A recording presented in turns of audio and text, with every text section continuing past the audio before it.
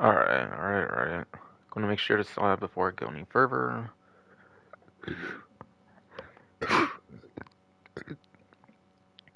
Today, yes, in fact, is the tail end of August 12th for Tuesday before it turns fucking Wednesday any moment now.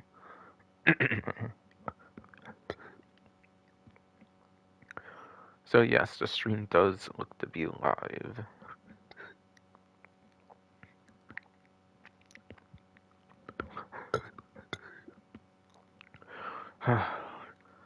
Hello.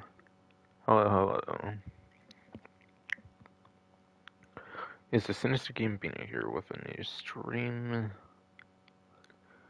In this stream, I'm gonna be going over the event week for this week, whatever, from very early Thursday, whatever, like per usual. In Grandpa Online. I say it like that because I usually been doing it on Tuesdays lately. Barely got done this Tuesday for just recording. But it's like my third take of a stream, actually. I'll kind of explain. First take lasted like half an hour, I think, and that's it because of a fucking internet issue. Because of an internet issue, I only got to do a half hour at my first take. Second take, I was doing it as I was tired as fuck, like almost 10, like in the morning or something. So I fell asleep for a few hours. 6 hours in the stream, my stream decides to cut out randomly as well. So this is take 3, basically. Somehow. I cannot fucking believe I'm having to do this third time now because of shit, but whatever.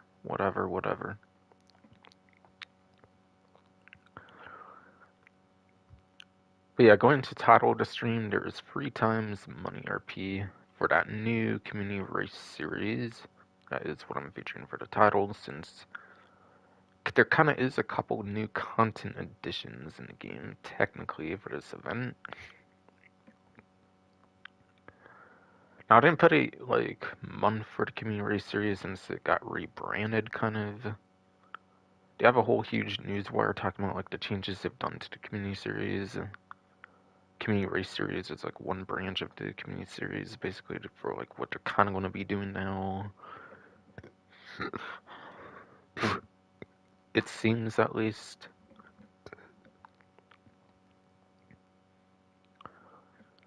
Apparently, it'll be doing a community combat series down the line.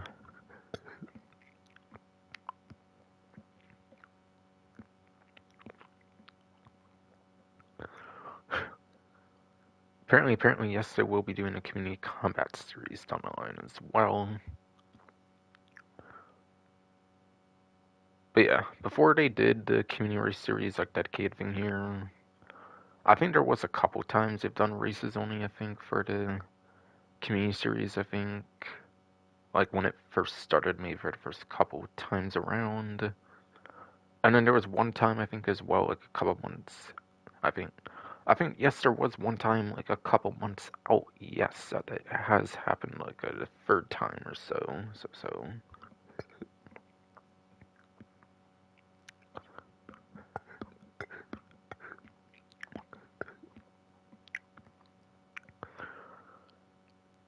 And then, yeah. They will still have the varied community series as well, at times as well, but it sounds like it will be seasonal as well. Yes, it sounds like it will be seasonal for a general community series, so maybe for Halloween and Christmas, and it will be more general. It might be more general for Halloween and Christmas than race dedicated or combat dedicated for, or combat dedicated, it seems. And yeah, combat stuff is going to be Deathmatch, King of the Hill, all those kind of stuff. All the other kind of ones they kind of already have been doing basically, but just those kinds for a single month or something, whatever.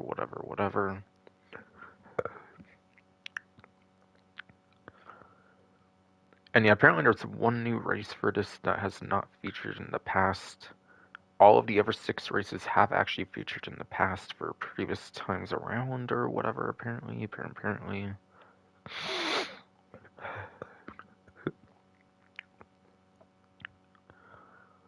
But I believe there's 6 maps on all platforms. One map is only on PlayStation 5, Xbox Series X/S, PC Enhanced. Maybe there's a map exclusive to PS4, Xbox One, PC, Legacy for like another returning map. I don't really know, but still, it's possible. It's possible. It's possible though.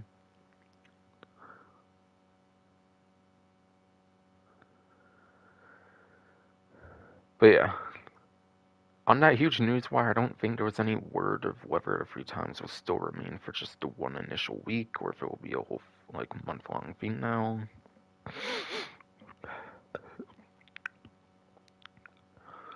I'm gonna take an educated guess that it's gonna be 3 times just for the 1 week still, and then it will still be 2 times like after that. I'm guessing. Until another batch comes out, basically.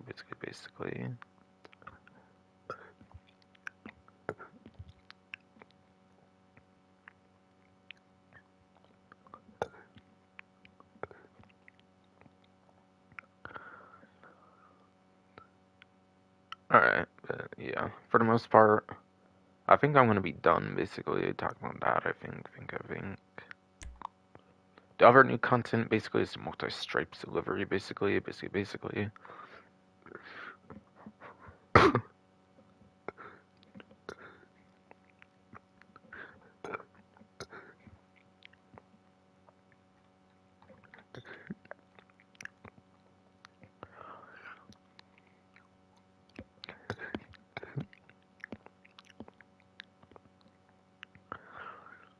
But yes, multi-stripes delivery.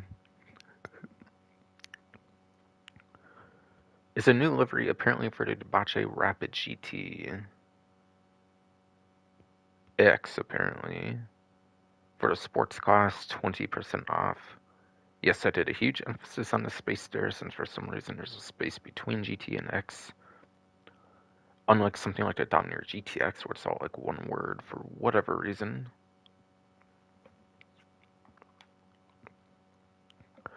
And yeah, it does say on the bottom, yeah, Legendary Motorsport. So you find it on that website, obviously.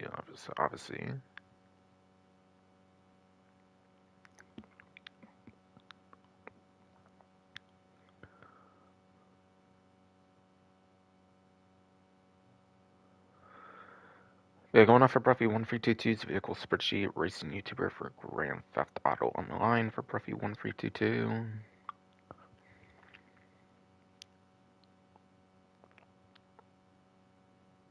I didn't even go to another tab. Come on, stupid phone. Golly.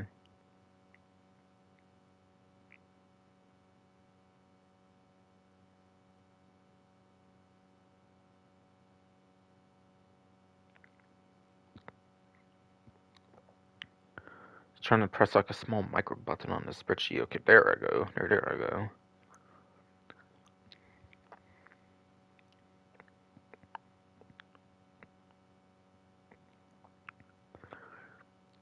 But yes. Going off again, Bruffy1322's vehicle spreadsheet for Grand Theft Auto Online for the hundreds of vehicles that's been tested in the game. Apparently, the Debauche Rapid GT X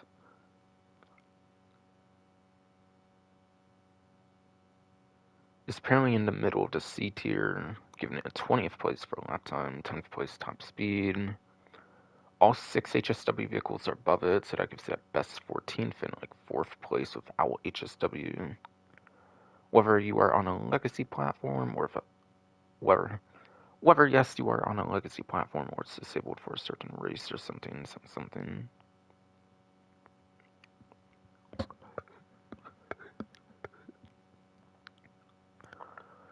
But yeah, it's only an easy 20% off, probably because it's a new vehicle for the latest DLC, and it's only getting a discount like 2 months in, which is pretty unusual. So small 20%, a small 20% off discount makes sense, of course.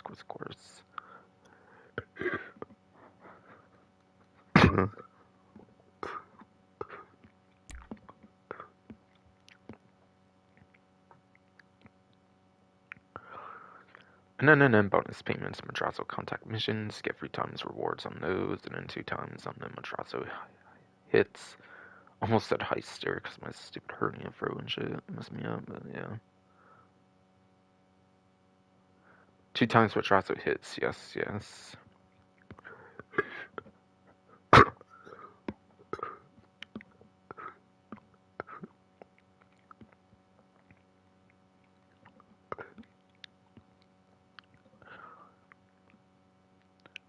Yes, yes, yes.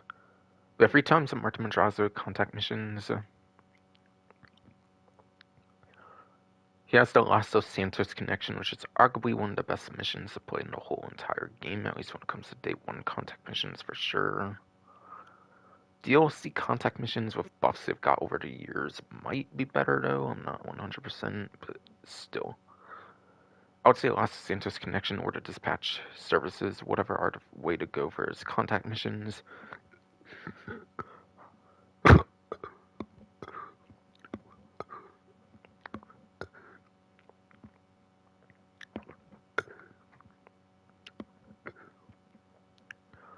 Yes, yes.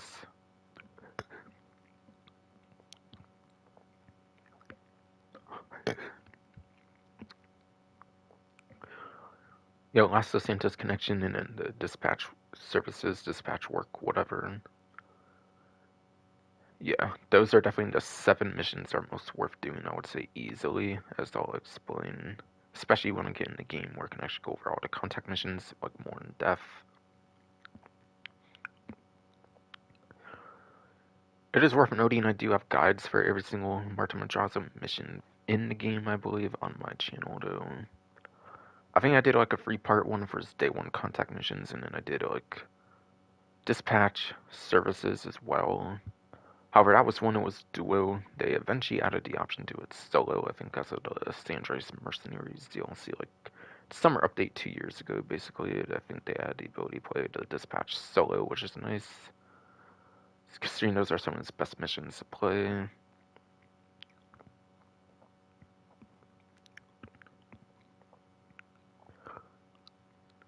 No. Yeah, 2 times on those Madrazo hits. What do they pay, like 30, 40k normally or something? If you do like weapon of choice, I kind of forget. But yeah, on 2 times, I think what it only goes up to maybe like 80k at most. I'm predicting. I could be wrong though. But yeah, I don't think they pay like 6-digit amount. Even I think it's like a 5-digit amount, I believe. And you can do like 1 per day. Though if you do 2 characters, I guess you can do like up to 14, like 15, 16 or something like that.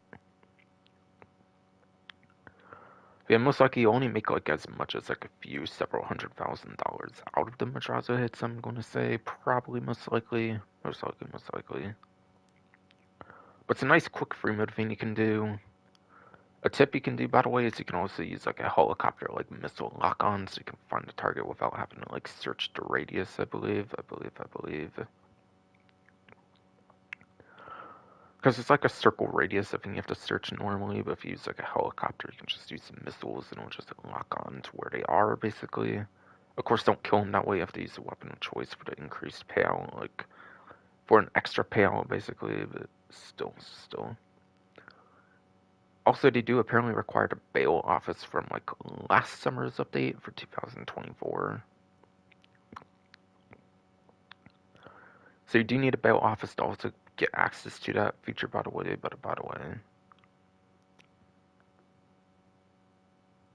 For the bottom one, of course, for 2 times on Madrazo hits.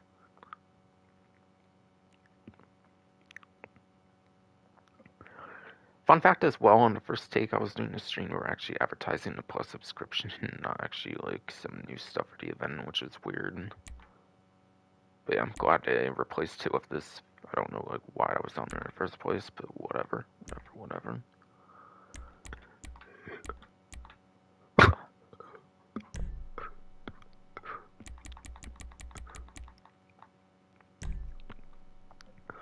Yes, basics GTA Online, over to what's new. Yes, the last event for the Plus benefits for the Bravado Buffalo EVX. Since you have to be on PlayStation 5 as opposed to Xbox PC Enhanced, keep in mind the vehicle is both a Monitech and HSW, so it's a very good vehicle. Like I've said before, basically, like when it first came out, essentially.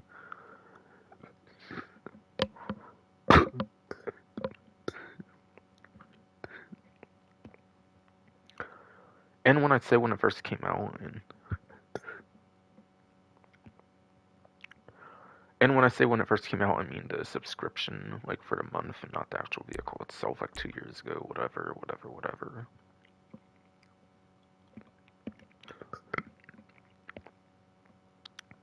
Just to be clear, do you want me to buy shark cards for some reason?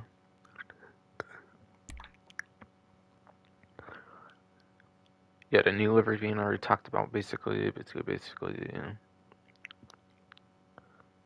Nothing really new going on there, it seems, for what's being mentioned.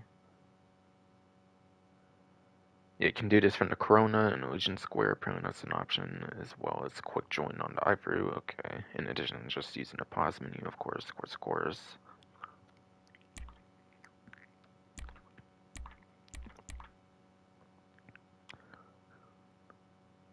Alright, and yeah, here it clarifies the Madrazo dispatch services are also triple, like I would have pretty much expected.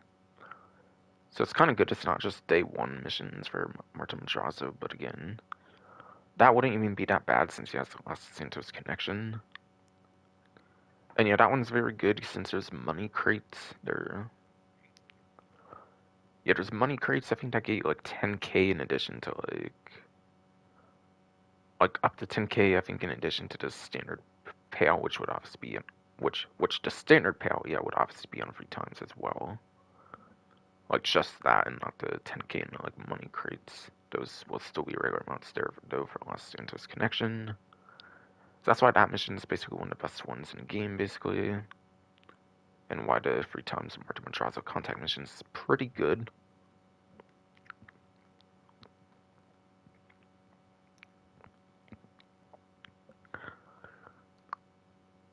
And then yes.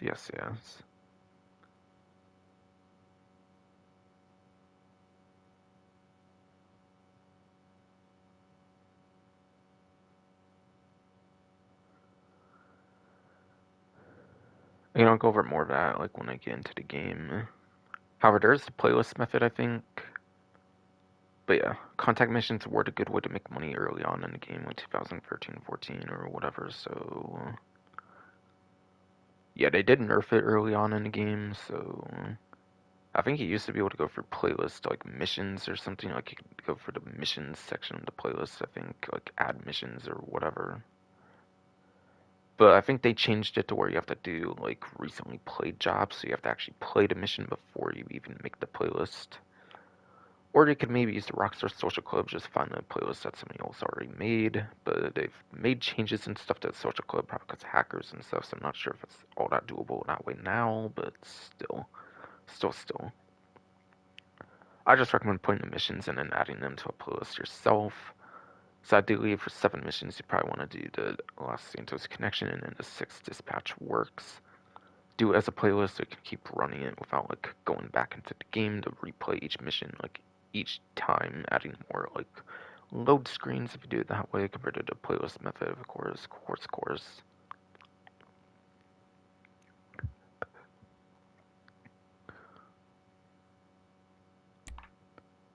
No. For some reason here they're advertising 2 times money RP on Cowbreak Motor Wars, which came out like 2 event weeks before. As far as I understand, it's not 2 times anymore though, so I'm not sure why it's still here, but whatever.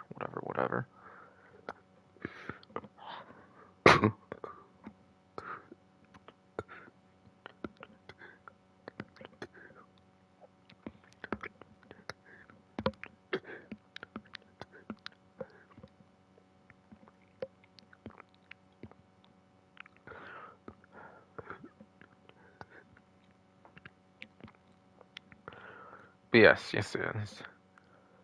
Again, the mode came out like 2 weeks ago, so I'm not really thinking it's actually like 2 times anymore though. I thought they said the last event was like the last event, it was supposed to be 2 times. And it says plus still gets it for 4 times. I'm not sure if that's true at all, like, or if they forgot to like remove it on the thing, or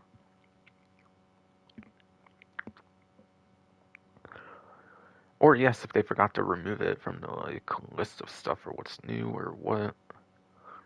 I don't know, maybe it's still 4 times for plus and that's why it's like on here like 2 times for plus or something and like it's not having at all for the regular event. I'm not really sure at all, but I'll check on that of course later on, of course. And then from there it's just your day 1 stuff from like the Money Runs DLC initial release. It is, yes, just day 1 stuff from Money Runs day 1 release apparently. From there.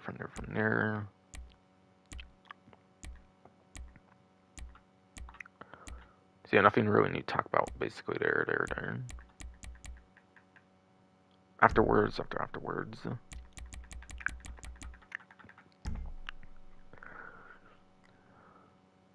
Alright, but yeah, free mode, I'm gonna be doing story mode invite only, of course, instead of being forced into public lobby, of course. Again, last event for that.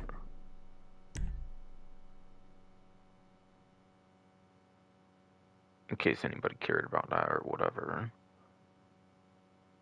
I'm just gonna stay a non-member. I don't really care to support the subscription for $8 a month. It's more than PS Plus for a fucking month, for fuck's sakes. Like, hell no.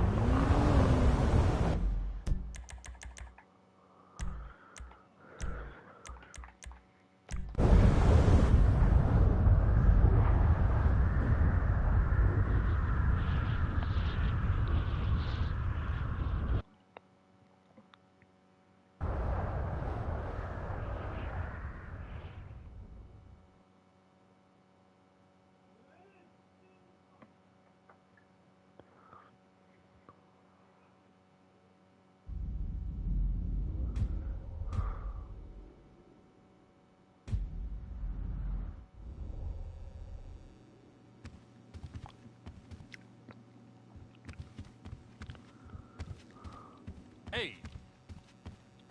Zed.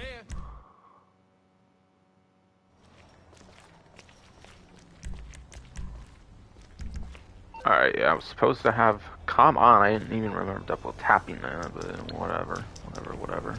Yeah, that shortcut can be a pain on rare occasion when it doesn't work as it should. Or like it gets done by accident or whatever. You're through to your garage. You, need me to bring you a ride?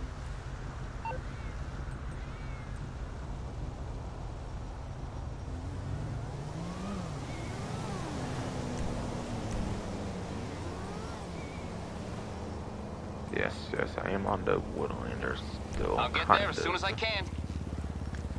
As I'll kind of explain for the current moment, I was supposed to be in the Woodlander, of course, for the first and even a second take that happened, I guess, here, since I was using a helicopter to, like, redo it for the mechanic duty. I don't know, like, why I can't remember a vehicle the whole time, until you do, like, another vehicle or something, or, like, a land vehicle, but whatever. Because it's what's still the last land vehicle I used, just used an air vehicle, shouldn't you have to recall it all the way for running mechanic again, I feel, but whatever. Oh, Stash House over here, apparently. So my stream's been going kind of fucky lately, I might wait on it, and that wasn't supposed to happen the last take, so, like, I'm not gonna care, really. Just yet.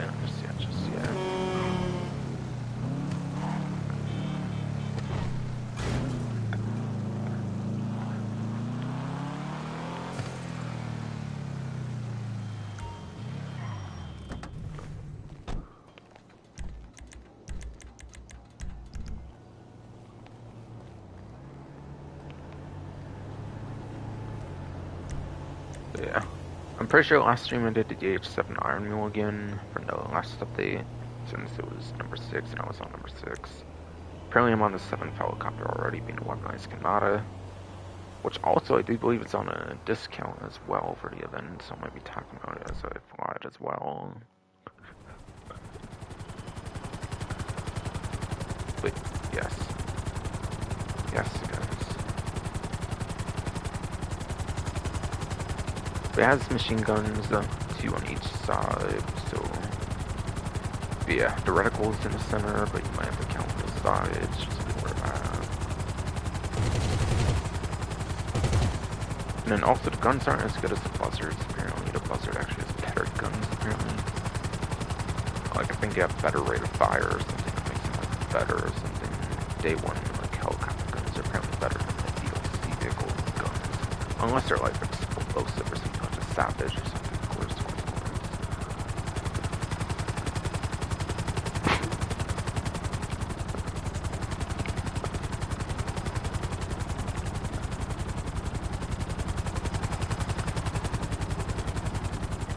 And then the missiles. Yeah, there is a cooldown for the missiles, which is garbage for aircraft that got introduced in 2023.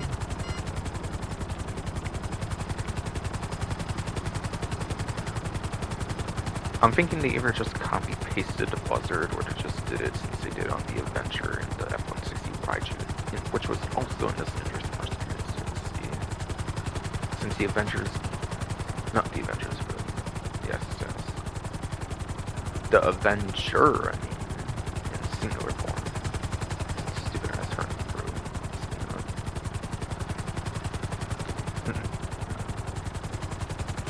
Yeah, the Avenger got like the missiles added in that update. And then the F-160 Raiju, just like the upper fighter jets, has missile cooldown where it only does 2 and then has to wait a couple seconds. So they might just did a copy paste for why it has like, for why it does have a missile cooldown. I mean, really they should have went no missile cooldown, I think, and it would have made the vehicle a whole lot better. The satellite's a little underwhelming, I would say, at least. And then it does have an interesting unique no-tar, like no tail rotor, like on the side. I think apparently the tail rotor is like built inside of the like actual tail or something. So I think because of that, you won't be able to like explosive snipe the like tail rotor off of the helicopter, which is an advantage at least, technically speaking. But yeah, it's just a little extra defense, but this doesn't really have like explosive resistance anyways, I believe. So like somebody's just want to shoot you with like a railgun or something. So if they want to like eliminate you that badly or something, I would imagine that. I would definitely imagine so.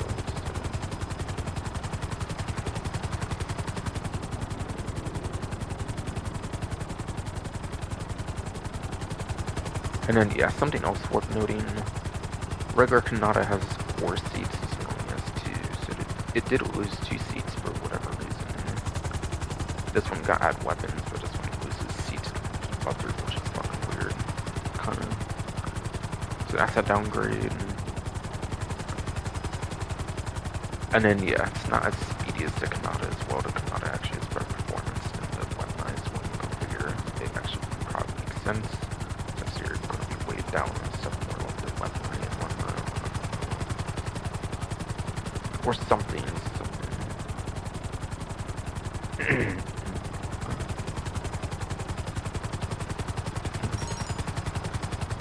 But yeah, as a collector of every single weaponized vehicle, I do personally recommend buying it still, but yeah, I will admit it's not the greatest vehicle. Alright, Deer, Mountain Lion, and Hen, I think those are all very obvious for the Lost Tours board, at least for day Wednesday or now. Deer, you pretty much find in Chile at Mountain State Wilderness, like any of the mountainous areas pretty much. Obviously, Mountain and Mountain Lion, of course, pretty much the same thing for Mountain Lion. And then the Hen, you pretty much find like what grape seed or like some farm area, basically. Pretty sure. Again, I wasn't already supposed to have access to the gun van since I was doing it the day before and it wasn't there before, so I'll probably hold off for a while on the gun van, but I'll have to try and remember it's there, of course.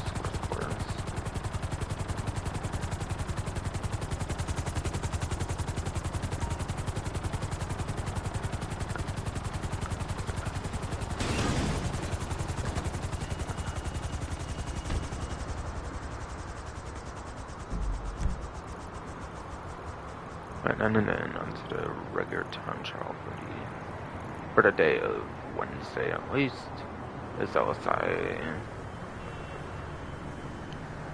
But yeah. There is another time trial I believe called LSI-2. LSI-2 might be pretty similar to this one, so if you're used to that one, you might also be able to be kind of pretty used to this one as well. Possibly.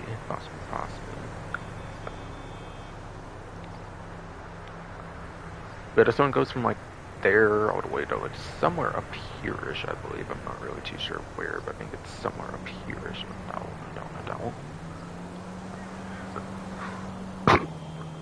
No doubt. Yes. D.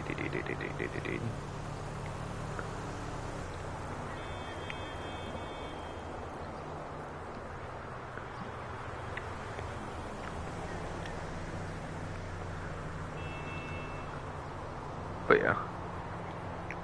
Yes. And then for vehicle advice, I pretty much recommend sticking to the motorcycles class especially.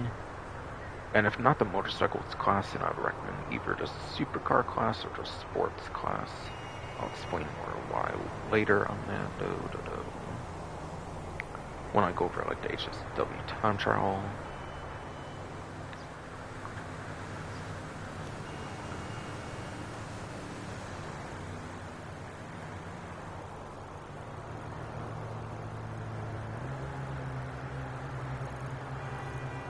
And then, yeah, I'd refer to Bruffy 1322 Racing YouTuber, or like the spreadsheet itself for the best options for the class, basically. For motorcycle, especially in super sports.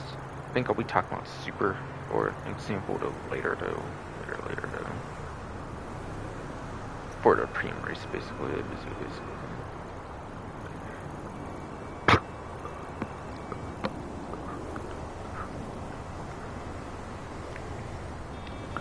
No, our Speedo time trial for day of Wednesday is Cemetery. It was Vespucci Canals or whatever I think on my other takes, but now it's Wednesday. I guess it's that one now. I don't know.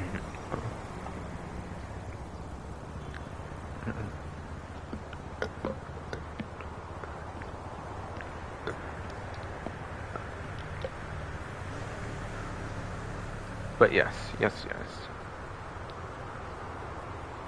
As the name does suggest, our Bandito is the only vehicle you can actually use in our Bandito time trials, so yeah, I recommend learning the turns and corners basically when it comes to these our Bandito time trials. Whether it be for the respawn mechanic of Triangle on an Xbox, whether key on PC, or just to look up some video guide. If not, of course. If you're not willing to do that, whatever, then just look up some video guide out there.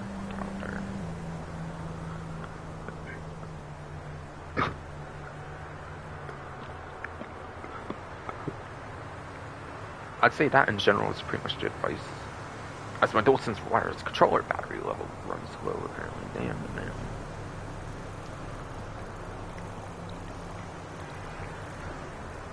Yes.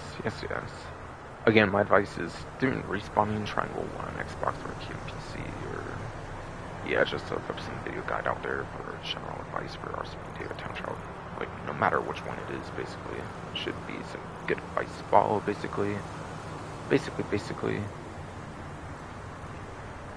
Since it's all about those turns and corners, since you only have the one vehicle in our Speedo, basically.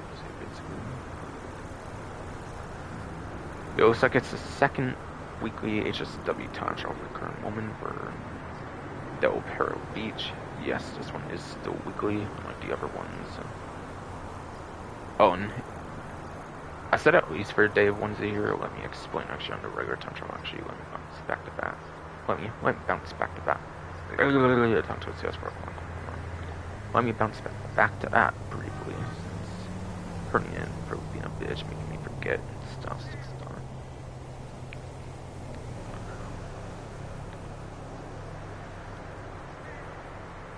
But yeah, when San Andreas Mercenaries first came out like 2 years ago, that was the last update that changed the time trials. Basically, they were kind of changed from a weekly thing to like a daily thing. Basically.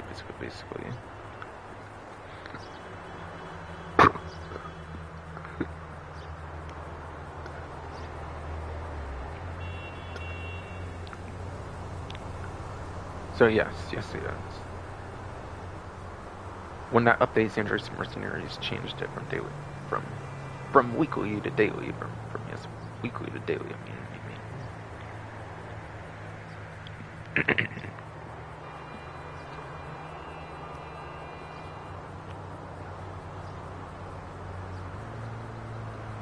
Yeah, when that happened, I think initially these did change every single day, like the RCB and Data and Chunk Energy, but yeah, nowadays it's the same one for the whole week, I believe, but you probably still get 50k payout per day, so you probably still do it like 7 days for free 50k or whatever, like per usual for the upper sets. But yeah, again, day of 1-0, RCB and Data was Cemetery. Again, respawn, triangle Y on Xbox, barbecue PC.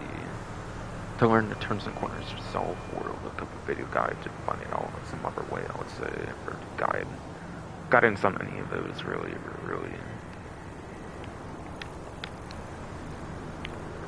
Again, the week 2 of the HSW Town Charles Del Perro Beach. Honestly, for the most part, this one's pretty straightforward. I think any shortcuts are pretty much at the beginning of the course, really. And I think once you get, like, past the beginning, it's basically just a GPS route from there, basically. It's a very straightforward one. It's one of the easier ones, of course, being one of the earlier ones, of course. Goes to, like, Lester's warehouse area that you go to for some of those, like, contact missions, I believe.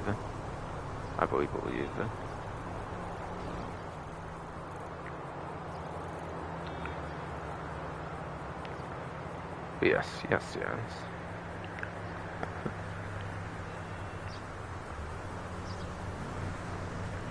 I do believe,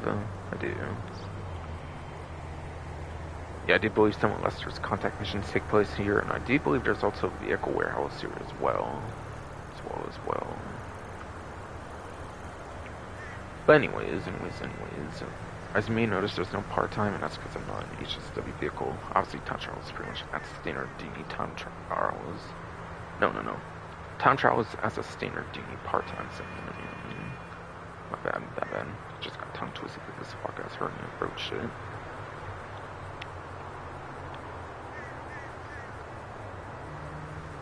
Yes. So, for the HSW vehicles, there's 27 apparently in total going off of the laptop, basically in the LS car meet, the Los Santos car meet.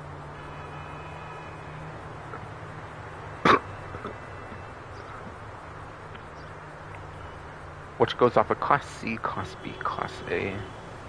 I'll go over Class C dedicated since it only has free vehicles as well. The one compact HSW is the Verso RA HSW.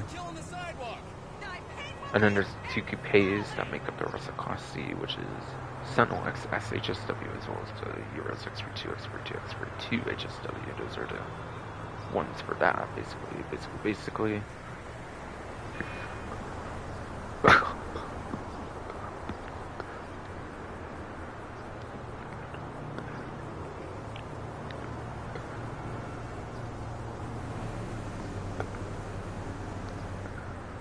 Yes, Verso RA, Sentinel XS, and then the Euros X42,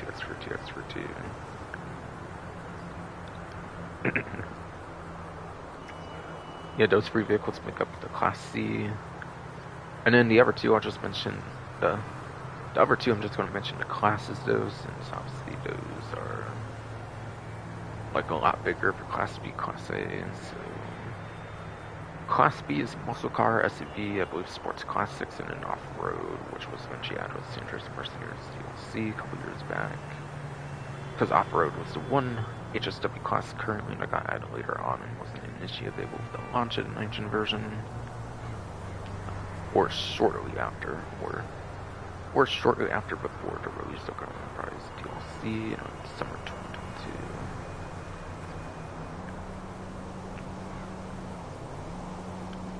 And then Class A is the rest of it, which I basically mentioned for the regular time trials, which is sports, supers, and motorcycles basically make up Class A, which is why I recommend using those 3 classes for the regular time trials. Since they're Class A, those are basically the main classes you should probably use for regular time trials as well.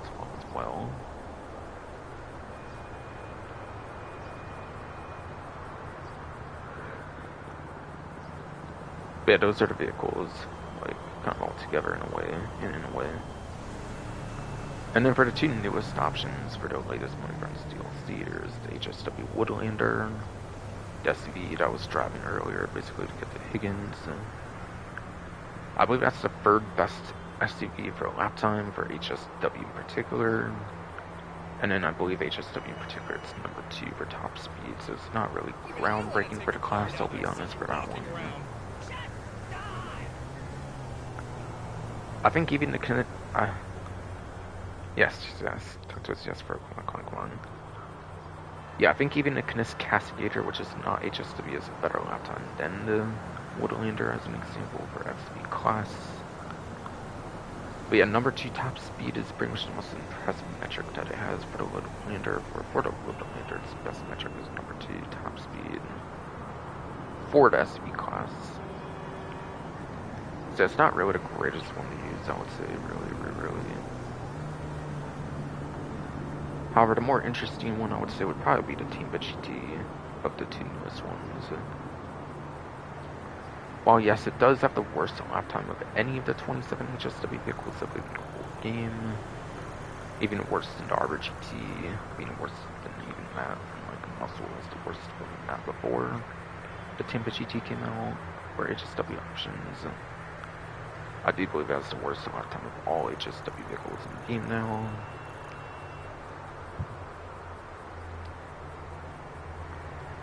However,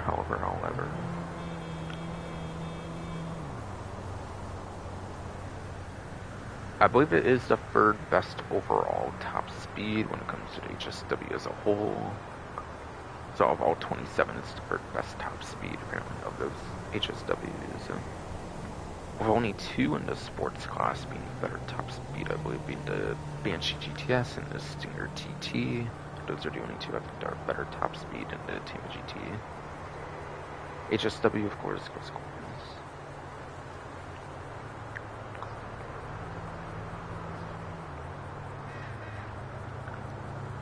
Hey!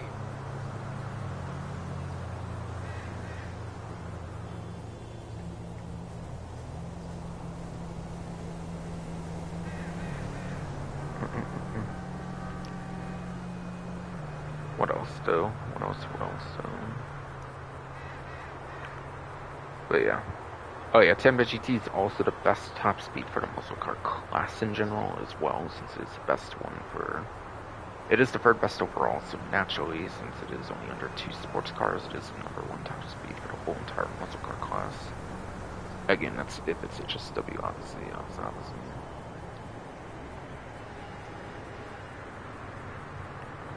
So that's pretty much advice for the HSW time trials, I think.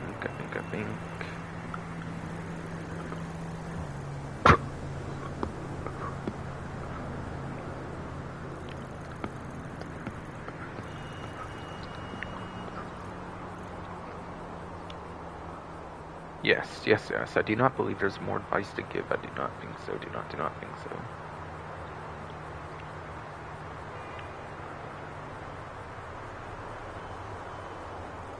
I think that pretty much does it for advice on that. Which, by the way, I will be moving on to Timba GT today. By the way, yes, I will be moving on to Timba GT today, though. Today, though. I think. I'll check on my spreadsheet again and from tab that I use in Google or whatever before I do confirm when I actually do the time trial, of course.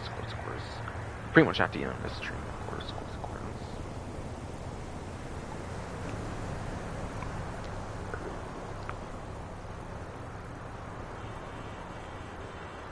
And then Junk Energy time trial for day of Wednesday will actually be Alta. I believe it was yeah, on Tuesday I think it was the Redwood Light Track one, whatever. But yeah, again, it's take free, and I have to do it more for Wednesday now. Like late Tuesday, like early Wednesday, it's changed over to Alta though. And in general, for junk energy, you only have like 1 to 2 vehicles to use here, so it's kind of similar to Vice Bandito, kind of, where I pretty much just have generalist advice.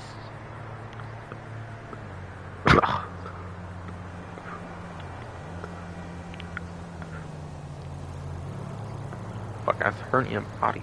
Bro, come on. Yes, indeed. But yeah, yes.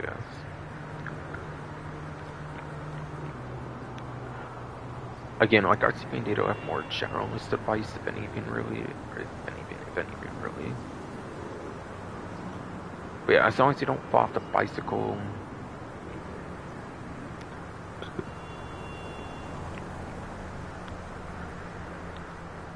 As long as you don't fall off the bicycle, go where you need to go.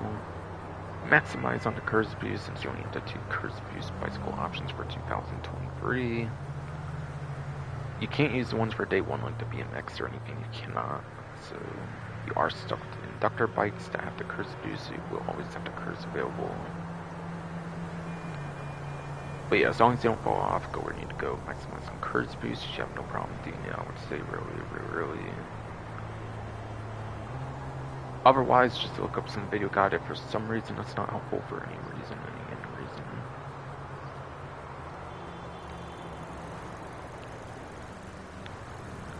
No, on Supreme Race for the event.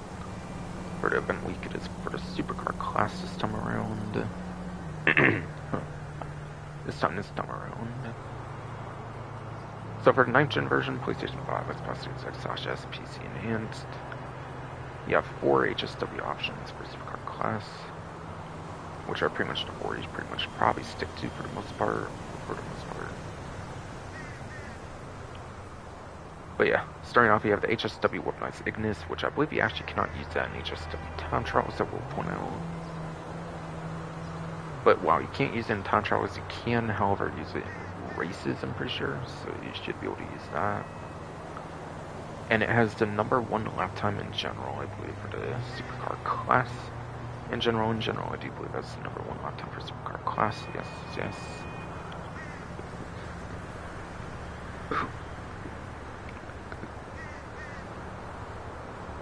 So yes, Weaponized Ignis, yes, it does have #1 lap time for supercar class. And it is like the #3 for top speed, I believe, in general as well, for supercar class. HSW or not, I believe, as well.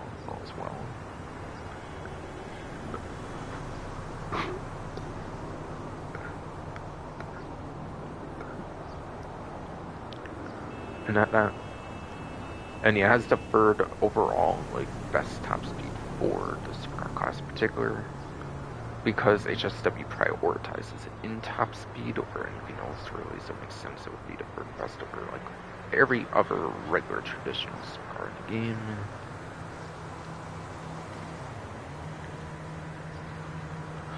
So it has better top speed than the 60 of those, at least, of course.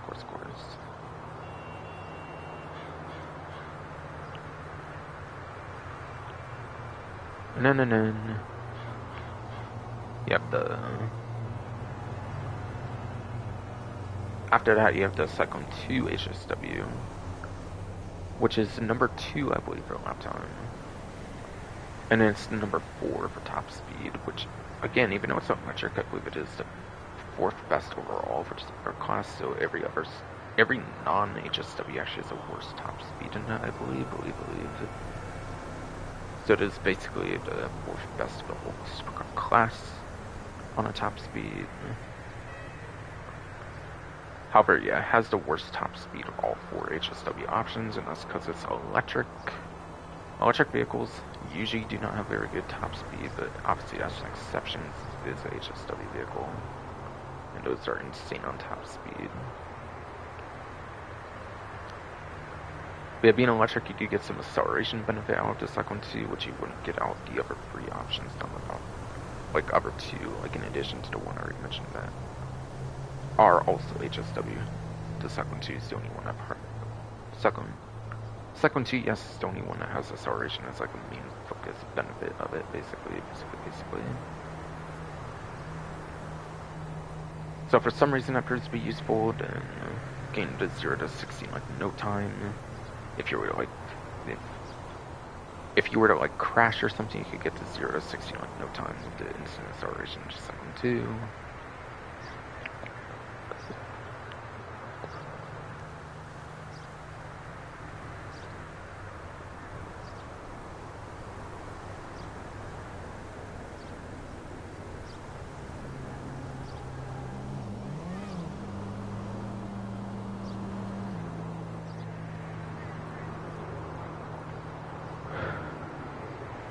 Of course, my controller dies. I mean, Octopus fuck is turning. Hello. Hello.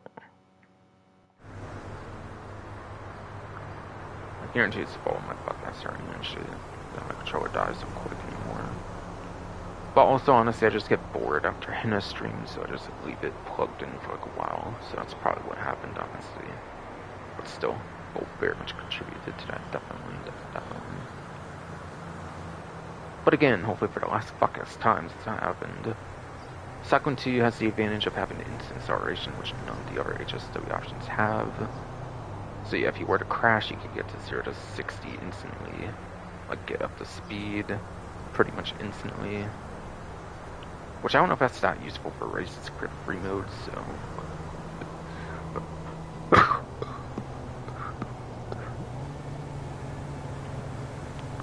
But yes, I do not know what that's like. If that's really all that useful in races compared to like free mode, since you shouldn't be crashing anyways if you're trying to do good in a race in the first place, of course.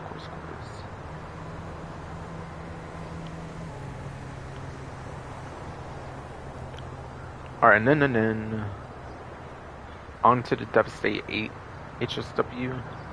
Devastate 8 HSW, yeah. It is the third place in lap time. And I think that's where like non-HSW also starts to have like better lap times since some of the couple HSW options remaining in the class as well. In general, it is within top 10, I believe, for lap time, so it is still pretty good, like in a general sense for lap time. And not just in terms of HSW. But it's also second place top speed.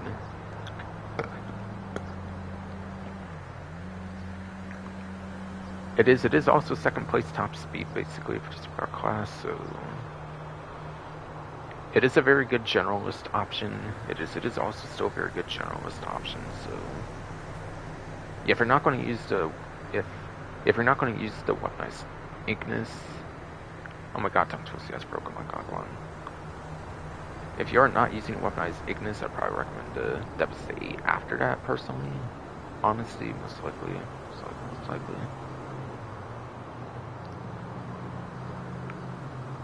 And then, last but not least, for HSW options for the PlayStation 5, Xbox Series X/S, PCD, and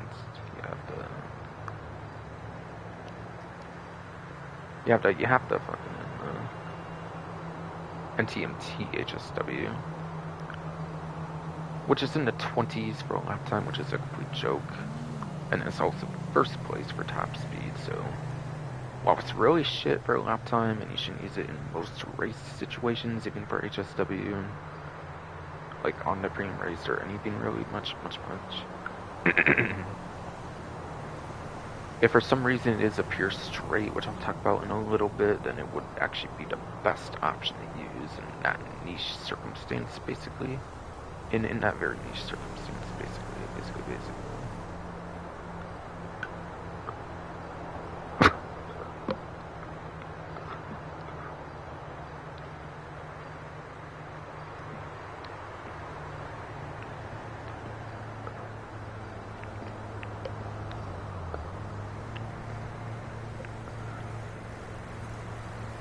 Alright, and then, if you are on the PlayStation 4, Xbox One, PC, Legacy, I got you all covered as well.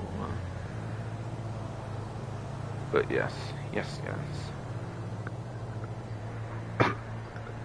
For the Legacy platforms, you want to use the Trojan Emrys, the Turismo Maggio, and then the Benefactor Krieger are your best three options to basically use for like the start of the A tier, basically.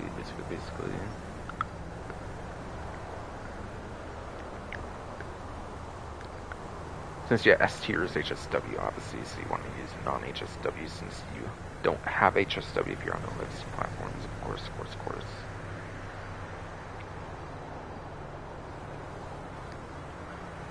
And yeah, if you look at the spreadsheet, there is the if you look at the spreadsheet, there is the regular weaponized Ignis, but the regular weaponized Ignis is also 9th gen exclusive along with the HSW version for whatever reason, so that's why I mentioned the Krieger, not the weaponized Ignis, the non-HSW one, of course. Since non-HSW weaponized Ignis actually does not exist on the 8th gen.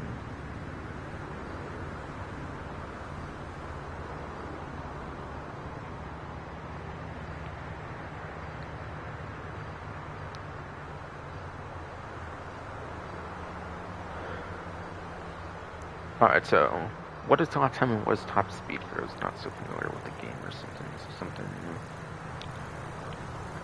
Lap time is most things where you'll have like turns and corners basically, so a lot of courses will have turns and corners for city courses, so we'll want to prioritize in lap time 9 times out of 10. Only in like super niche circumstances where you have like top speed as focus being highways, being the highways.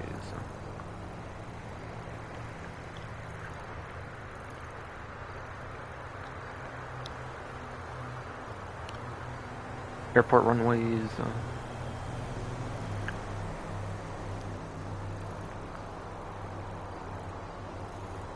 And then you have the airstrips as well, such as the one from the last update for Tonga Hills,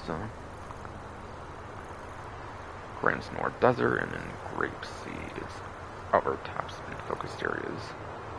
But yeah, those are very small sections of the map basically for city course stuff. And I think premium races are only ever city courses, I believe, as well.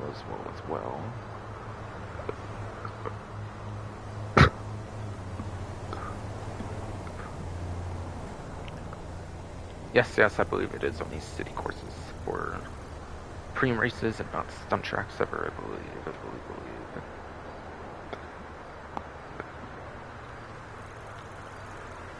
And then, how do you know what the race course is going to be if I'm not going over the actual race course?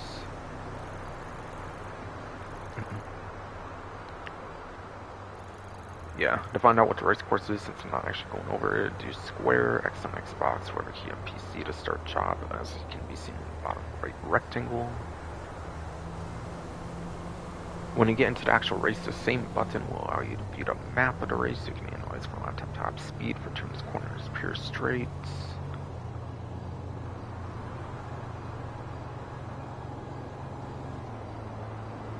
From there. And if you forget to do on the map screen, like the lobby screen, you can actually also do when you choose vehicle as well. Probably to get an idea of the vehicle, like when you look at it, for like idea of like laptop top speed, you might be able to remember like the performance of it or something.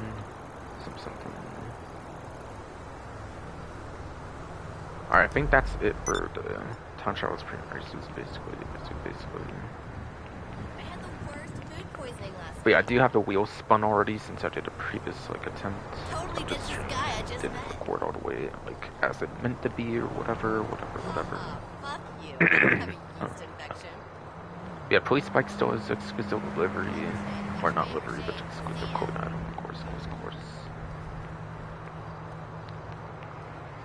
Oh yeah, that reminds me, I think I have to pick up my agency money, I think. Yeah, let me do that, actually.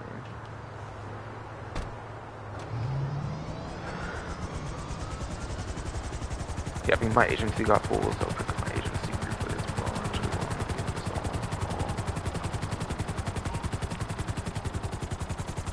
Again, I'll get to that later, since I wasn't really meant to get to this early on my previous couple takes, so I'll just do that later, I think. Oh, I'll go to Stash House, of course. See, I'm really annoyed that I was doing a couple attempts of the stream and it got ruined both times, basically.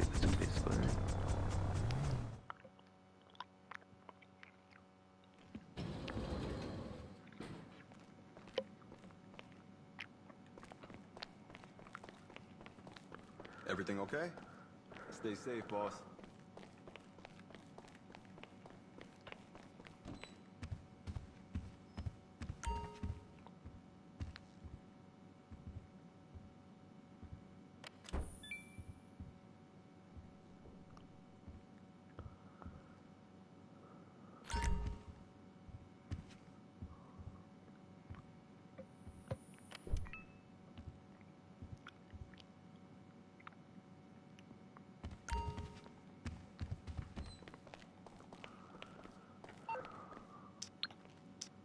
IGT, like the counterfeit cash, whatever. The simian vehicle list, simian vehicle list, whatever.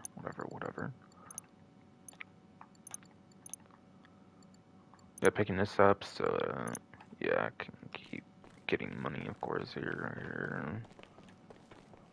Yeah, Saturday went to 250k. I didn't get to pick it up at 240k, unfortunately, probably because I kept falling asleep or something. On the last one, and then my stream shot itself, of course.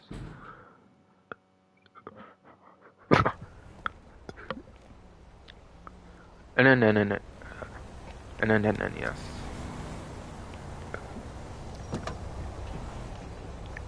Yeah, my stream shot itself, basically. Basically.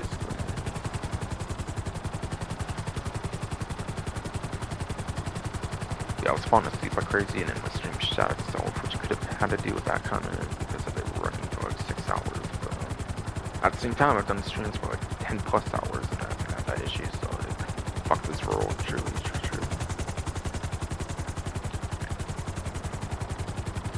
Alright, with that, I have $13,562,630 apparently. But yes. Do you know I already spun the wheels since I did a previous attempt? I have done a previous attempt of the stream that didn't go all the way through, so I do have the wheels spun already. Spiritual, you feel. Since it goes off of 24 hours after the spin you do. Doesn't go off of daily objectives, which is fucking stupid. It just goes off 24 hours after when you first spin it, which is really annoying. I wish it would just reset at like some dedicated time each day instead of having to wait exactly 24 hours after the spin, which is pretty predatory in my opinion. A level of opulence you deserve. The Diamond Casino and Resort. Oh yeah, I have that already.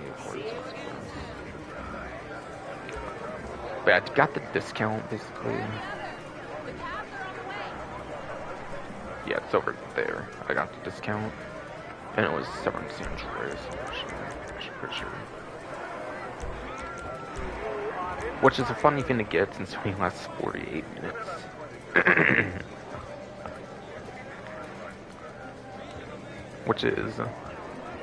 Which is, yes, kind of a funny thing to get since it only lasts 48 minutes once you get it, so you already have the money for what you want, so you already have to have the money for what you want, basically. So basically, when you get it, for like 10% off discount or whatever it is. But yeah, I have pretty much every vehicle I want for the most part, so I didn't really care, quite frankly. It was just kind of useless for me, really. Albeit I didn't buy vehicles for just DLC for some of them, so it could have maybe helped there, but yeah. I don't necessarily have a vehicle I want to get rid of, and they added like no new garage spots, so... And I'm not paying for plus, so... Yeah, fuck them. Yeah, Karen Bohr basically is the podium vehicle. Apparently. 17 Desperados has that one. 2-door. I think it was Los Santos Drug Wars or a little like Ford or something.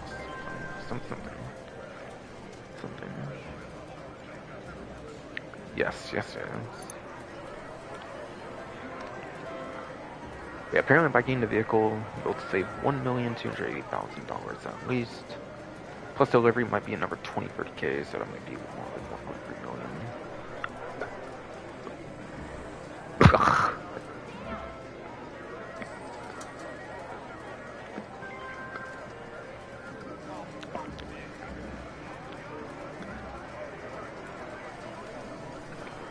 Yes.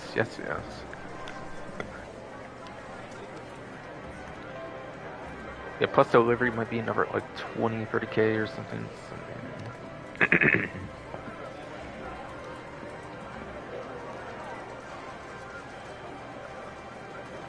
So 1.2 million could turn to like early 1.3 million with delivery into account. You know, like another 20-30k possibly.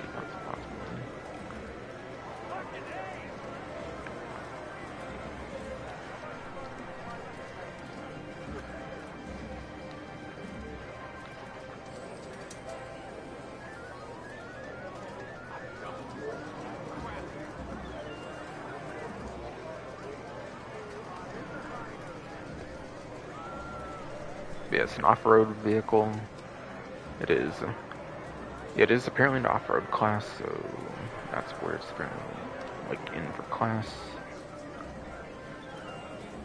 And for the off-road classes, apparently at the bottom of the G tier, according to Brother 152's vehicle spreadsheet, which, yeah, all credit goes to Brother 152 for vehicle stuff I go over, so if I don't mention that any further, that will be why, basically.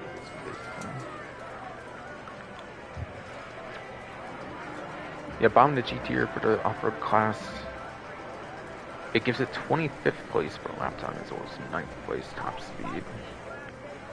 And for raceable vehicles, there's 48. In general, I think there's like 64, it looks like, for off-road.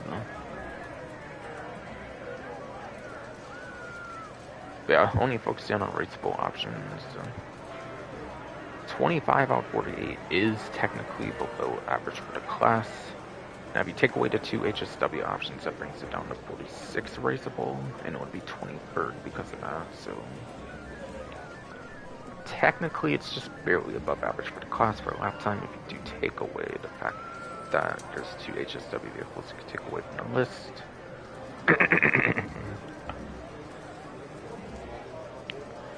If you are on the legacy platforms, of course. But yeah, yes. 9th place to 7th place top speed is pretty fun now.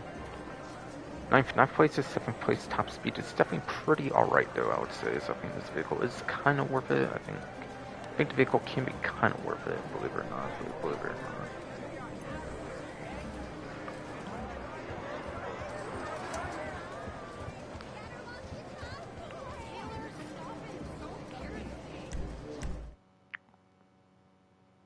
Thanks for returning the call. What'd you read your email? I sent them to you before I left. I'm not the one with the attitude. Armor truck apparently, okay. It's not a blue dot though, so it might not be one I can rob or whatever though.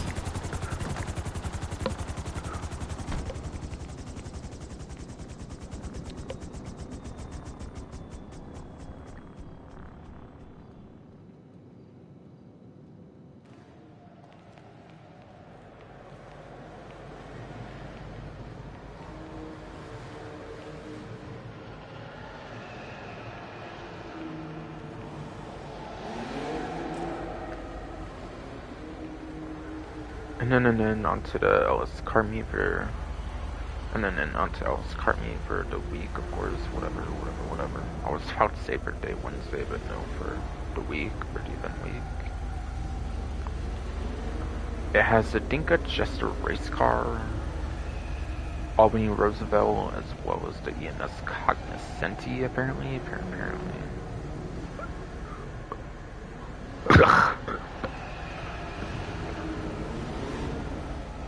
Alright, thanks a lot, stupid podcast, Ernie. I guess I'm seeing it again. Again, I guess. Fuck. We didn't get just a race car, the Albany Roosevelt, as well as the ENS Cognoscenti. Fun fact, the last one is actually not a bolted vehicle. This one is actually on the vehicle website, so this one is actually not that limited, so you can actually hold off on that one. I'll say that's what I would say.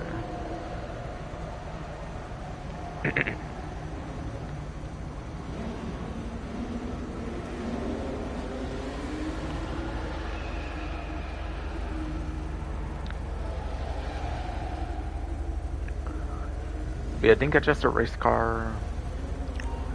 It's definitely in the sports class, the most overloaded class in the whole game, with like 119 vehicles or something at this point.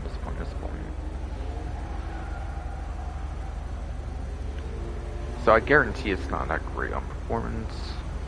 Albany Roosevelt is definitely not a great one for a performance for Sports Classics class. And also customization is clearly not good. It's 2014 Roosevelt, not the 2016 Roosevelt Valor, which has better customization options to it.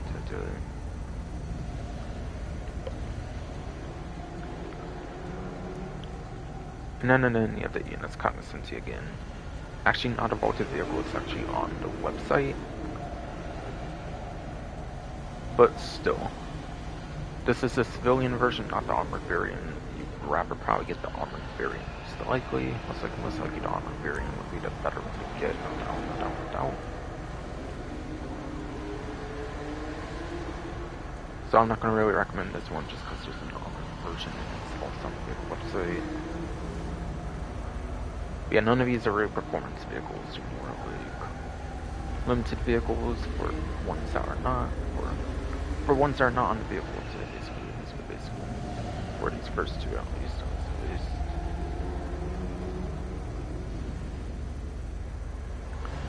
So, on that same spreadsheet I've been using earlier, going on to the vehicles dates section, so I can go over the vaulting vehicles here. For the $2 vaulted.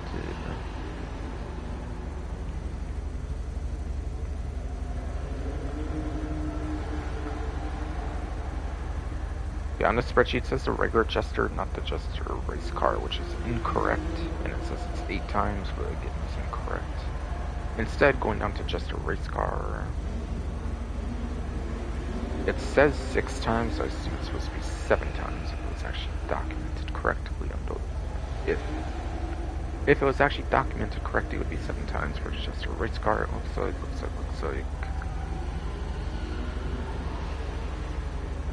So San Andreas Mercenaries vaulted the vehicles on the website. It's like around like 200 or so, I think, when it first came out or something.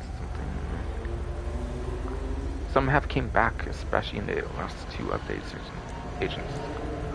Agent Sabotage and the funny ones, especially has brought back a bunch of them. No.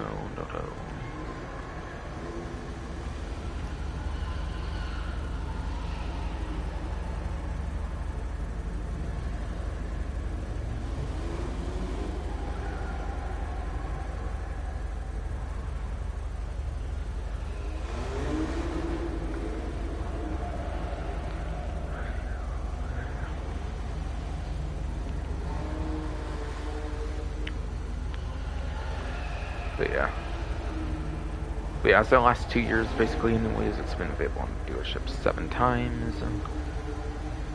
The Albany Roosevelt, the 2014 one again. Which, yeah, for DLC update, actually, just a race car was Best Price 2014 and a 2014. This one was the Valentine's Day Massacre or whatever, the early 2014 update. For February, basically.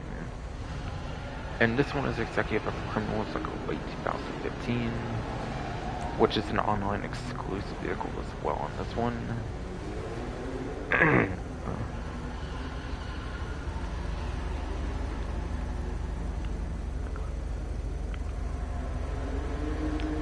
But yes.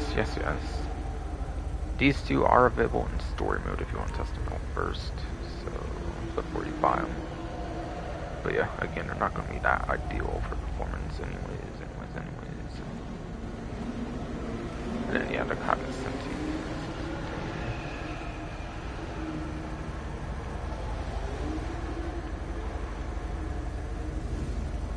But yeah, anyways, back to Roosevelt though. Again, this one was available 7 times now apparently.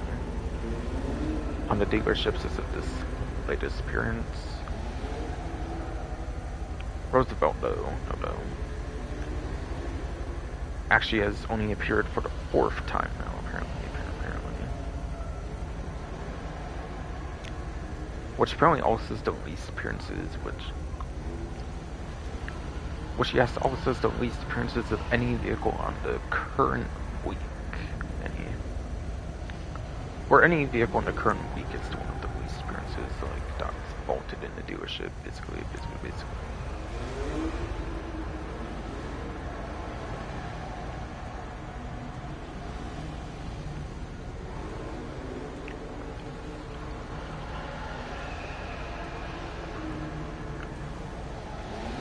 No.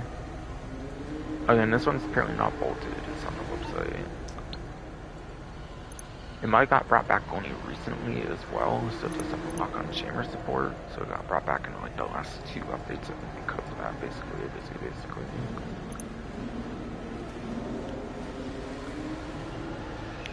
But it has an armored version, which is more expensive, which is the better version to get, basically. We had an armored version, but yeah, regular version is available as well. Both still not the lock-on chamber as well, not just the armored ones. As far as I can tell, it's the armored and the regular one that both have a lock-on chamber as an option.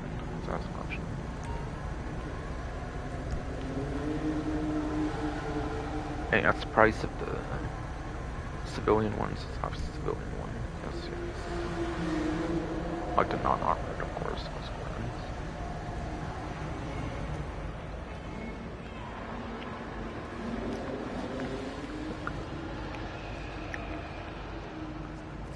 And then going over to prize ride for 11 years, Classic Drift Tampa.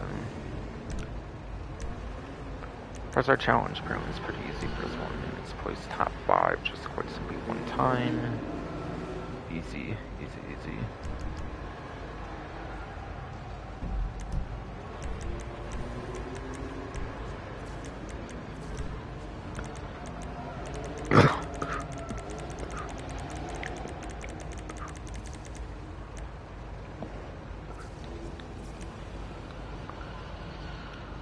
But yes. The pursuit race is 4 players minimum, so you can do 4-player, 5-player, be guaranteed an entry for the challenge, is how that works. As long as you have top like 4 or 5, like you only have 4 or 5 players, it's basically a guaranteed entry for the challenge, basically.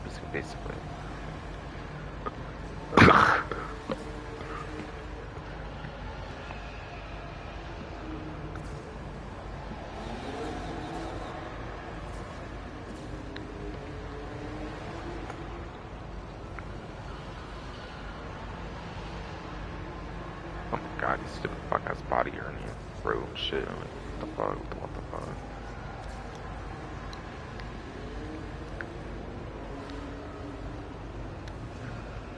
But yes.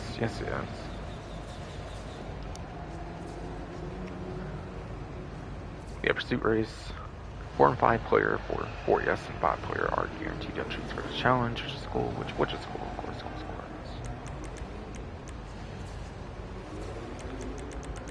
Street race, on the other hand, is even easier. 2, 3, 4, and 5 player would be the guaranteed entry for the challenge, basically. With only 6, 7, and 8 only being a chance there.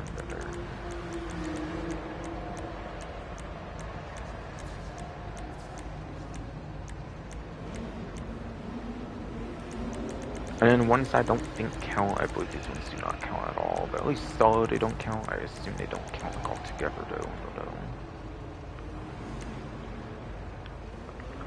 Yeah, drag races can be done solo, but they don't count. I assume they don't count with players as well though. Same with your races, I think they for sure don't count solo. They probably don't count like altogether though. They came out like 2 years after the other race types, so I assume they don't count for the prize ride challenge system, sadly though.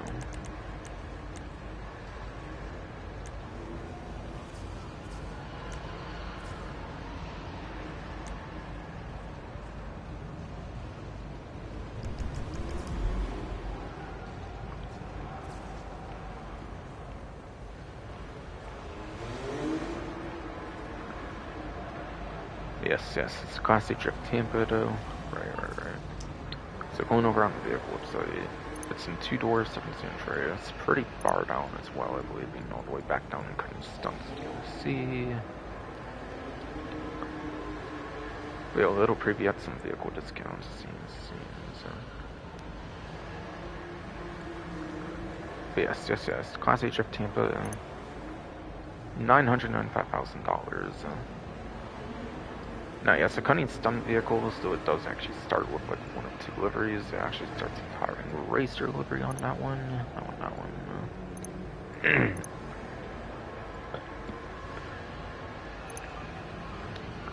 But yeah, if you want to take off the livery, if you do want to take off the livery, I believe you can. You just have to do it in the mod shop for the stun vehicles, and it doesn't come with the livery unless it's something like that, like a showroom or anything. Of course.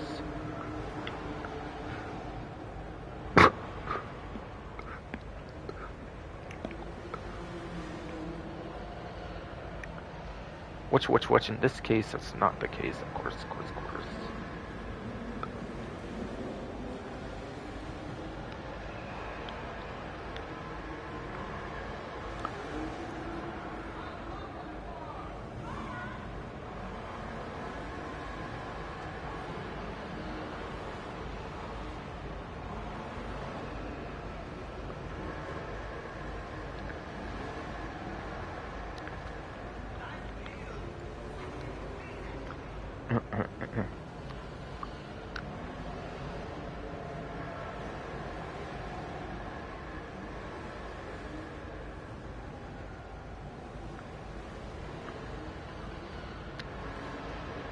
But yeah, it does cost extra to remove the livery though, so probably like $1 million. It would probably be a $1 million vehicle normally, of course, if you remove the livery, but of course it'll be nothing but a challenge, of course. It's an easy challenge, you just get it for free, basically.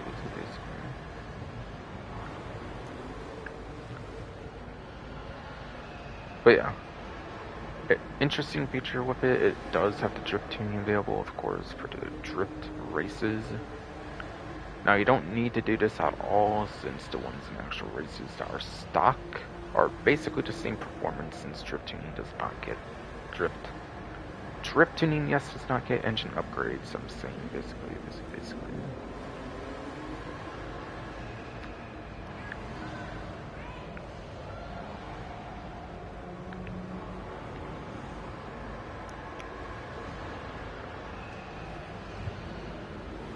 No.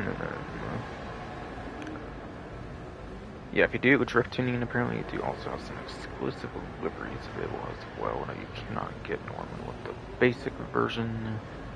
That's really the one reason that, yeah, the different liveries are basically the one reason to get the drift tuning, I would say, since there's no performance upgrades at all in drift tuning. So the only real reason you have to do drift tuning is if you just want to, basically. You don't do it at all for performance reasons whatsoever, basically.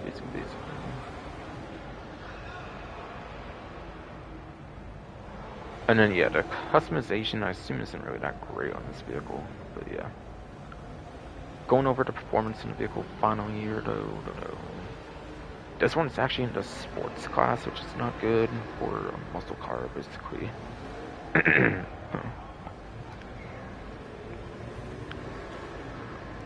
It is basically a muscle car, but it's in a sports class, which is weird.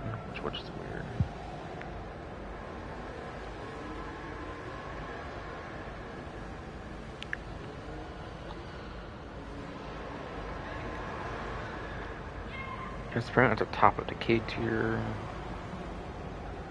Again, from Bruffy 1322 spreadsheet, maybe the last time I mentioned that, of course.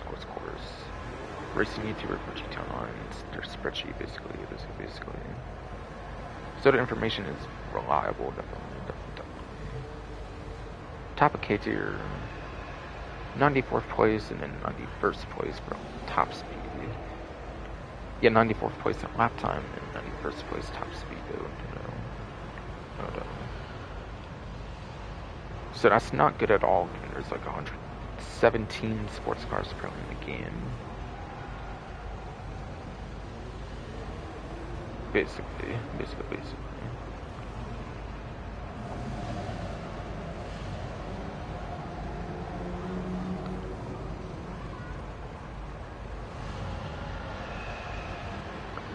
Sorry, it's going over that for 5 minutes, but this is stupid hernia shit. It's just stupid hernia shit's being a bitch, of course.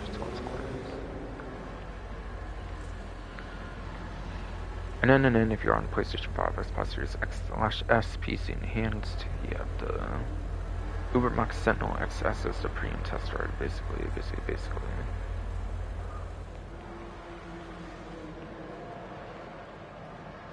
And yeah, You can see if they're all on the vehicle website. Like through the laptop here, there's 27 of them, like I said before. The only thing I know is 100% incorrect on this is that the Sterling GT is vaulted when it's not anymore.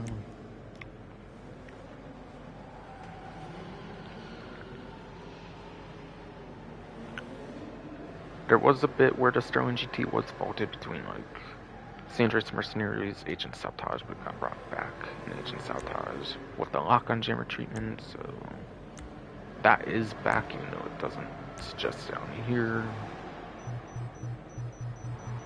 But yeah, all of them are on the website, since that's just a mistake though.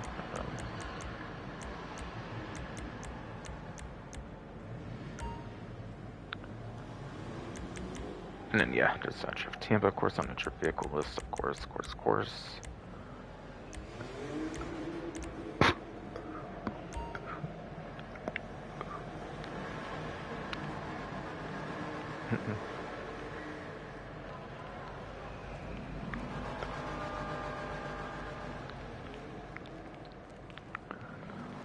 Yes, time to get out of here, I think.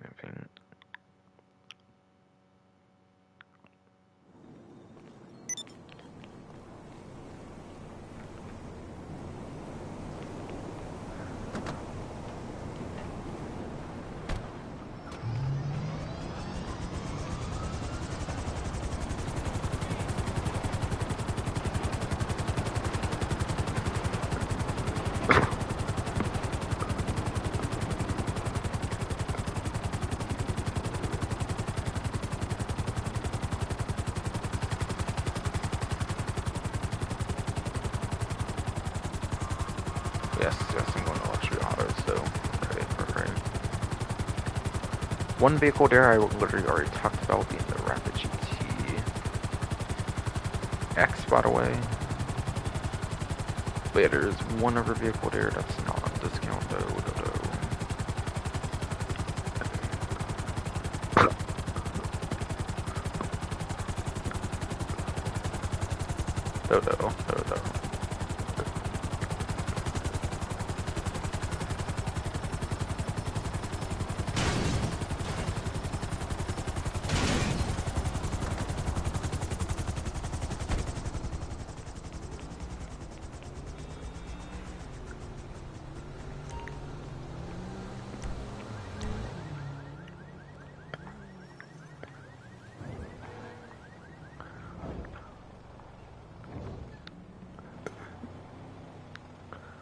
Yes, this one's printing the Benefactor Vorsch Loghammer, which is also on the drift tuning list, by the way, as well, just like the Drift Tampa, so you can do this for the drift tuning. But again, drift tuning, there's no benefit to have a personal version aside for just having a different look for it or something, since there's no performance upgrades for the drift tuning whatsoever. However, I believe it's a S tier or A tier sedan, and also sedan does not have HSW, so it's a pretty good sedan, I'm pretty sure. Definitely.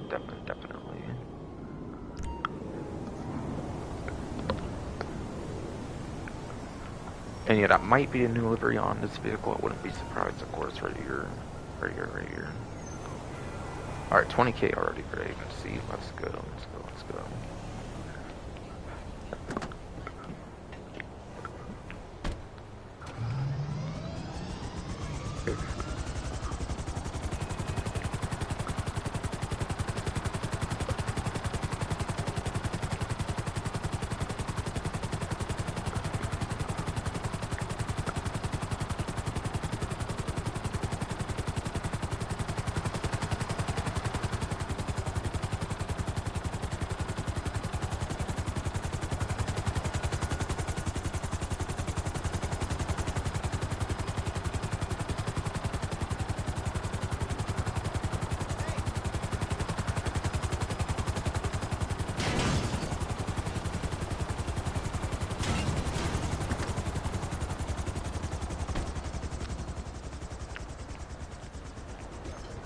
Alright then, yes.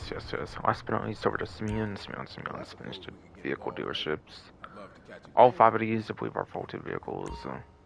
With the Lampadati Michele GT of the 7 Sanders. Super Auto update, like Super Sports Series update, whatever the hell that long ass DLC update is, I believe.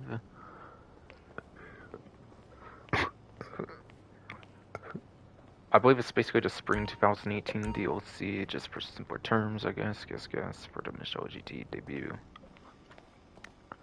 Peyote Gaster, I think, was the Diamond Casino Resort heist update, one of those two, basically, like summer, like winter 2019.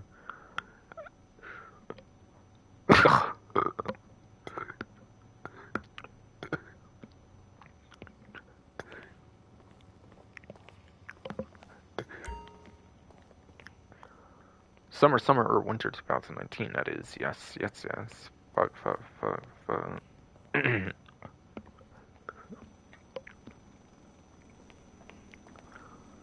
Yeah, Volcar Fagaloa, I think, was the same timing as the Michelle GT with the spring 2018 updates, and Super Sports Series update, whatever.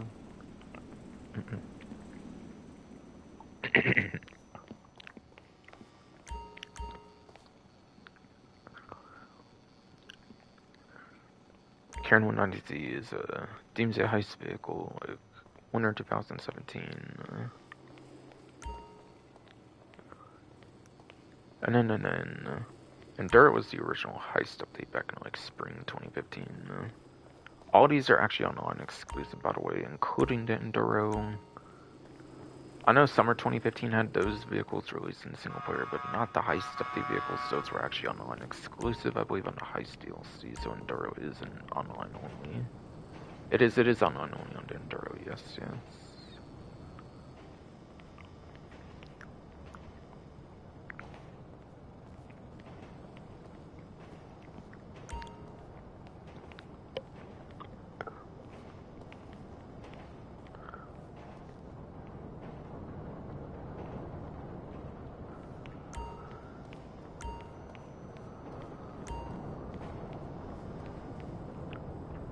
But yeah, in terms of performance though, the Michelle GT Sports Classics, I don't think it's that good in that class.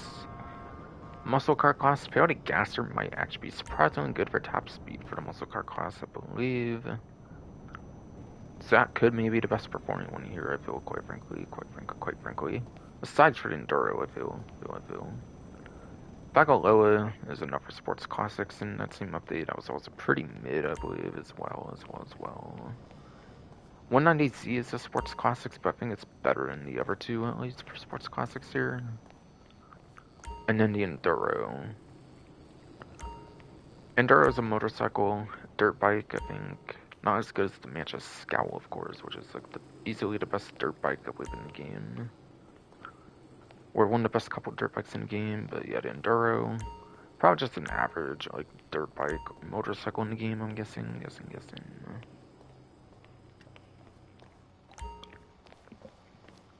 No, yeah, they're not on discount, so I'm not gonna go over exact performance, like numbers or anything. Just be aware of that, of course. So the information might be incorrect that I'm saying there, of course, but still.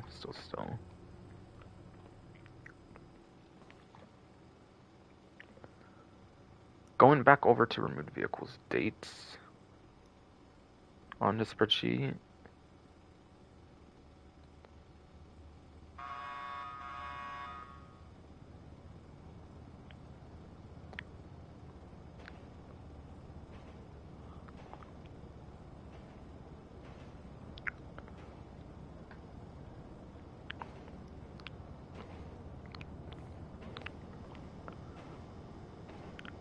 But yeah, as of this particular event week, basically, that added the Michelle GT once again to the dealership.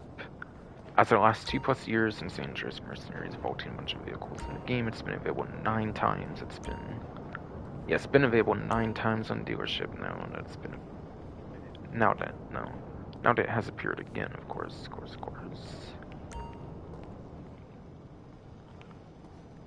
Peyote Gaster apparently appears for the 10th time, which also makes it the most appearances of any vehicle in the game, I believe, currently for the dealership. That is a vaulted vehicle, of course. Then you have the Volcar Fagaloa.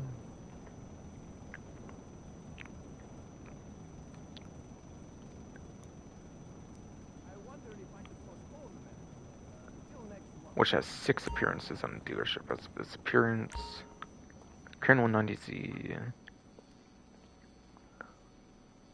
apparently appears for the 7th time, just like the Jester race card apparently does as well as of this event week. And then, last but not least, Enduro appears for the 6th time now in the dealership alongside the Fagaloa from before, apparently. So that's how frequent they've appeared on the dealerships as of like the last 2-ish years. Apparently. Since those are the only places you can buy these vehicles when they show up on the dealerships, of course.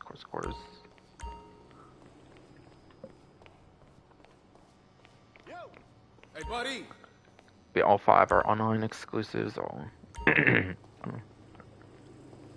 5 of these, yes, are also non-exclusive. If I haven't made it too clear before, of course.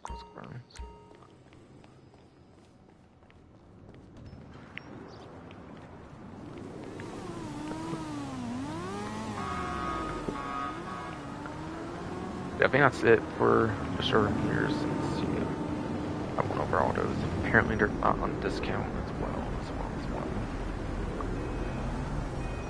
So now I'll go over remaining money opportunities, discounts, all that kind of stuff really.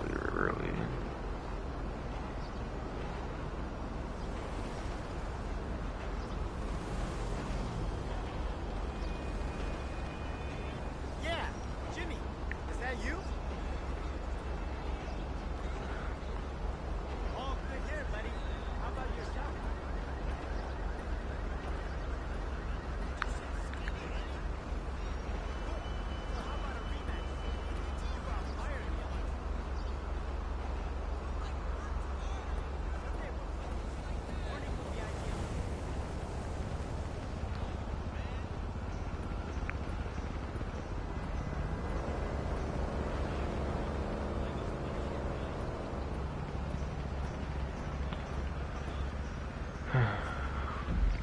Yes. So the community jobs, apparently, I don't believe it was called community series before, but I guess it was called community jobs, so you don't have to change the name, so. Hello? Yes. I'm trying to get hold of someone to make a reservation.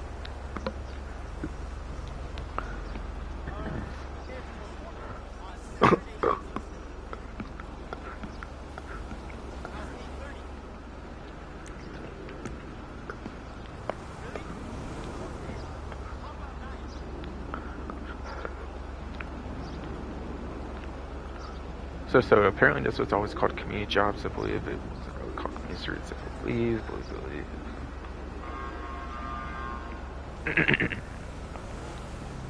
Hey, honey, how are you? Are we having your world famous pork chops again tomorrow? So I don't think they had to rename it. I think it was always called that, basically. But yeah. For the returning ones from like previous community series in the past, there's the Descendant of Man. But yeah. Like what? Left hyphen. But no. Hyphen the destruction. No. Hyphen the Descent of Man. Hyphen whatever. Star Racing Drome. Never returning from the previous one. Panto Roller Coaster returns again. Sandy Shores Stadium also returns apparently from the previous one. Steely 8 Way Madness is actually new. I just did it on a previous take that I thought would be the final take of the stream, but nope. Had an issue with the stream recording, unfortunately. 6 hours in or whatever.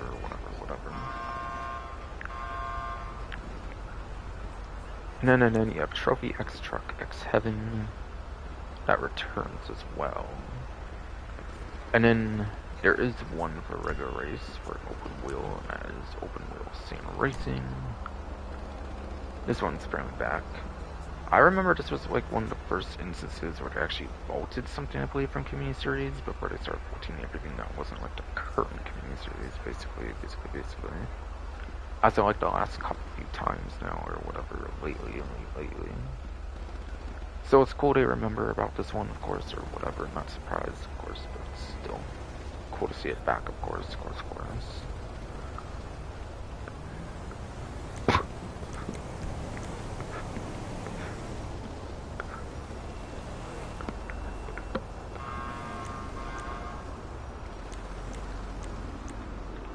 It's only just on races, of course. It's a race-themed one, of course, of course, of course.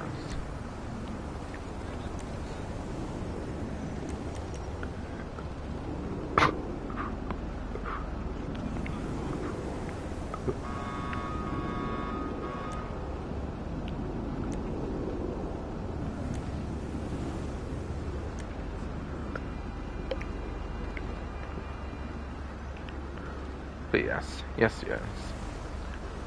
Again, apparently Steely 8 Weight Madness is actually new for the community series.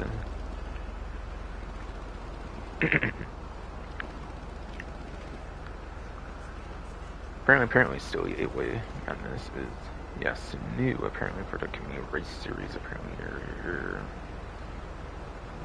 exclusively on the PlayStation 5, Xbox Series X/S, PC Enhanced. So I'll be doing it, of course, of course, of course.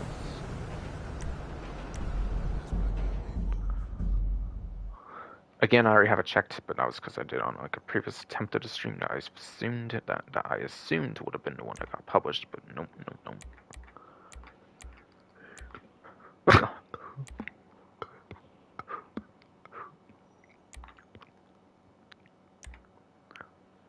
The standard GTA rally non-contact, but yeah, no, back to standard.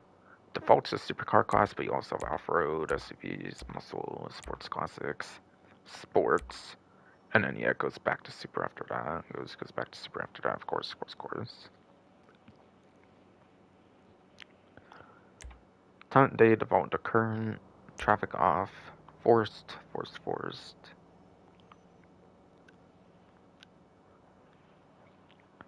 HSW mods is enabled at default. Makes sense is made specifically. Makes sense, of course, being made specifically for PlayStation 5 as Xbox Series X/S, PC Enhanced.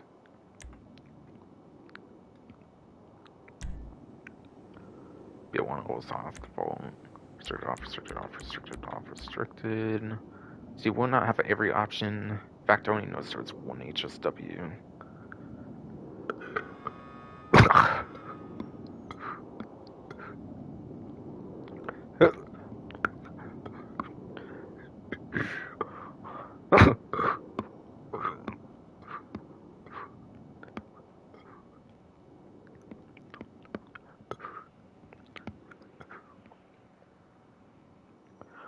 Oh my fucking god, it's just gonna be just fucking embarrassing. You stupid hernia, go fuck yourself, damn it, damn it.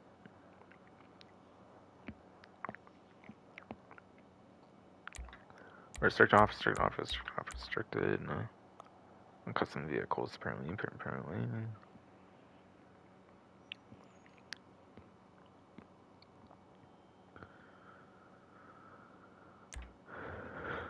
Indeed.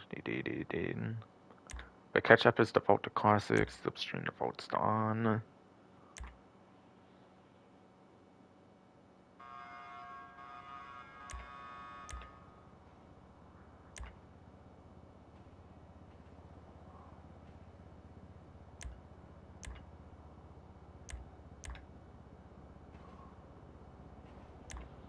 Starting grid order default and then boost on go is on apparently.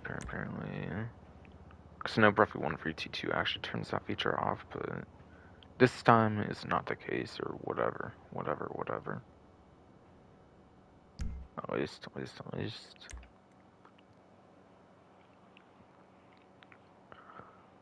And yeah, last time I forgot to show the map apparently, but yeah, this is the map. Like when I first did it, but then I went back to do it, and then of course the stream shot itself, and it didn't even matter anyways, apparently.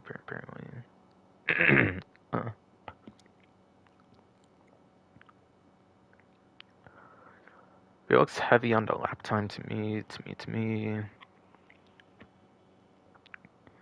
However, it does also look like there's a couple huge straights as well.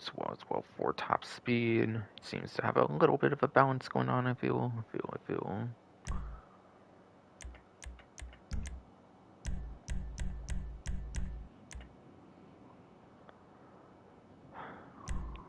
I think there's only one HSW option I was basically seeing earlier, of course, by the way, before my hernia interrupted me, of course, by the way, by the way. We have Mia, Banshee 900R, the Champion, Devastate, Emirates, FNJ, Italo GTB Custom, Italo GTB Custom, regular, yes, Italo GTB, Krieger, Elmate 7, Neuro Custom, Penetrator, 811, XC Proto, Reaper, Sultaris, Tapesta, whatever, Tesseract, Tygon, whatever. Torero XO, of course, yes. Trisma R, Tyrus, Wagner, Voltic, XAT1, XA21, Xeno, Zeno, whatever. Yeah, Xeno, whatever. Centorno, and then yeah, there's all these like 50-ish like stock vehicles as well. Not gonna say what they all are for those though, I feel. Why not? Like not do it basically.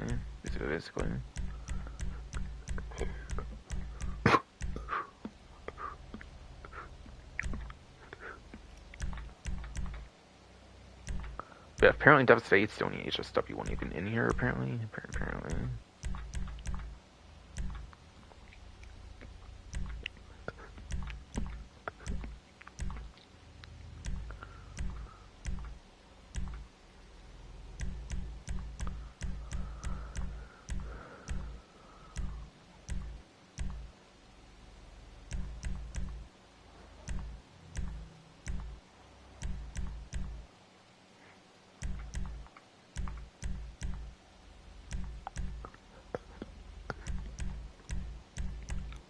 Yeah, indeed, I believe it is only that one that's HSW that is apparently available for our class that defaults to apparently for the Devastate, basically.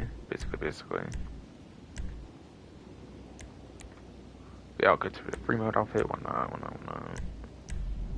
Yeah, I'll obviously do the HSW take advantage of the nitrogen hardware, of course, that barely gets taken advantage of in this game in the first place, but still.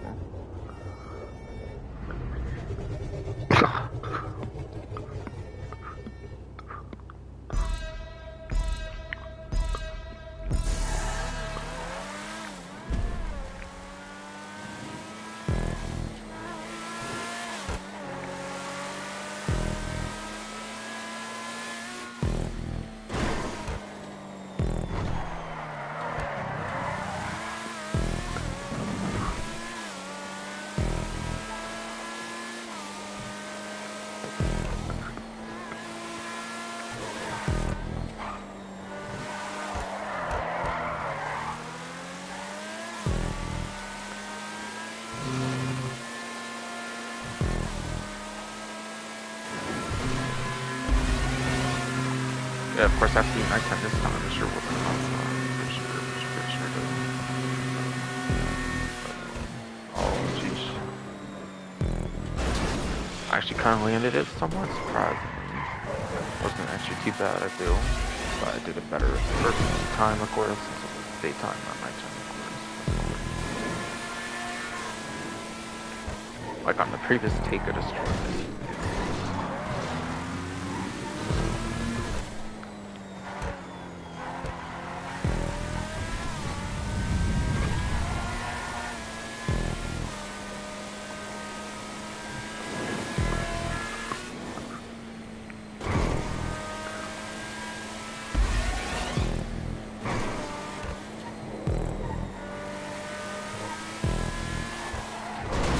Oh shit. I didn't do that, bro. When my head on it's not busted.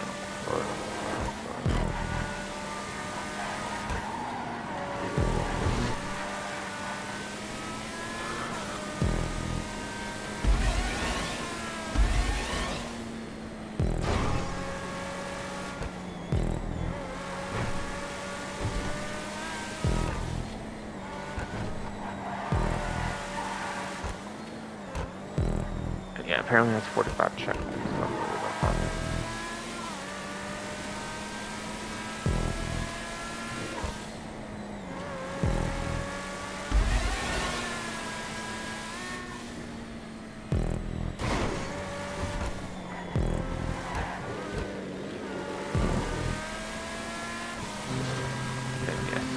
Here's where it gets pretty crazy, actually, though. Again, I learned first base. I thought that would be the one to get published, but apparently this stream decided to shit itself in the Square. Yo, look out for that stop sign, yeah, because apparently it goes, like, off of there. Oh, shit, I made it. Wow, actually, it's pretty clutch there. I'm kind of looking for bullshit. But I do really like this course, definitely. Pretty fun. They describe like mid-air collisions and they describe mid-air collision stuff too. So apparently, if you play with like other players, there's like oftentimes mid-air collisions that happen as well. Apparently, Apparently, yes, indeed.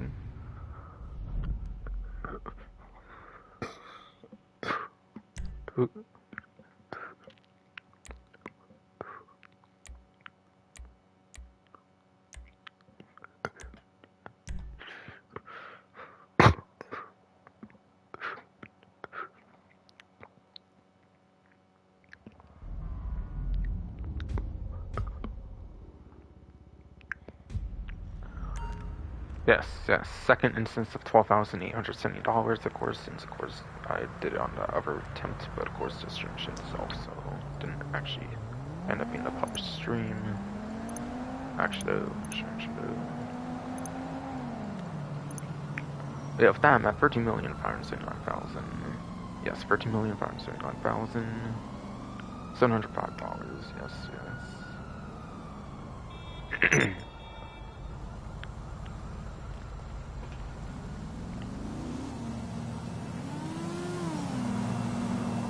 Yeah, again, as a reminder, that's the only one that was new.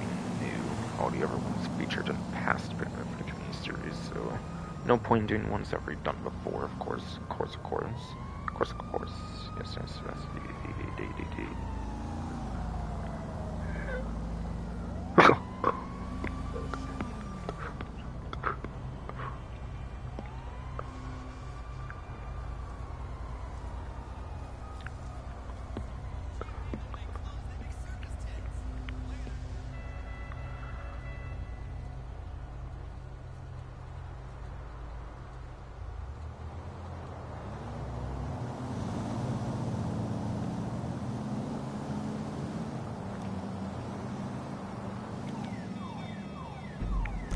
No.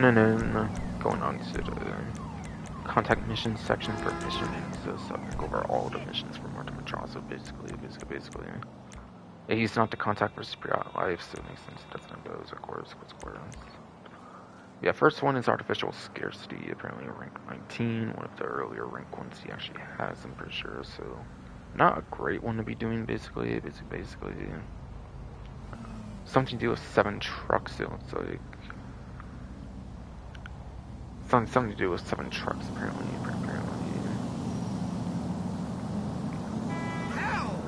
We have stuffing better options out there.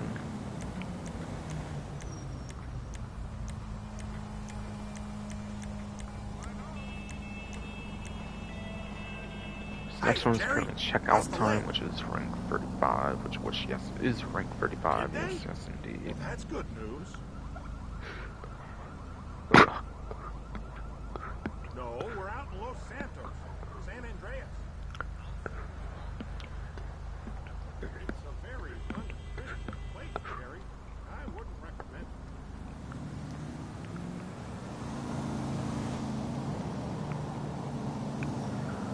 it. Yes. Hopefully for the last buckets, time needs to do buckets or anything. Checkout time, rank 35.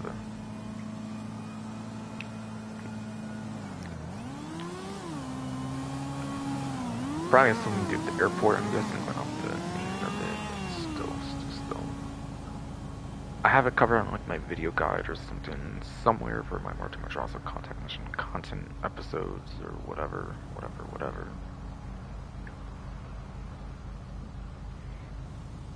Surely.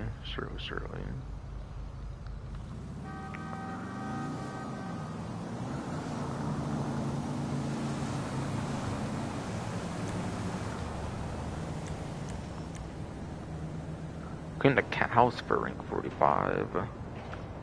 There's actually an interesting like trick on this mission. You just park somewhere on like the roof of the motel, and the character actually just goes into your vehicle, and you actually do not even have to do any combat if you do it correctly. So there is an interesting speedrun strategy for this mission, so it is an interesting mission to do. If you want to do like a pacifist or something. Death from Above is only rank 24, which is not on the higher end of the spectrum, so kinda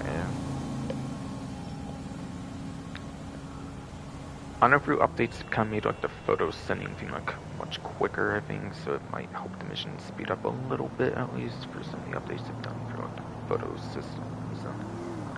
Like it might just send it to the contact you need sent to instead of having to go through the contact list or something, I think.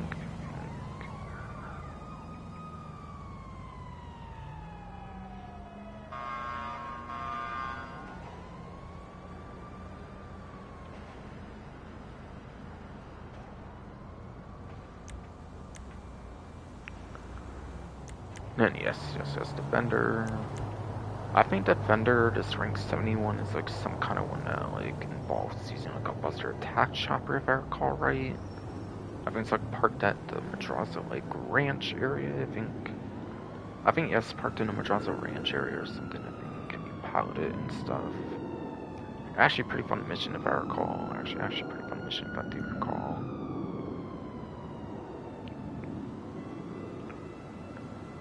And it's a higher rank one as well, so you surely could get some pretty nice payout of that one.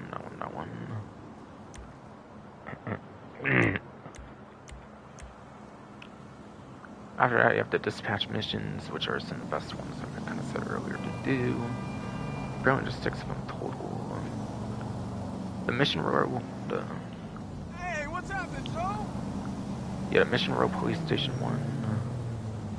You can't really do this one entirely in stealth since it's obviously a police station, so it's actually one of the harder dispatch ones to do, I would say, and therefore one of the ones that are like kind of the least replayable of the 6 dispatch works in particular, of course, at least.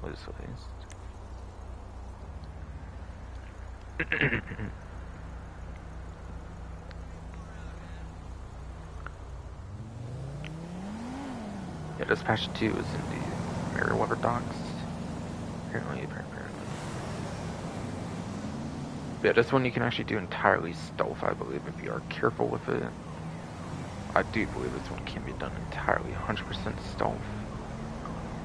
So pretty good one, I think. Dispatch free. Has an interesting strat for the tier 4, which by the way, tier 4 is pretty easy for the dispatch work. Yeah, apparently solo dispatch, like, tier 4 is extremely easy apparently for that one. If you just do it solo, even.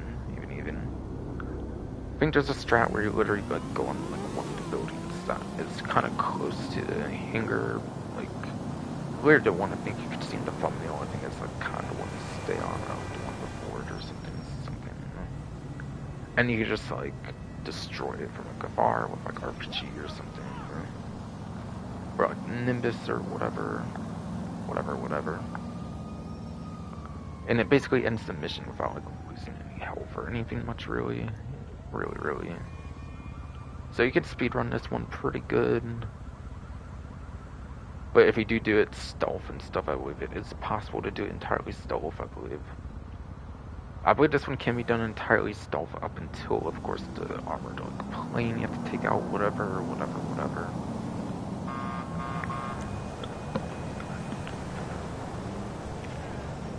Dispatch 4, I actually don't think you can do this one entirely stealth. I think it does break eventually, Yeah, I think this one does break like halfway through or something, I believe. But I could be wrong. Could be wrong though. So this one along with 1 I think are kind of least replayable, I feel. Dispatch did.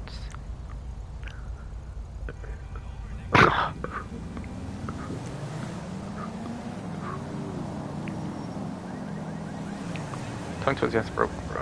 Go on. Dispatch 5. It's kind of like judging the jury or some like multi-target like thing that Martin Madrazo has for a mission like for day one. It's kind of like that, but it's more advanced one kind of. It's kind of like judging the jury or something that's like a little more advanced. Like you have like a helicopter takeout, which I don't think you had that at all. I believe it's judging the jury, whatever, but still.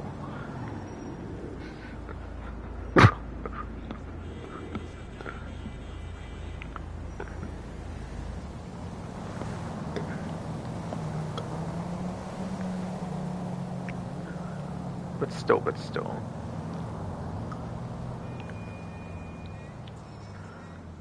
Yes. Dispatch 5 is basically judging the jury 2.0, 2.0, I think.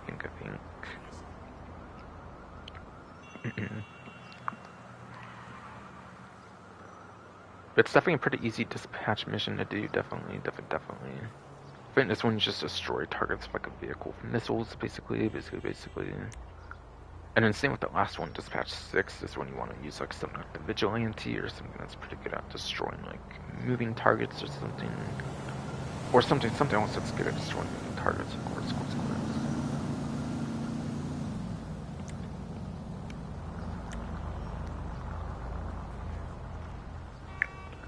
After that is Dry Docking, which is ranked 45.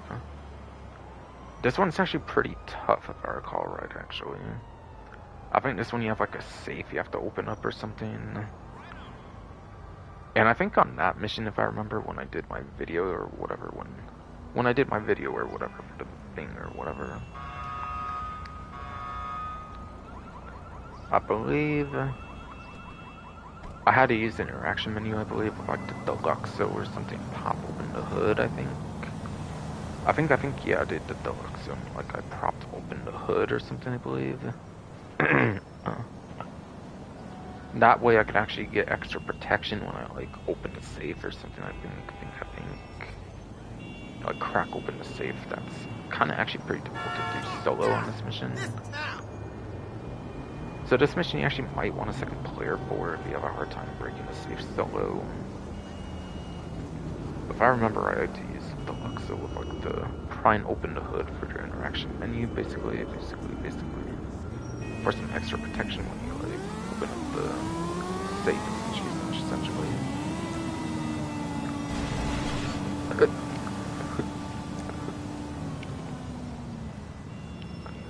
And then another rank 45 here with Eder and Thief. I forget if you can destroy the vehicle or not, I kind of forget. If you cannot destroy the vehicle, then the weaponized Tampa works pretty good for taking out moving targets without destroying the vehicle. Since you have a lot of precision with the dual machine gun, if you have the bunker research.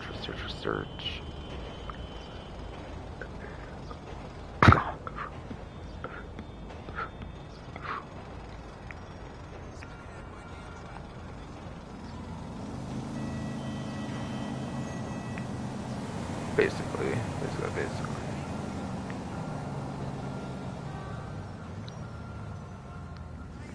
But it's probably an alright mission, but not too great a one per se, as I say.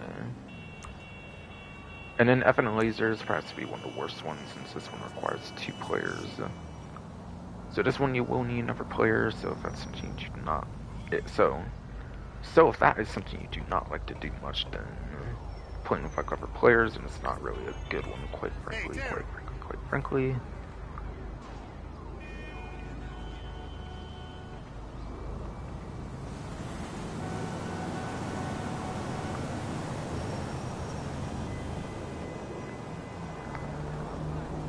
It's ranked 44 apparently. Okay. But yeah, if you do like solo missions only, then it's not a very good one. But aside for that, I'm pretty sure it's pretty fine. I think if you do want to do any of these, anyways. If I remember playing it before, of course. Then you have Extradition at rank 50. This one, I think you have to go to multiple places, I think, and take out like a bunch of targets. Somewhat similar to judging the jury, but it's not quite like that. I think it's more vehicle focused, I think. It's kind of like a more vehicle focused judging the jury, I feel. But I think it's kind of a pretty fun mission. It's kind of like a glitchy, fun mission to do. It's kind of like a fun, glitchy mission to do or something. I think.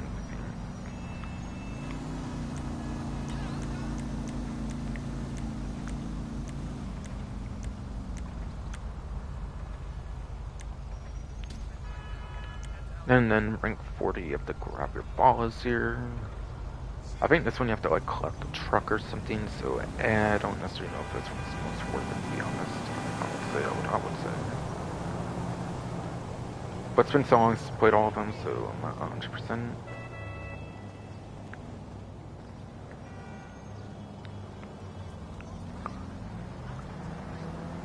But yes.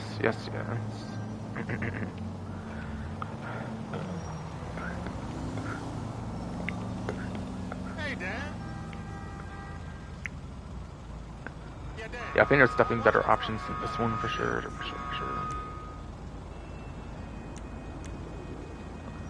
Alright, Handle with Care apparently is next to rank 20. This one to me suggests you might have a vehicle that's fragile to deliver something.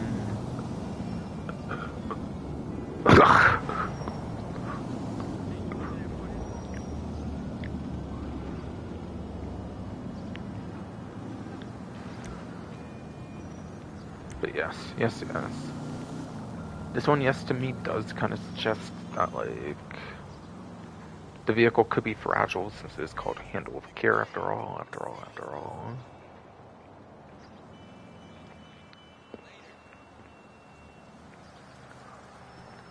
But again, I'm just assuming I haven't played in like so long, so I'm not 100%. Like either way, it's only ranked 20, so there's some much better options to be doing anyways. So I don't really think it's that great of one, quite frankly. And then after that is Hold Up Burton, one that's kind of titled with like the name, followed by hyphen, followed by unique name of said height. Excuse me. Followed by the unique name of said mission. Be a type of mission, hyphen, like unique name of said mission, whatever. What suggests in the beta of the game for GTA 9 in the beta there might have been other hold-up missions, but they were scrapped or something. But yeah, this one's at like the parking garage area or something. It's kind of looking like. I believe this mission's a pretty alright mission. I think this one is a pretty alright mission. I feel.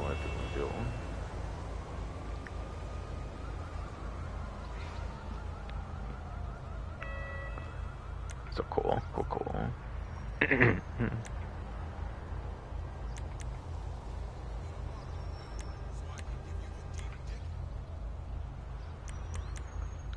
And then after that one I've kind of mentioned a couple times now, it's just in the jury. Yeah, this one's kind of like the multi-target assassination, I feel, for like single player Grand Theft Auto, like 5, of course, with that one assassination.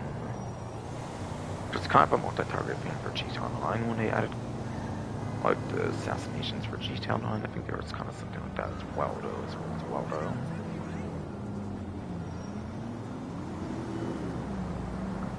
Yeah, this one's a pretty tight mission. It's a rank 65, so it is pretty good on the rank.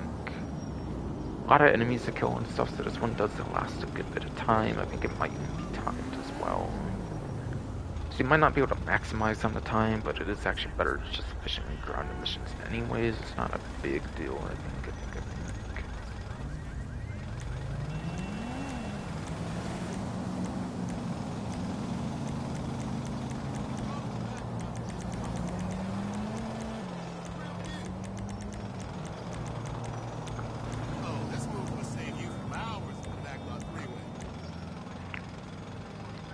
And then, this next one here I think is pretty iconic, being mixed up with Coke. Rank 45, but it is a pretty iconic one. I think I might have used this a couple times to show off some vehicles, like vehicle reviewing guides, I think, so I do think this one's pretty iconic, I think. It's pretty easy, kind of a pretty easy, good mission, I would say. I like this one a lot, definitely. I think it's a pretty good one. On the list is after that, being rank 18. Going to be one of the lesser rank ones, I think.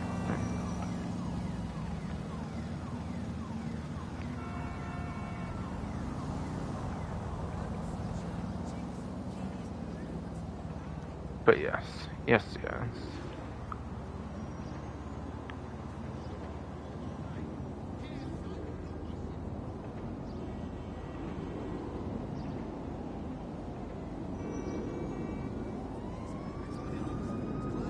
Yeah, on the list, it kind of sounds like a judge the jury, but like much earlier on with a much less rank requirement. So it's basically just worse judging the jury. It sounds like. After that is out of court settlement. That one, rank 22 is much better. Honestly.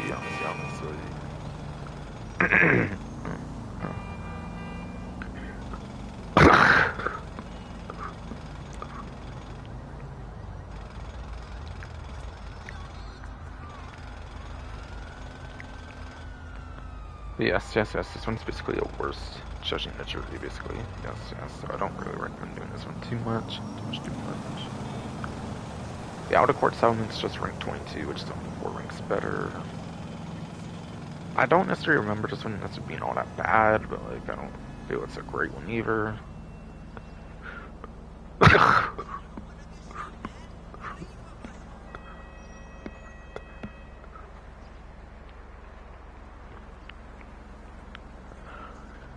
Yes, I don't remember this one the greatest, but I don't think it's all that bad, but not really all that great either, though, since the lower rank requirement, of course.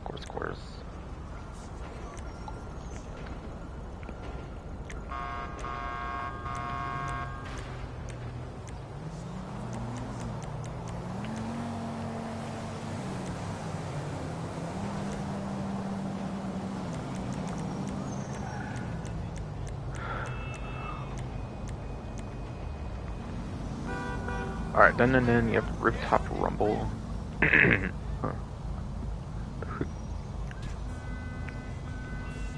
A mission so iconic, and I think people are doing it like crazy so much, that I think this one has been altered a couple times, I think. Yeah, this mission was very popular to the point where I think they altered it like a couple times, I think, to make it like harder and whatnot.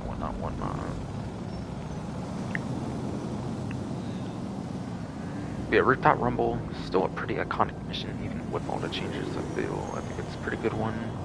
Rank 75 as well is pretty far in.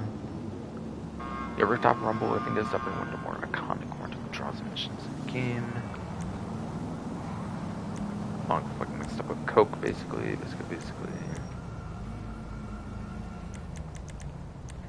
Alright. After that, you have to show me the Monnet, whatever.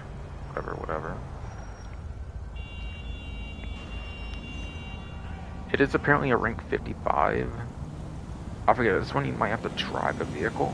This one you actually might have to drive a vehicle to the area or something, I kind of forget. Which might not be a very fun one if that's indeed the case.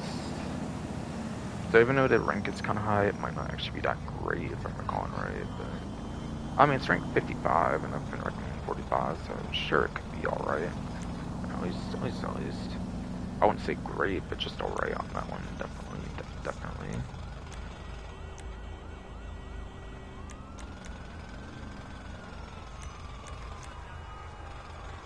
And then you have Stick Up the Stick Up crew at rank 40.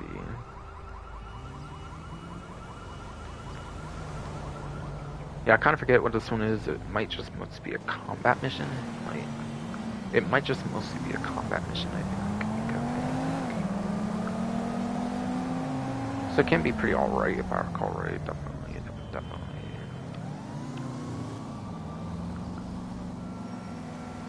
It's not super crazy, but it's alright at least, right? I would say. And then there's the super iconic the Los Dos Santos Connection, which I recommended like crazy earlier. Again, these money crates are like a secondary payout essentially in addition to the free times on the ERP. Free times does not impact the money, by the way, in the crates.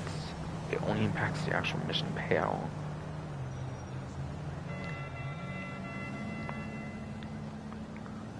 But yes. Each money crate is essentially an extra $2,000 on top of the 3 times pay, which is very, very good. Definitely. Easily makes it the most worthwhile mission. It's not a DLC mission for Marta Madrazo.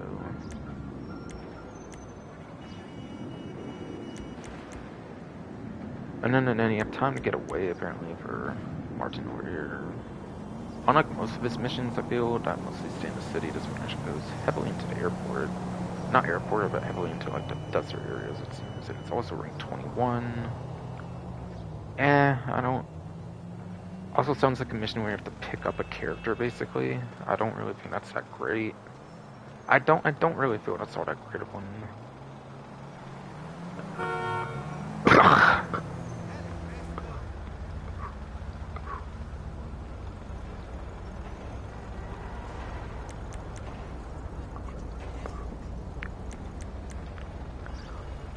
I do not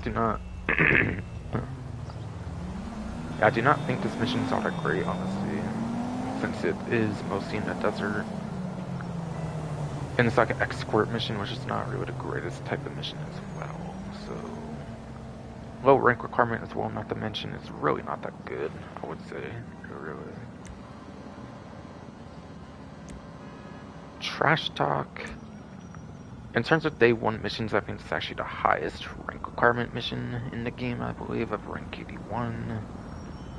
Once you unlock Trash Talk, you effectively unlocked every single mission in the game.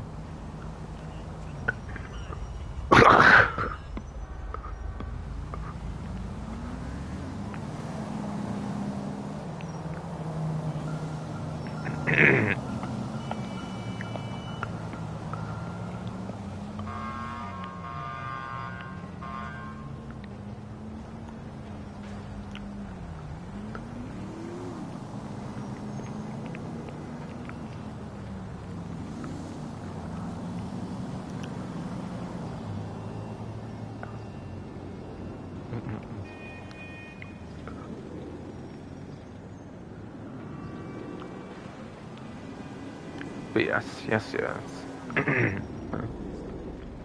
Again, because my podcast turn is being rude as a bitch, bro, and everything. But yeah, once you unlock Trash Talk at rank 81, you effectively unlocked every single mission in the game, I believe, so definitely a pretty good one here for Trash Talk, definitely.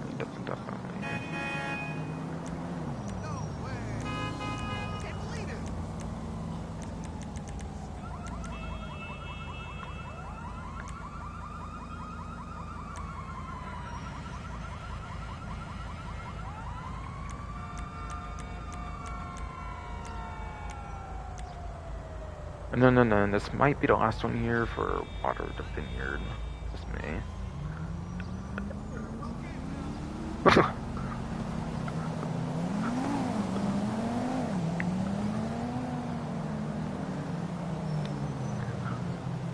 This may yes be the last one here, really for Water the Vineyard, of course.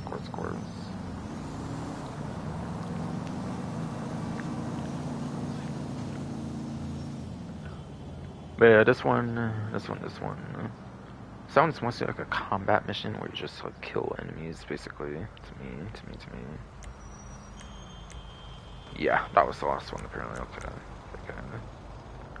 Yeah, honestly, I think since Trash Talk was like right above it, I don't really think I'd recommend this one too hard. But yeah, I hope that gives a good idea of what missions are worth it, which ones are not for free time. Definitely some pretty good ones, especially with Martin being the best contact in the game, I would say, for day 1 contact missions especially day 1 contact missions especially. The best ones are for Martin, basically best ones are for Martin Madrazo.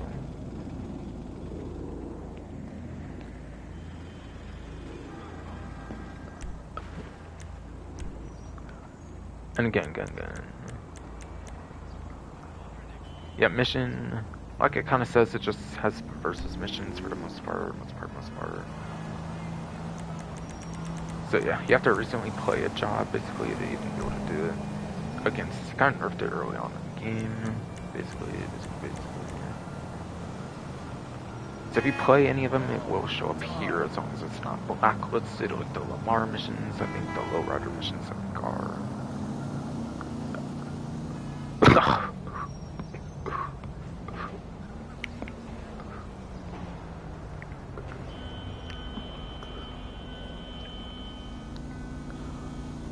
Oh my god, yeah, fuck, it's hurting you. Come on.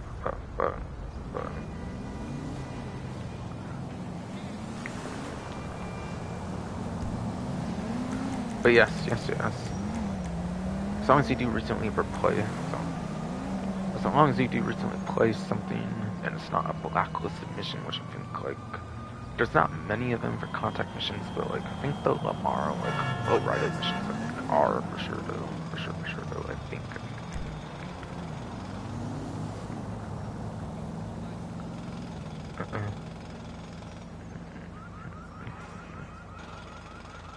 It will show up here as long as you play them, of course. That's how to do that, basically, like I was saying earlier. Okay, I'm finding very long distance missions, though. What my fuck ass turning me a complete fuck ass bitch, of course. But where's my helicopter at? What? Well, how am I here?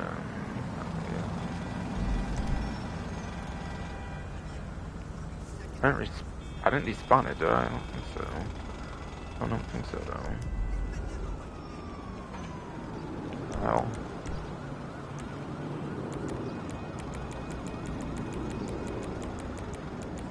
Yeah, what? I don't remember respawning it, though. Maybe I did. Maybe I did, though. Oh, I think it was because I did the mission. Or, no, the race. Yeah, it was the race that did that, I think, actually. That was what happened. Right. My bad. That's what happened. Makes sense. Yeah, I'm not recalling the lander. Or no, I might.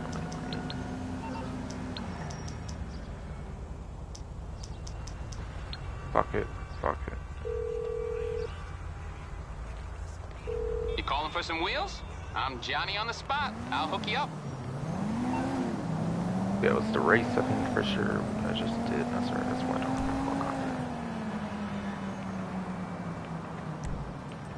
That makes a lot of sense now. Sure. I'll get there as soon as I can.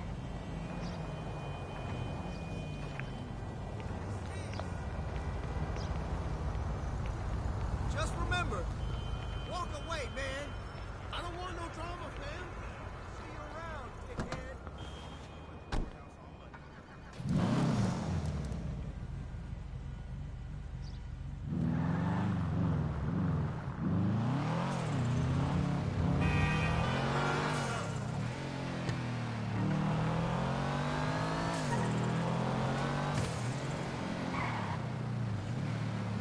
I thought you were going to Hawkers.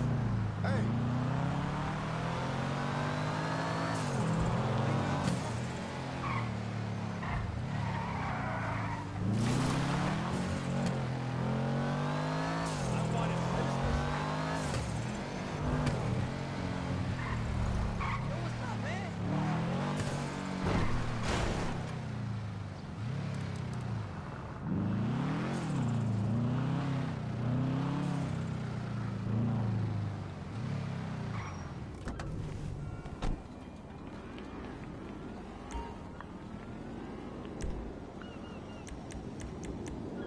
And it despawned the one thing, but I'm pretty sure it'll be fine, but whatever. Yes, just despawned automatically, so good.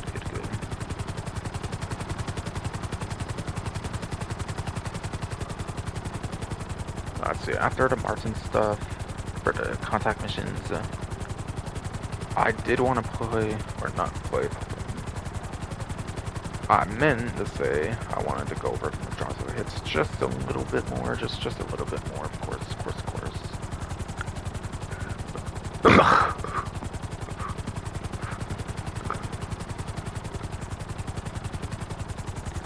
Alright, another 1,500 to 204,000, from 204,000 to 205,500.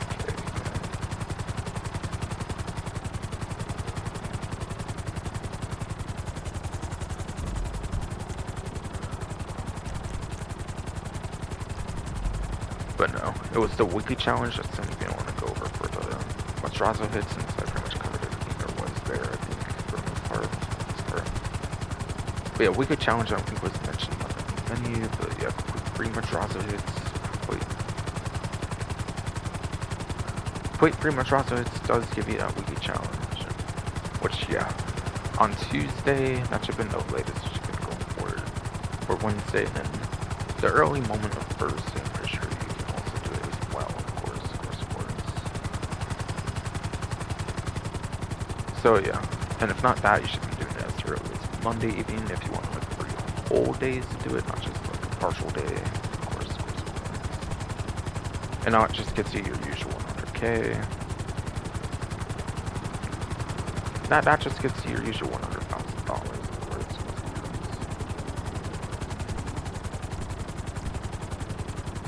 Yeah, quick, easy stuff, of course. A couple few $100,000 to basically get out of all of it, of course.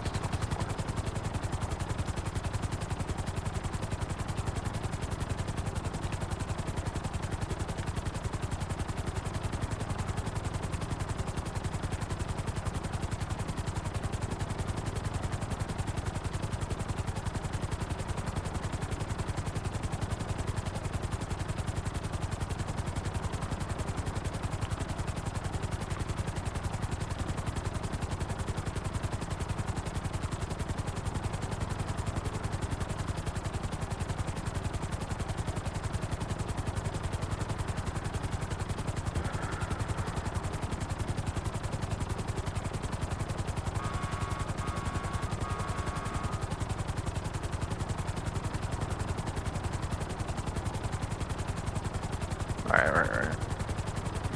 There's the 2 times money with no RP benefits. Seems we're the next one to go over. I think it might be best to go for career progression for this one. Tuners, I think it would be right. Yeah, it's the customer vehicle thing, I believe. AK, it's called 2 times money on the auto shop client jobs. But yeah, those are the customer cars that get brought into your area for the auto shop, of course, for the auto shop property and the tuners update. You customize it to the requirements, and then you drive it back for the 2 times money. For the 2 times money, of course. So it's a fantastic time to go for the final objective that I need, for example, here for tier 4, of course. But that's the thing, that's 2 times right now, basically, for the one I still need, basically. Which is pretty fun content, I think it's pretty alright. If you do it on hand as well, you do get tuners rep.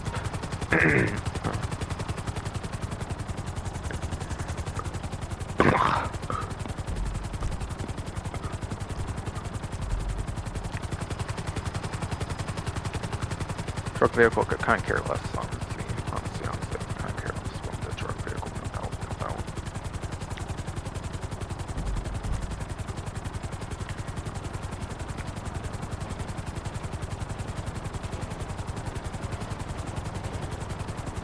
Yes. Like I was trying to say before this fucking turning this bitch, it's like he gets 1K apparently as well.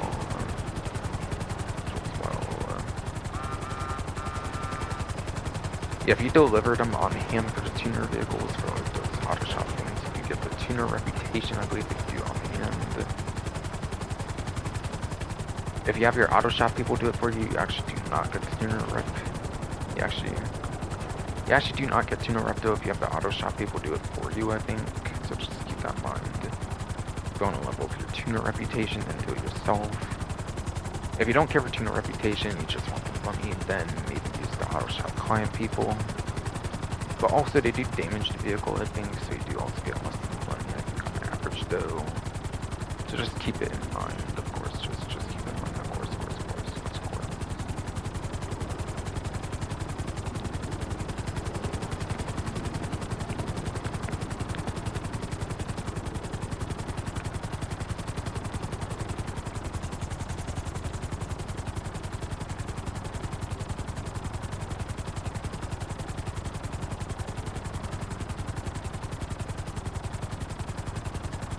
Okay, it doesn't say there's any other money opportunities like directly on the like newswire, but there are Aperture modes that seem to be on 2 times though, and there's no mention of them on the newswire though.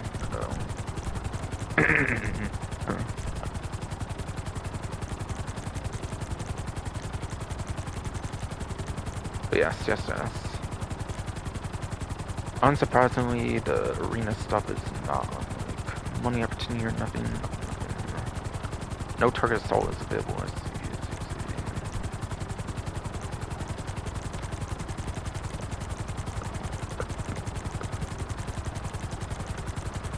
Nothing for the stunt races, of course. No stuff brought back or any like times or nothing.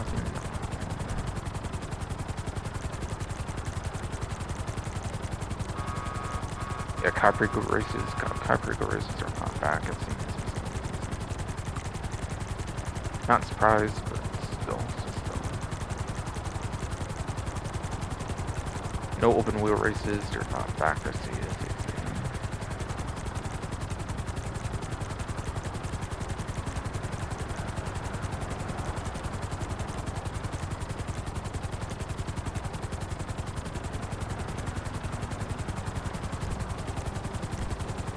Yeah, death matches, you have like festive ones and like car crash full auto that could even come back or something. But I'm pretty sure none of it's back. Pretty sure none of that will be back, of course. Yeah, no.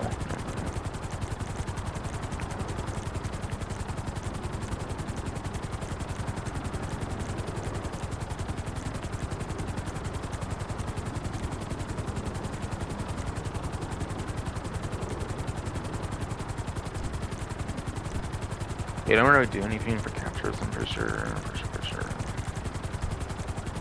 I'll seem staying as well. They don't really do anything there.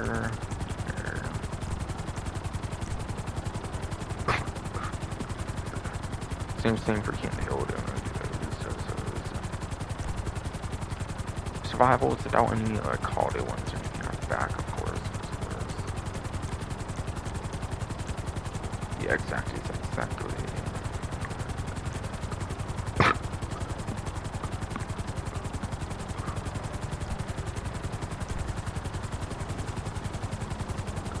Yeah, one over those, right? Yeah, no versus missions. Okay. Crash out there too. Somehow else. Gotta get back up, I guess.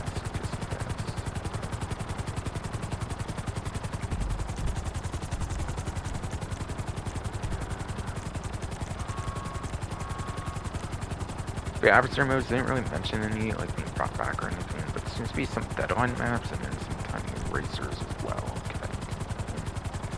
So for Deadline, you have Deadline 1. IX is 9. I think it would be XI if it were 11. Either way, both of them are actually available. Apparently, those two.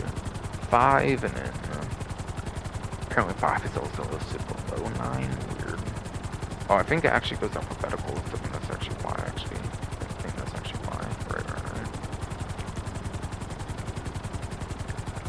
Deadline 5 and then Deadline 11, basically. Yeah, this thing has like over 10 fucking maps, which is absolutely insane. Would have been funny if they had them all available at one time again, but whatever. Of course not though.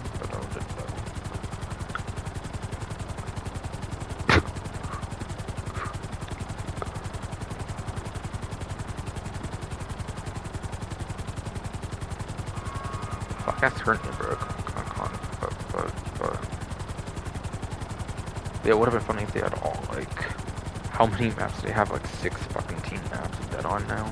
Would have been insane if they had, like, all of them. Or if not 16, like, 14 or something, I think.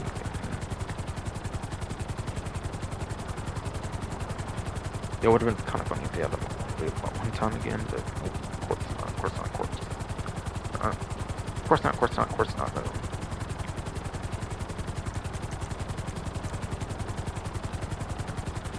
Sumo Remix is always available, basically always.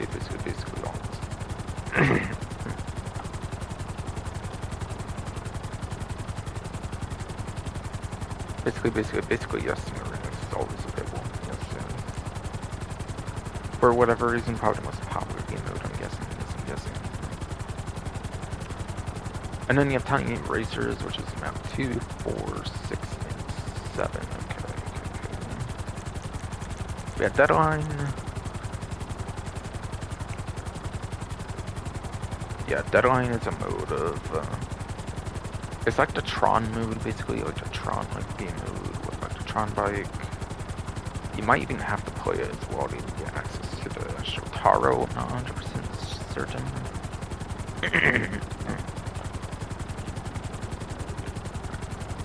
Yes. You always used to have to play the game mode, I think, to get access to the Shotaro, I think, at all. I'm not sure if it's still like that, as they rolled crazy, but still.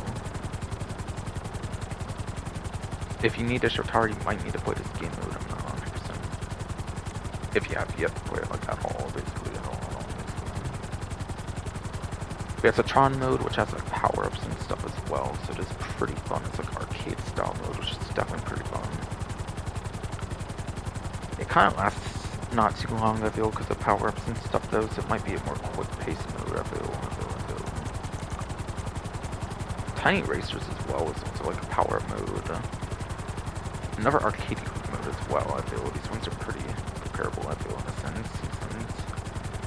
Except this one's like the top-down GTA games of GTA like 1 and 2, basically. Also, yeah, there's the London expansions for 1 as well. Those two, I guess, are 2D universe as well. But yeah, GTA 1 and episodes, and then GTA 2, I think it's basically like those, I believe. Or it's top-down games, which is interesting.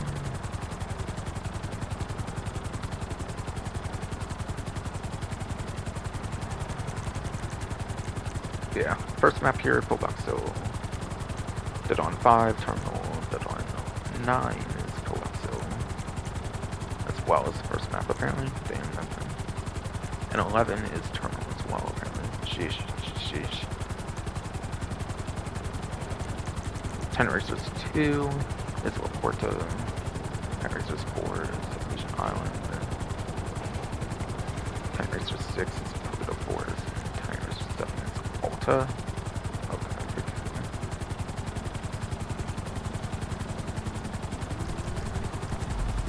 Yeah, I'm gonna get back higher up again, I think.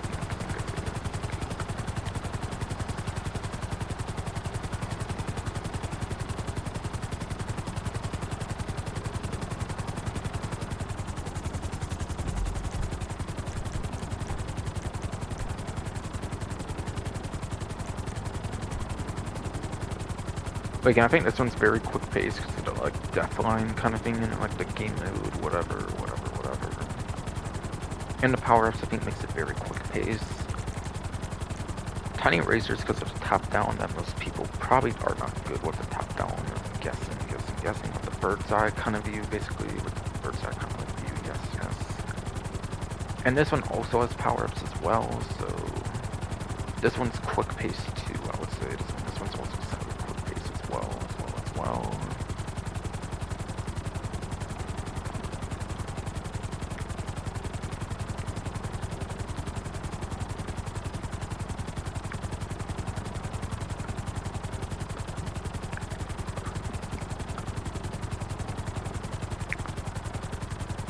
And then,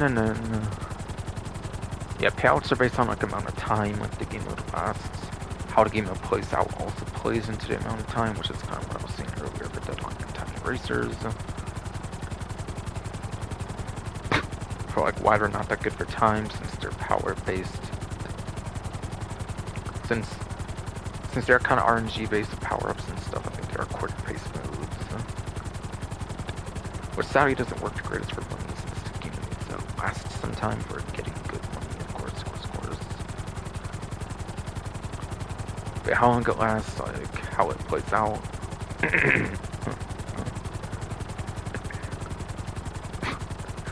Of course, the amount of rounds.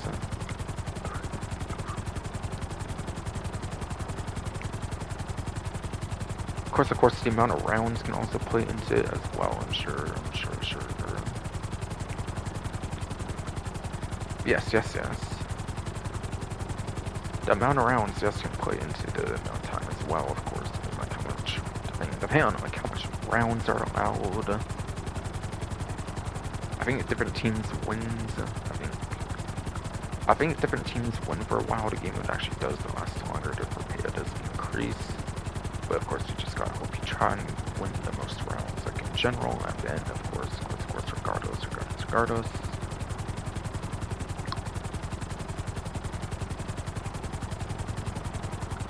Yeah, regardless, you're not going to make more than like a couple $100,000 an hour, I would say, on after a move.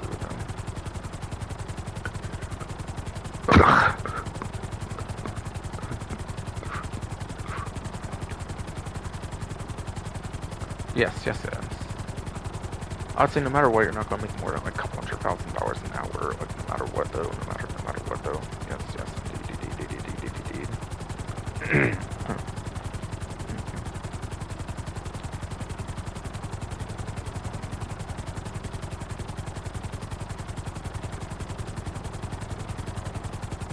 So yeah, they're really not going to be that great, of course. Pause menu game modes are really just for fun, I would say, for the most part, aside for contact missions and survivals and stuff. I think contact missions survivals are the most serious ones for money making, and then after that's more like most of fun, of course, for like over making money. It's more like most of fun, I feel, aside for contact missions and survivals, of course.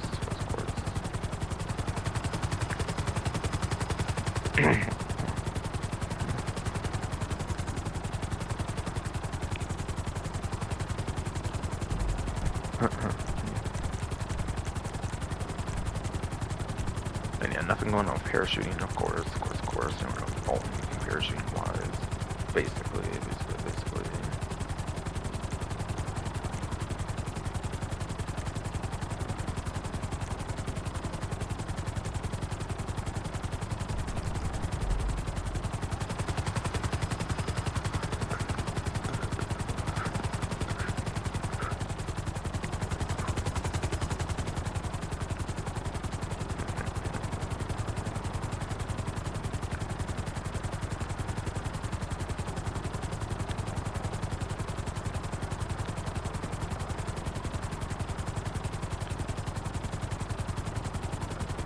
Alright, so yeah, just discounts pretty much I just want to cover. Such a stash house, you just W time travel pretty much. Oh yeah, salvage yard robbery, yeah. Oh. FIB priority file actually as well. Hold on.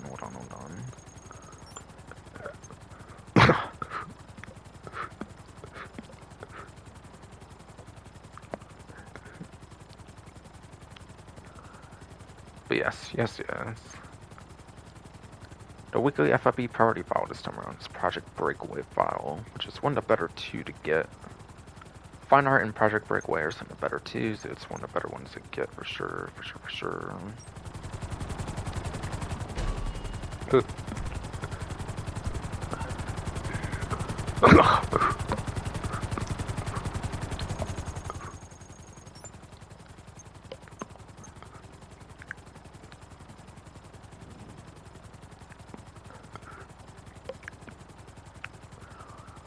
Oh my fuck ass god, you stupid fuck ass fucking hernia body, bro, everything. Fuck. Or hopefully it'll last fuck ass time, yes. The Project Breakaway file is one of the better two to get, along with Fine Art file for a priority file. God fucking damn it, man. Fuck.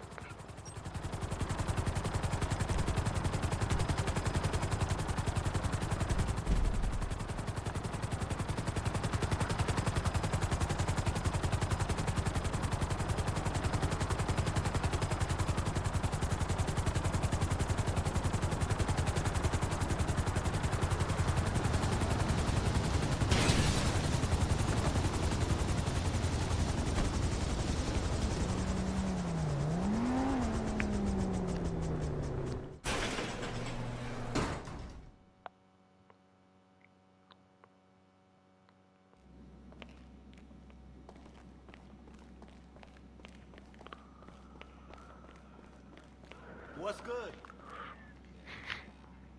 Landers. Yes, yes. I always find it ironic that this one requires you to actually do it from the interaction menu when it was the update, like, before that actually added to register as a boss feature where they're both in the one menu instead of like two separate menus, basically. Alright, but into the playing computer thing, whatever. Alright, this time around is the Willard Eudora, the Bravado Buffalo STX, and then the Lampadati Cincamilla. Whatever. We had a standard range vehicle, looks to be the Willard Eudora from the Los Santos Drug Wars DLC. Vehicle you can actually do for taxi work if you have taxi livery as well, fun fact. It's in the muscle car class. It's not a very fast or speedy muscle car at all, so it's kind of a slow one.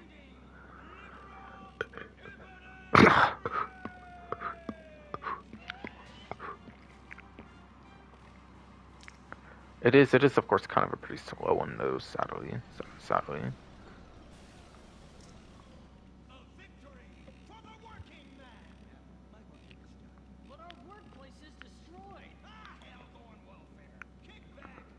And then I'll go into GTA series videos coming post to try to get more information on it, basically for like the robbery that actually has it for.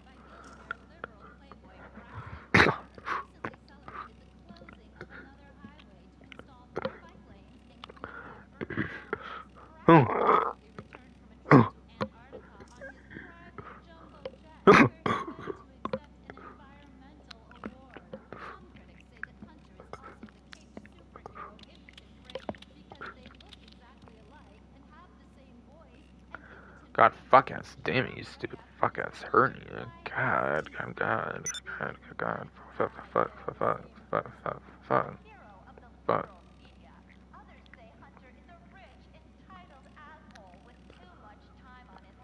yeah, going on my YouTube to go over the GT series videos coming post, basically.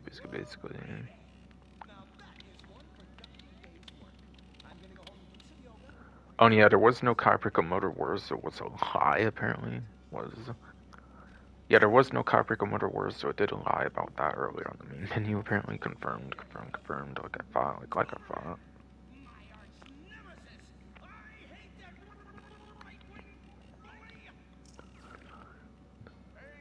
But yes.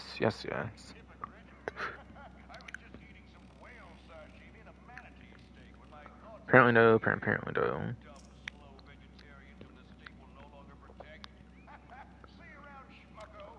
Yeah, for salvage yard robberies, apparently. Yeah.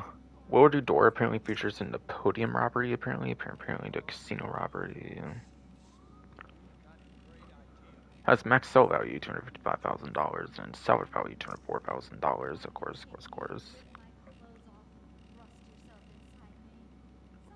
And yeah, I don't know what the Vania plates are, but it doesn't really matter since they're not claimable anyways. And then the mid-range vehicle is the Bravado Buffalo STX, so the contract DLC, the Amani Tech Buffalo in the game, basically.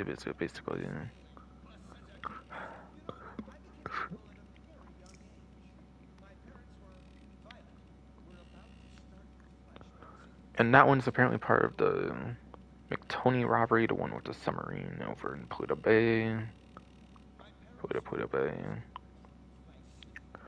Has a max sell value of $338,000 and a salvage value to $170,400. Again, that's $270,400. Yes, indeed.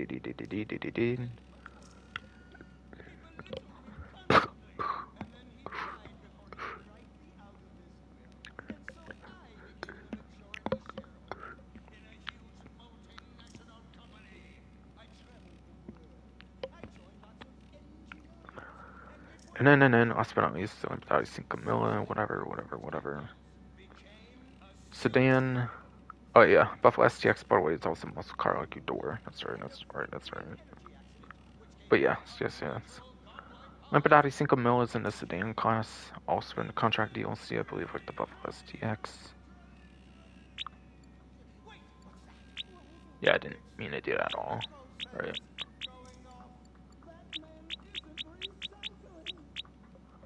Bail Empathize and Camilla. Again, Sedan, Contract DLC. Part of the Tongue Success for. Come on. Yes, part of the Duggan robbery, of course.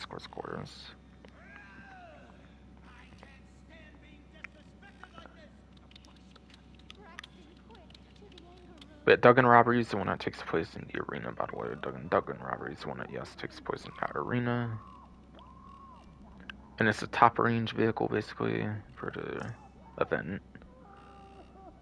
Which apparently has a max sell value of $395,000 and then salvage value of $316,000. Okay. By the way, on the Buffalo STX, it is worth noting since it has bulletproof glass. It does.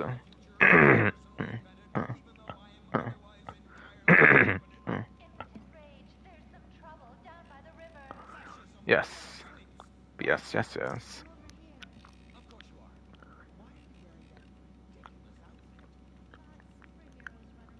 It is worth noting it does have the bulletproof glass, so you do get protected a little bit when you use this one during the robbery contract, which is pretty nice. It comes stock with the bulletproof glass, not a modification, so it does have the bulletproof glass. So yes, it does get the bulletproof glass, of course, in the actual robbery, which is cool. And then Lamp Dodge Single Milligan, the max sell value is $395,000. Salvage value for $316,000. Yes, indeed.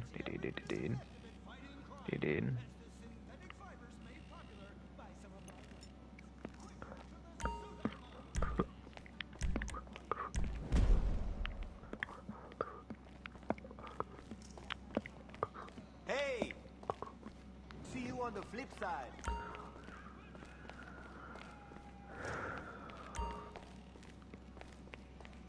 All cool?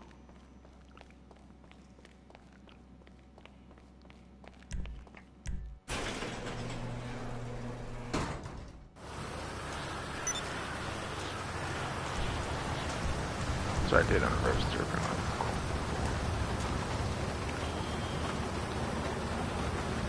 Let's see, I think I'm truly onto the discounts now. I don't know. Check out my stream again, it's been still out, of course, make sure it's recording fun, of course, so good. So there is actually a new property discount apparently for this event, and I quite literally do as well actually. Take off the feed and the outlet tours. If I do that, it's actually on the screen basically. Now I can't show it, it's actually not like showing, but still.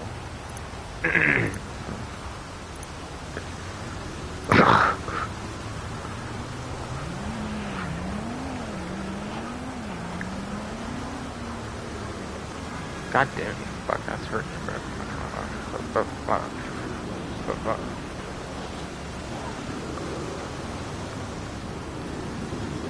But yes.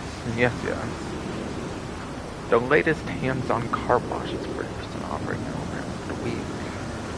This gets you access to the new content of the DLC, basically a lot of the new content of the DLC, with the money laundering missions, that was your favorite work, the legit work, which is practically nothing, but obviously it's to reduce your heat, for actually being profitable, and laundering and all that stuff really.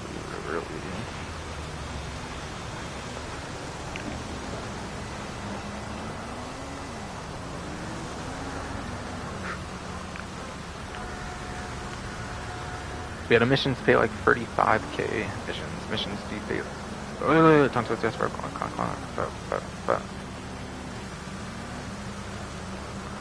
yeah, the missions do pay like 35k apparently. So cool.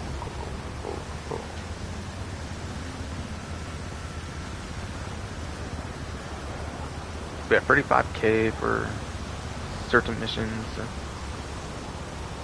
That could get you an alright amount of money, I guess, for free work, I suppose. Of course, it's better to do, but it's still alright. It's not bad, I would say.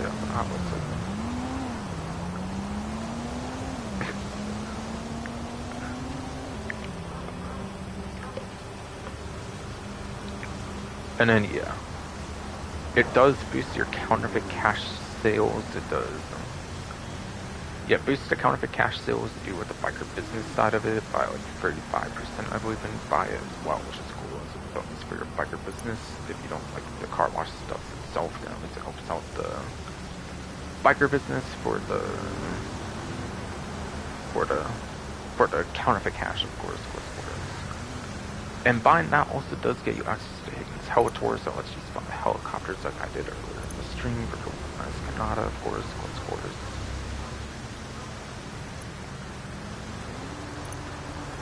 And this boosts the hangar sales by 10%.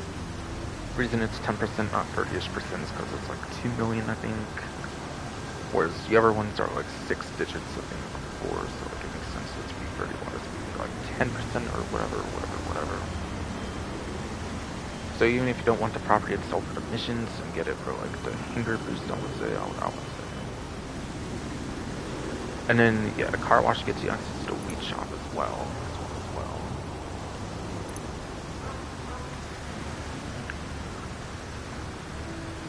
Which buying this gives you a 35% boost to your weed farm, just like all the counterfeit cash gets like 35% boost for the counterfeit cash, of course, for the hands-on car wash.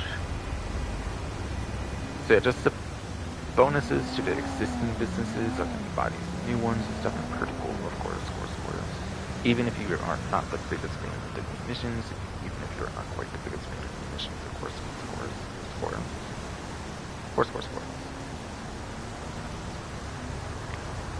Concern I'm seeing it so much, but like my throat's just being that much of a bitch and shit, and all that shit. So sorry. Just explain why I'm doing that so much, basically.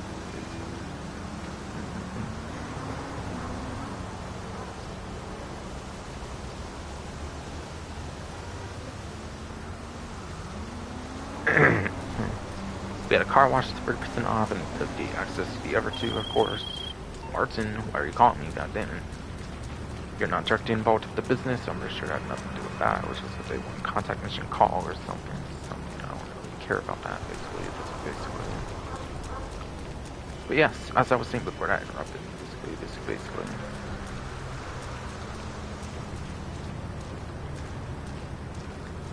Yeah, I'm saying shit so much, by the way, because my ear hurts being a bitch. Sorry I'm saying it so much, but I just want to make sure it's coming out, like, well enough when I say it, basically.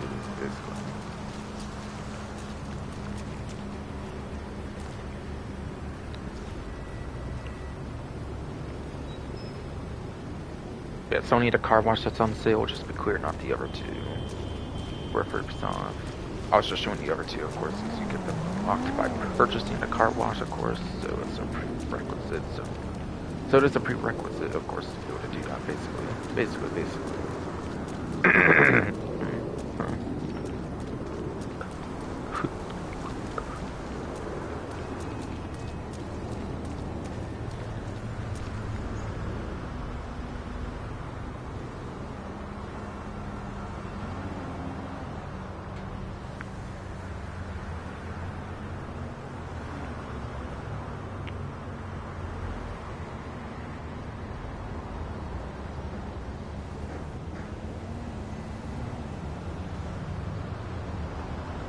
Alright, so for vehicle discounts, there's apparently 8 of them, and I've covered at least one of them. Kind of 2 as well, I think. If you count the Weaponized Canada, which I kind of already talked about as I was flying it. Since I was just flying it anyways for the Higgins, I didn't go out the way for it, I was just going to do it anyways, basically whether it was on discount or not, so we bought Weaponized Canada, whatever.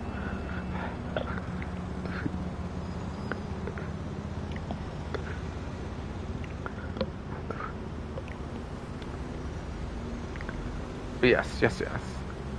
Whether it's on discount or not, I was just going to be flying Weaponized Canada anyways.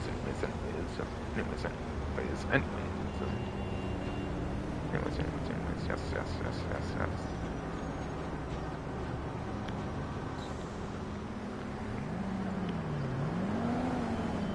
Alright, so anything for the Arena War website?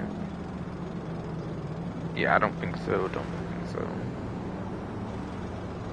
Benny's might actually have one this time, it seems. I'm seeing so.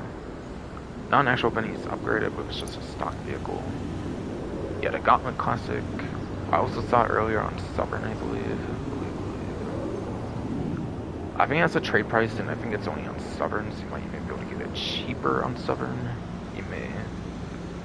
You may also be able to get it cheaper on Stubborn, even that's a trade price on Stubborn Centuries only. And Benny's doesn't have support for trade prices, I think.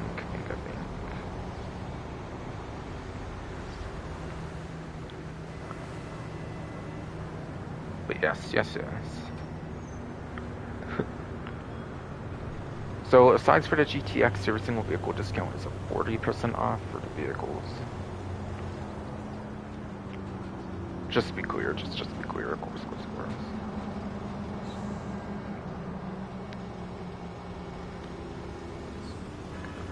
So going back over Bruffy 152's vehicle spreadsheet, of course.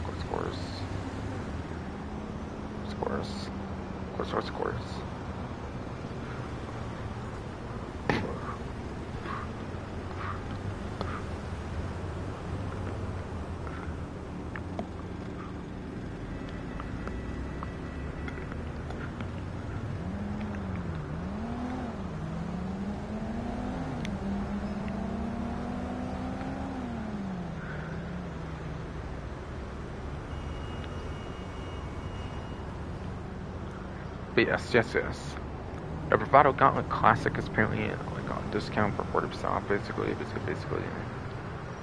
It is also apparently at the bottom of the G tier for muscle car class, giving it a 52nd place for lap time, as well as a 55th place for top speed. There's 5 HSW vehicles now, for sure. Yes.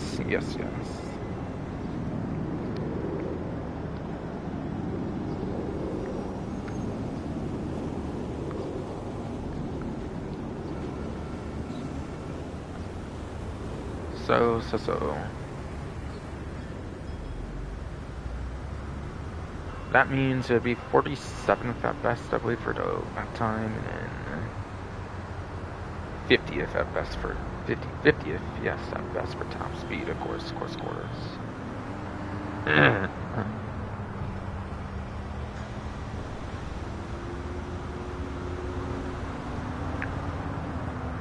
And yeah, 47 out of 88. Or 83. Without the 5 HSWs, that'd be 83. That is still below average, I think, for the class. That yes, is still below average for the class, actually, though. Actually, though.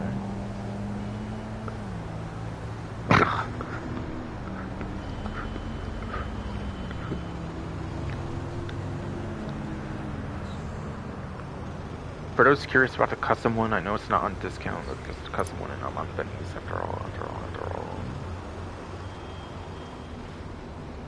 It would be at the bottom of the E tier, it's at the bottom of the G tier, basically, if you do the custom, of course.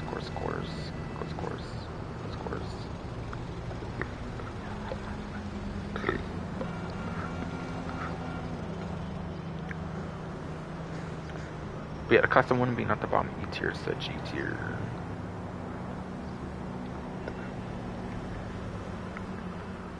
Takes it from 52nd place to 41st place of the lap time, which is above average no matter what platform you're on. It looks like in 9th place for top speed, and then it's a crazy 9th place for top speed apparently as well, which -5 with the HSW vehicles, which all of them definitely are better top speed. Since HSW prioritizes in top speed.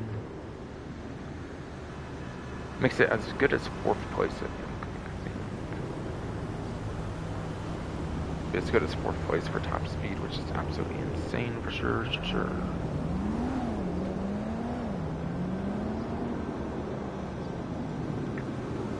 So only get it for the custom version, I would say, for the most part. Stock vehicles not going to be good at much of anything. You definitely want to get for the custom, I would say, for sure.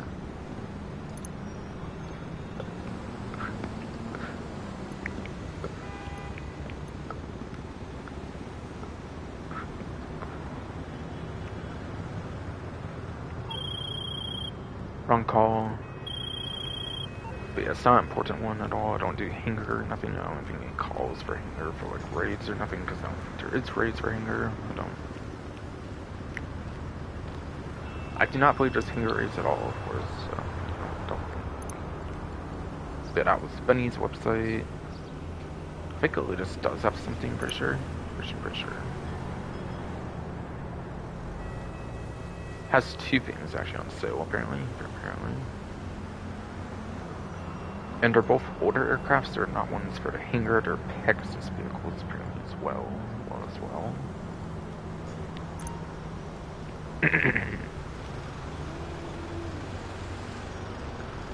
Yes, passive mode's disabled in a vehicle since there's drinks or something in the back of it or whatever. So for some reason that disables passive mode, but yeah, 40% off. I don't think there's a trade price on it. I don't believe there's a trade price on it, so it goes from 2,113,000. Yes, $2,113,000 to $1,267,800.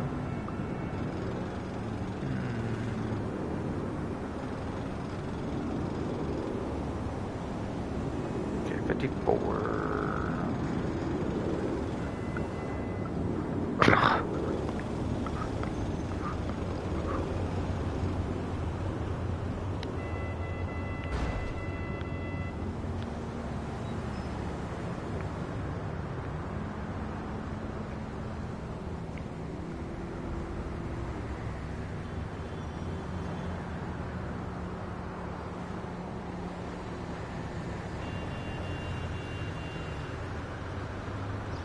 Alright, 43, 45, well, like 845-ish thousand or something. I'm not too sure. That might be the sale on it. I think. Not thinking about it. Of course, 40% off. I might say like around 800-ish K, basically.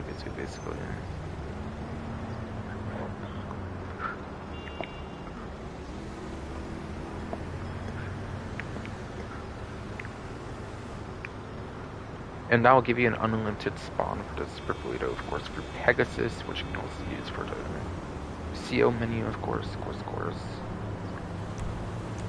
But yeah, there's a CO helicopter, so you can also spawn it for there, which is cool. Cool.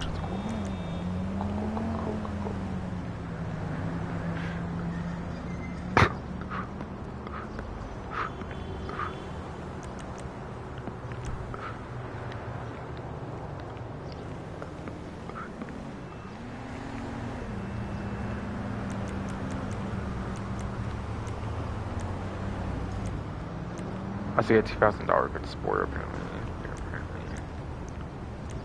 Yeah, Super Polito, you can spawn it for free for the CO vehicle once you buy it, which is a very nice perk.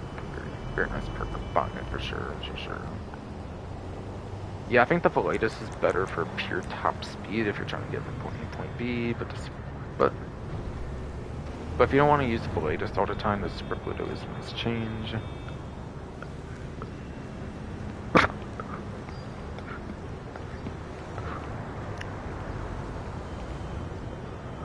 But yes.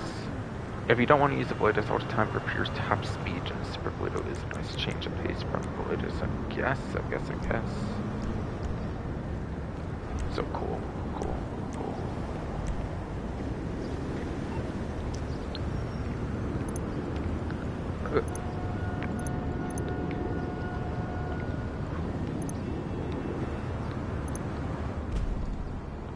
Alright, that took me to $13,575,910 for it.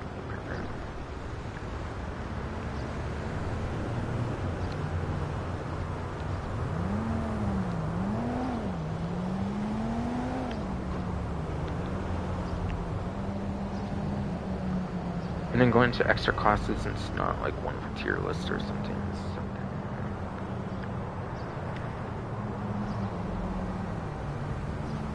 Super Polito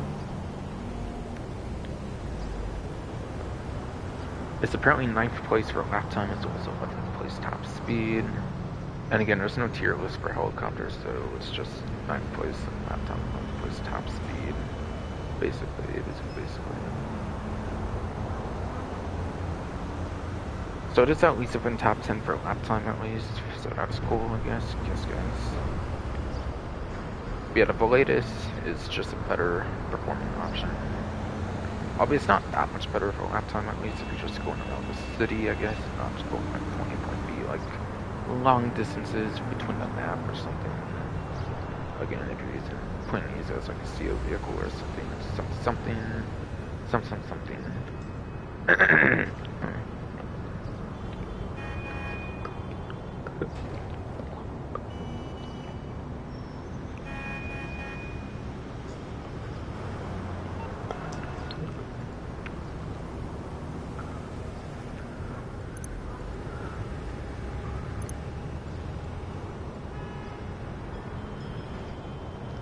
No. Yeah, the insane, going from 4-seater there, of course, to the insane 16-seater of the Miljet. Now, it's not as impressive anymore as the last update, as I might be kind of explaining, but it's still pretty good, at least, of course. But yeah, 40% off, going from 1.7 million to no, to $1,020,000. $1,020,000, yes, indeed.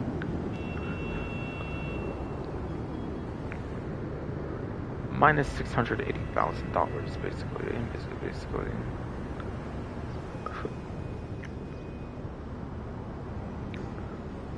But yeah, it's only a little over $1 million, which is actually a much better price, especially given that there's better options now for 16-seater vehicles.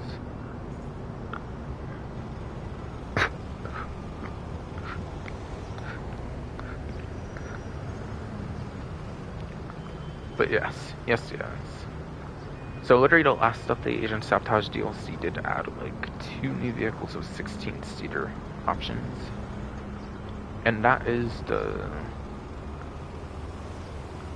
Titan 250D, 250D, as well as the DH7 Iron Mule.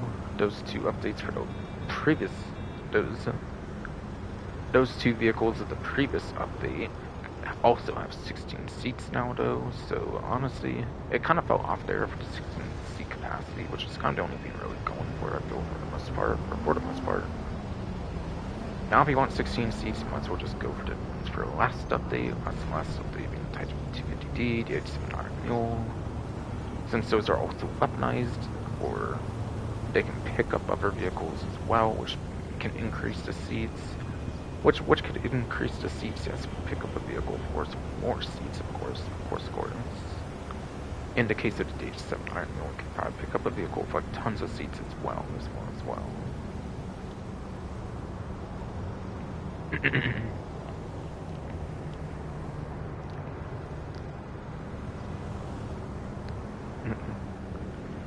Besides for that, it's just performance. And again, it's just a Pegasus aircraft, it's not required to own the hangar, you can just buy without a hangar since it's Pegasus, of course. And this one is in the planes class, yes, indeed.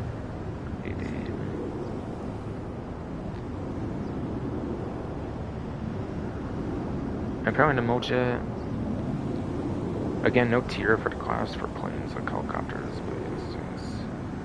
It gets 24th place for lap time.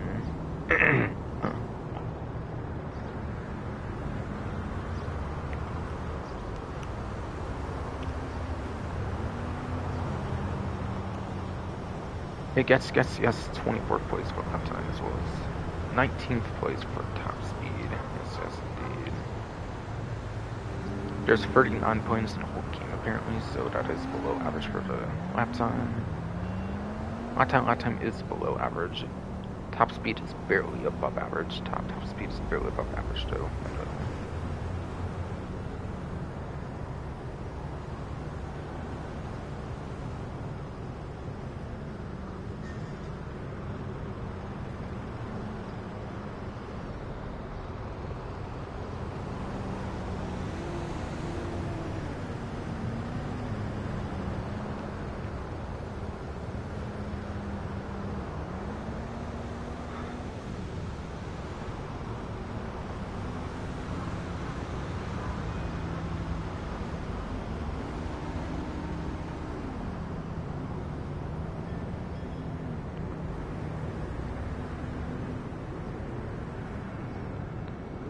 Oh, and also, by the way, in the Super Volito, on helicopters, there's apparently 21 helicopters in the whole game, so...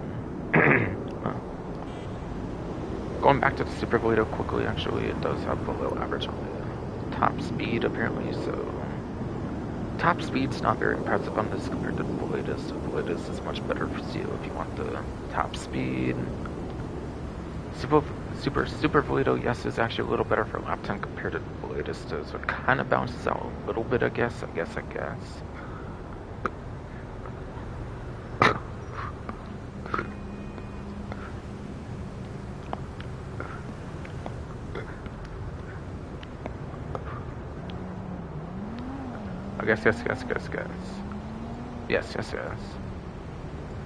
It just has the slightest tad better lap time, not by much though, but yeah, top speed just blows this out the water for sure.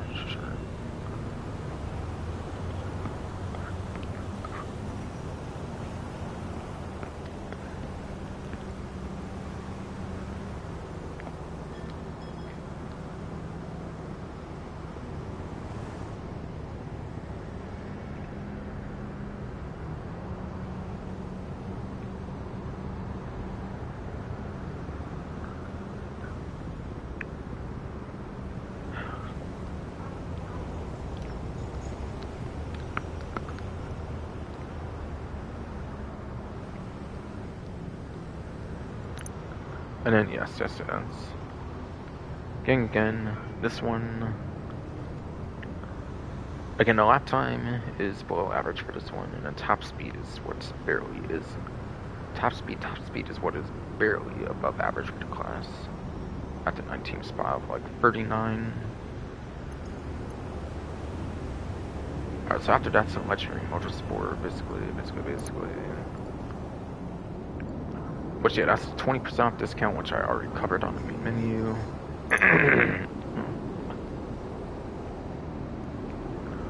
This, yes, is the 20% off discount I already covered on the main menu. Also does have a lock-on jammer, being like, kind of something they do on like all the new vehicles nowadays, basically. For the Rapid GT X. That is.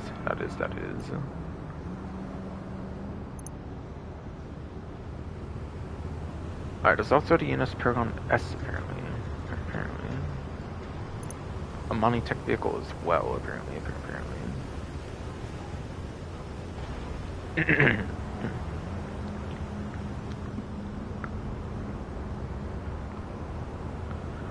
But yes. This one goes from 2,010,000, 1,206,000 apparently. Which is minus $804,000, it looks like, on the 40% discount. Cool. Puts it a little over 1 hour instead of being like 2 to 3 hour grind if it was just for the stock vehicle alone. So that's cool. It's probably more like 2 to 3 hours if you want to customize it instead of like getting just the vehicle, which is nice, of course, on the discount. Albeit it does have some expensive upgrades like the armor plating. Yeah, this one has armor plating. I don't believe it has bulletproof glass, though. I don't think it does, but I might be wrong. Maybe it does have bulletproof glass. Maybe it does, like the Paragon R armored, for example. What it does not have that the Paragon R armor does have is the front weapon machine guns, though.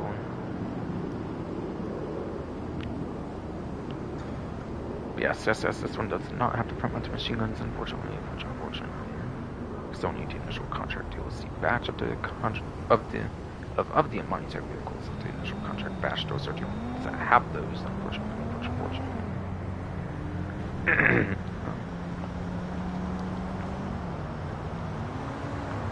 Yeah, I think it has silk lines as well. I think it's pretty feature rich, so it does also have the silk lines.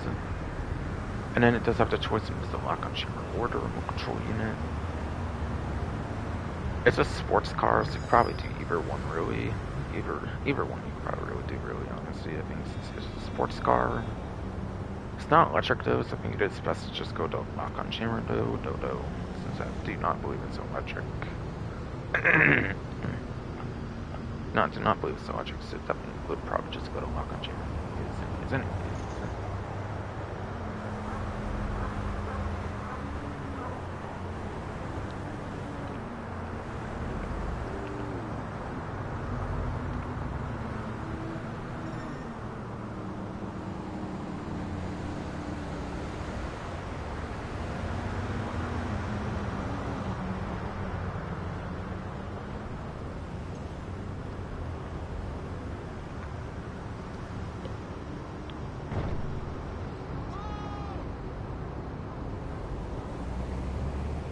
And then yeah, performance for the vehicle, sure.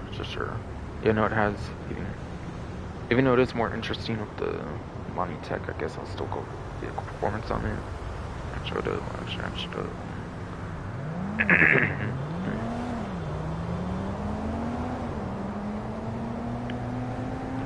Yes. It is apparently still good enough for top of the B tier, apparently. Top of B tier, it's apparently still good enough for, which is still apparently good enough for 8th place, apparently, for lap time, and 19th place for top speed. So it'd basically be getting 13th place of LHSW for the top speed, which is only a couple out top 10, which isn't too terrible, to be honest. Too terrible, to be honest. I don't know if I would call it even good, or it might just be okay, I would say, for 13th for top speed, I would say, honestly.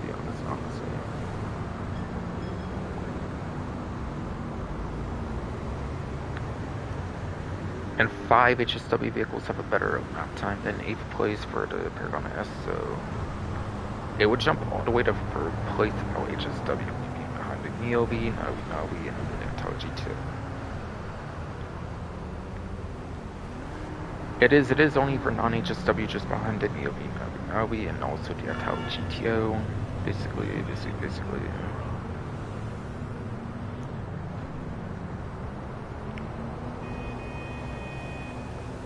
So it's a pretty good one for lap time.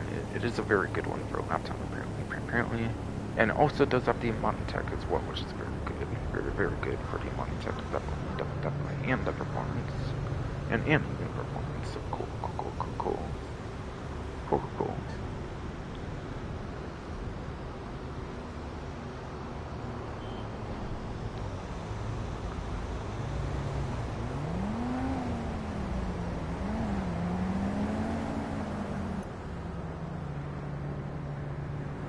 And I was for Bondar Bounties, which was the last update, which was the last update. Or no, that was 2 updates ago. That was 2 updates ago. Excuse me. Yeah, 2 updates ago. That was with the Bondar Bounties update. So yeah, I think that was the last update of proper Monty Tech, basically, and not just lock on and not.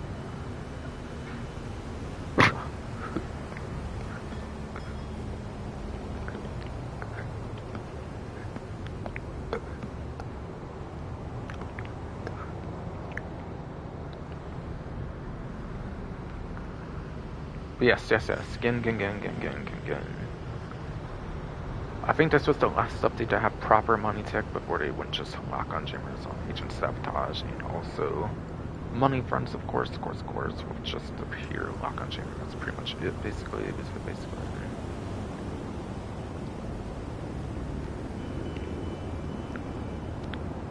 So yeah, very good vehicle, very good vehicle for sure.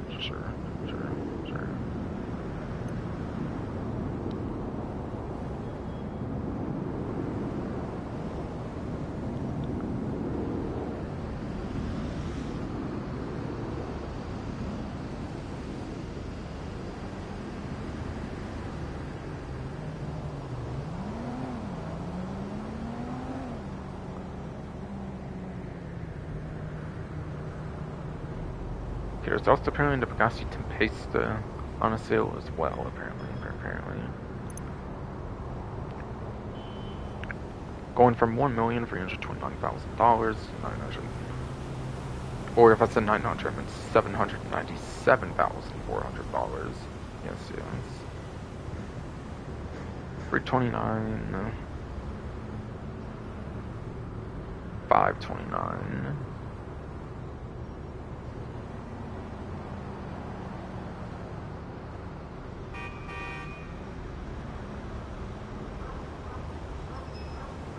$531,600 savings or something. I think.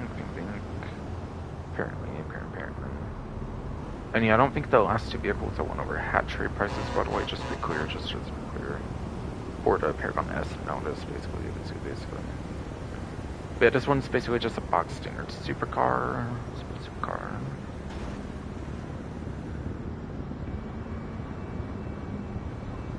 But yeah, the Tempesta, it's a pretty budget supercar, so it's actually not necessarily going to be that good, I would imagine, on performance, and for that reason.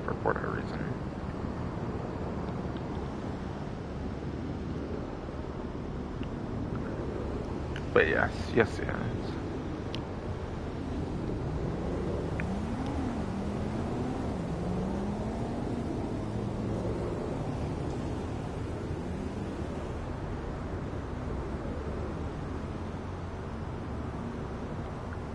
Apparently it's in the D tier, apparently, for the Tempesta, and that gives it 23rd place for lap time, as well as 50th place top speed. Now there is, of course, 4 HSW vehicles. Apparently only 3 of them are even better for lap time, because the TNT actually has worse lap time than even the Tempesta does, apparently.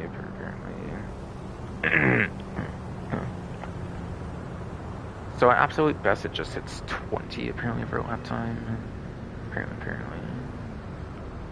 And then it would definitely be like 46, I think, from 50 on top speed.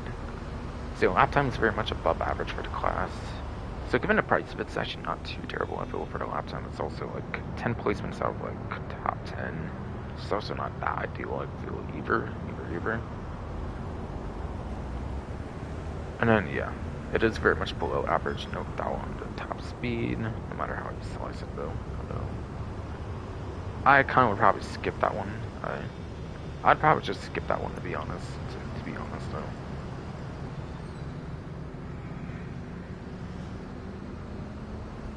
In terms of performance, at least, I would skip that one. It's more for customization, personal preference reasons, of course.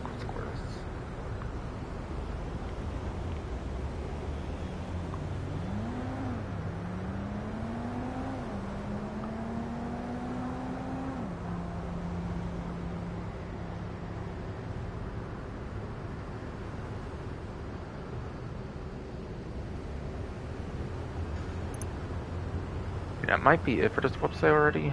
Maybe that's already it for this website. No.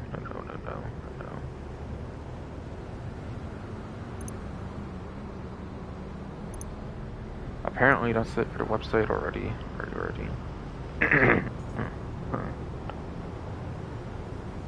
Which I think just at least 2 discounts. One is the weaponized Kanata, which I kind of already mentioned, and one's another thing, basically.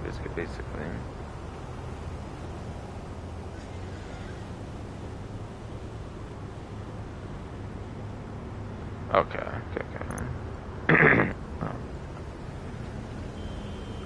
So yeah, Warstock, I think, only does have that one vehicle. It's basically already showing off and stuff, since I was using it already. And yes, the weaponized Kanata, which is $3,385,000 on a trade price. I believe this does have a trade price, and it's $2,031,000.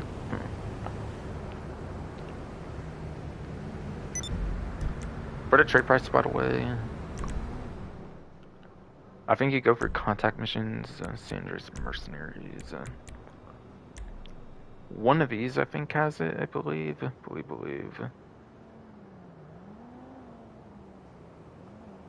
yeah, one of those 6 missions for Project Overthrow has the trade price. I'm not too sure which one, but I think it's one of them. One of them, I think, does.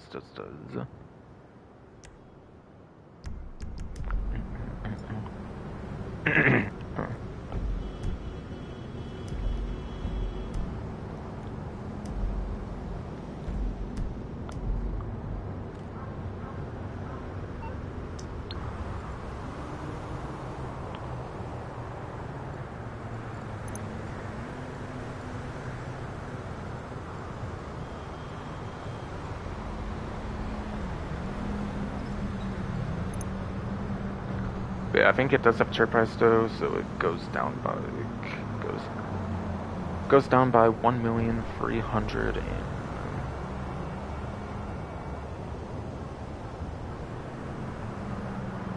$54,000, I think. I think I'm right there, but if not, then somewhere around that at least. It's somewhere around that at least, I'm pretty sure. If not, for some reason.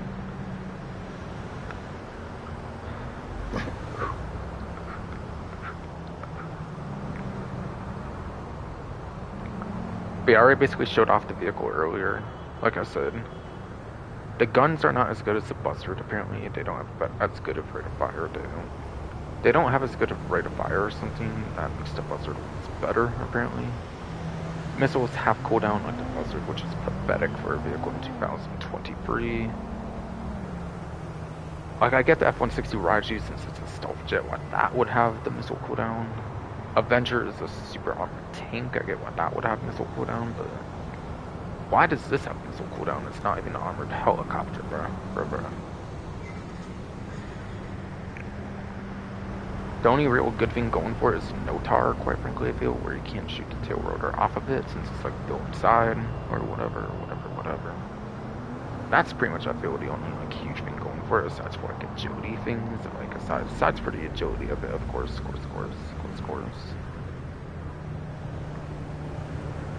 Complete joke of a vehicle. I'd only get it if you care to buy all the weaponized vehicles. If you care to own all the weaponized usable vehicles in the game, it's the reason to get it pretty much. But if not, then kind of a skip to be honest. Kind of skip not to be honest.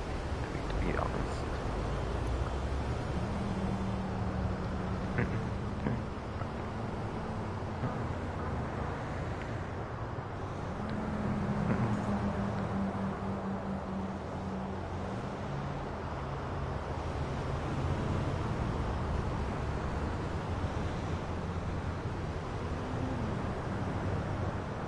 And yeah, apparently there's only one last vehicle in like Stubborn at this point.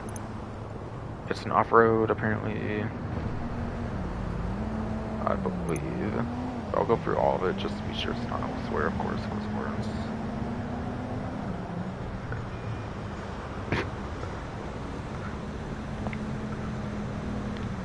Yes.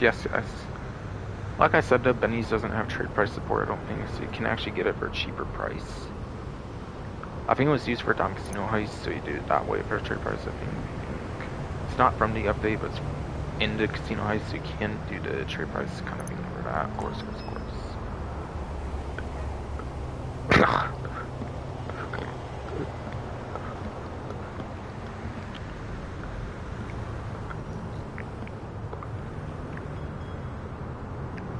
Yes.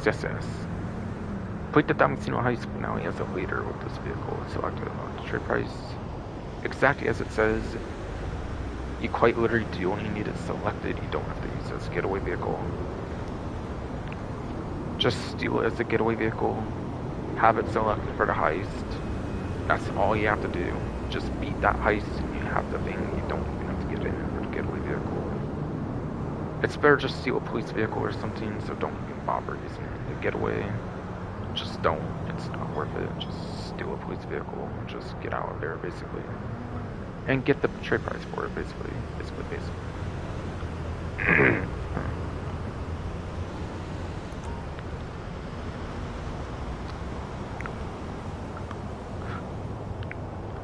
And if you do that, it might be cheaper to buy on here than it is for Benny's. And if you do it for that, yeah, it might be cheaper to get it here compared to Benny's, though.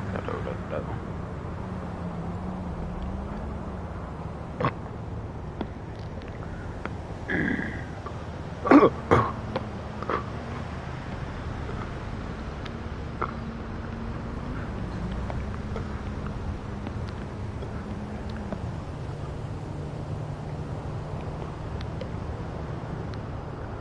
God damn it, yeah, fuck, that's running in front. Come on. Fuck.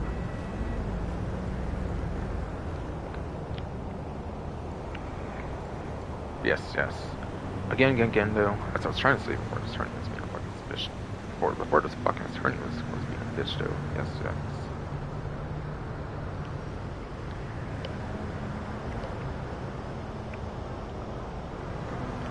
Yeah, if you have the trade price, it might be cheaper to buy on this website versus Benny's, by the way.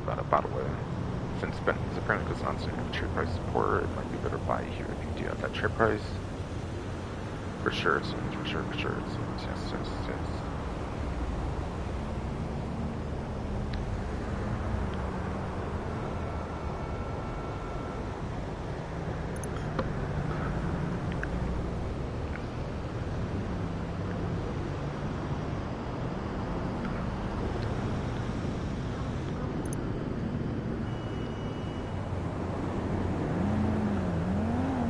Or no, it's not off-road, it's actually luxury. It is an off-road class vehicle, but it's put in luxury though, apparently though.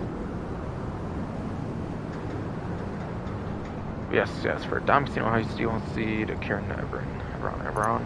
It might have a trade price.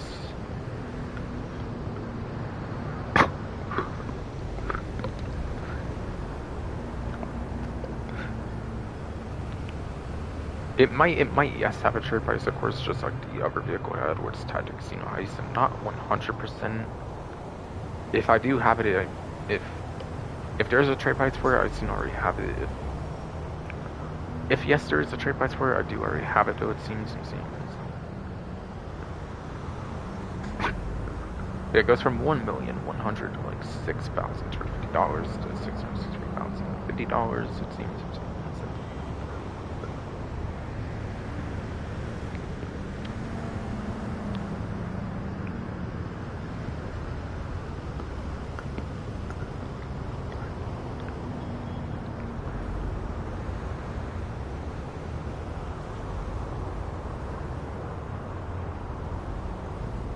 Yeah, 436 for like,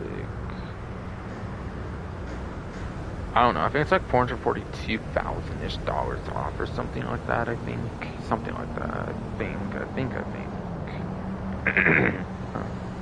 For the price difference on the 40% off to Karen Everon, whatever.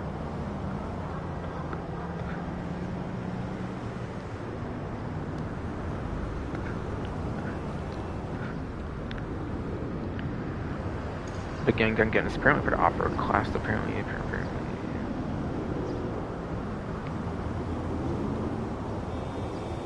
It's put in luxury, even though off-road would be pretty good as well for putting it in, of course, whatever. But yeah, according to the spreadsheet, it's at the bottom, the F tier for the Everon. And that is good enough to give it 22nd place for lap time, and then 14th place for top speed.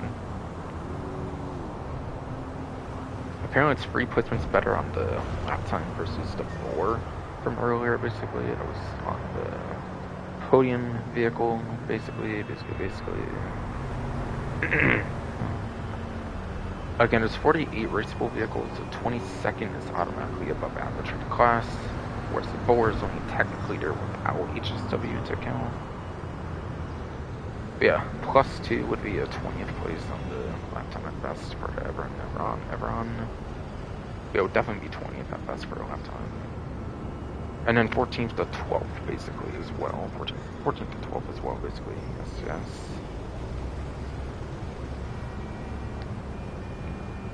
So yeah, there's a few placements out of like top 10 for top speed. It's kind of a noteworthy placement of it, but yes. It is at least above average for both lap time top speed, but yeah, honestly, there's better off-road vehicles that are actually within the top 10, so I probably wouldn't bother with this one too much though. So I think it's mostly for personal preference customization reasons.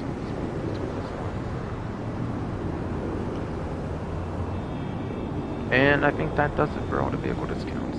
I did find a gun van earlier. I think before that I'll do the stash house though. I think stuff on that, of course. Of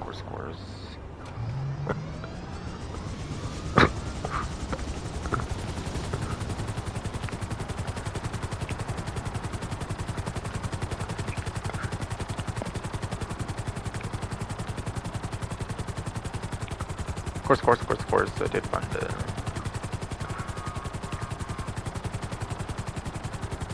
I of course did find that gun van, no.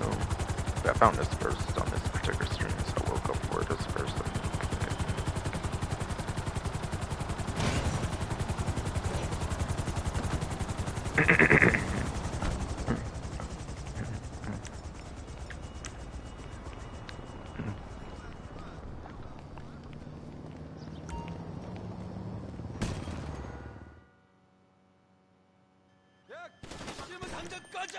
Eat it! 이 망할 자식! Watch it! 무성자가 있다! 이 새끼 이제 죽었어! I will disembowel you if you don't leave! Look out! I was trying to get this guy before he moved. Whatever. I got you anyways. I got dying. Good. Even without using a assault shotgun.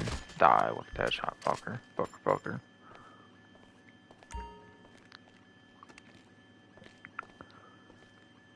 Alright, so where's this thing at for sticky note? Sticky note.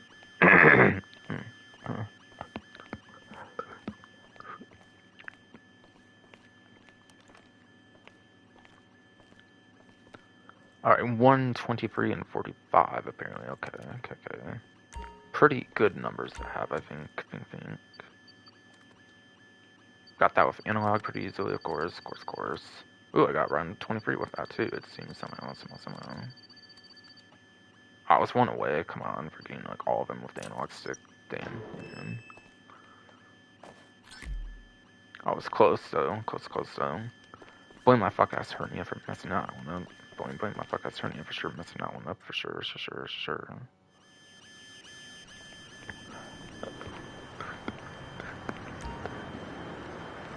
Literally going off the whole entire stream with stupid hernia though, I swear. Fuck.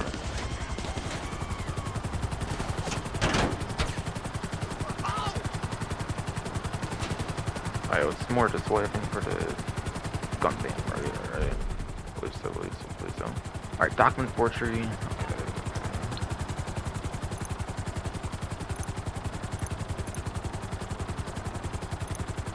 $500 apparently. Okay. Kind of like the worst business in the game. But yeah, document forgery did not get a payout boost. Document forgery, yes, did not get a payout boost. And this DLC at least. Weed, counterfeit cash, and then the hanger got it, but not that, sadly. Oh, there's an export vehicle, fine, let me get that, I guess. I think I did find one last stream, but I like fell asleep, so I didn't think I got the export vehicle when I found that. Not bad.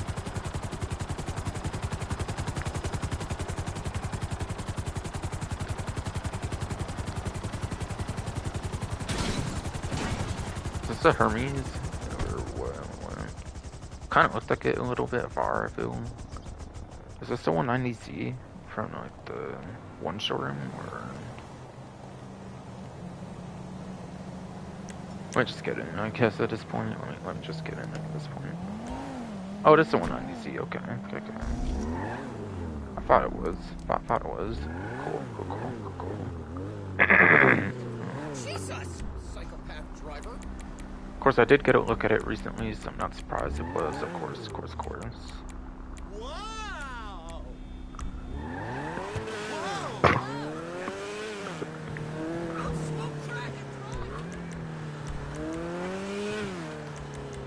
Alright, turning up with Escanada, since I'll just call it, of course, one of the docks or something. Since there's a spawn right there, basically, for aircrafts, of course.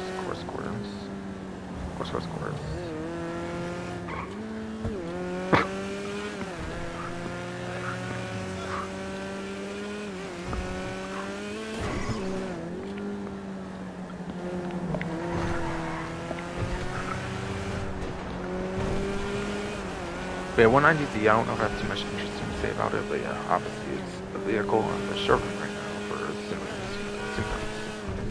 Yeah, simulators,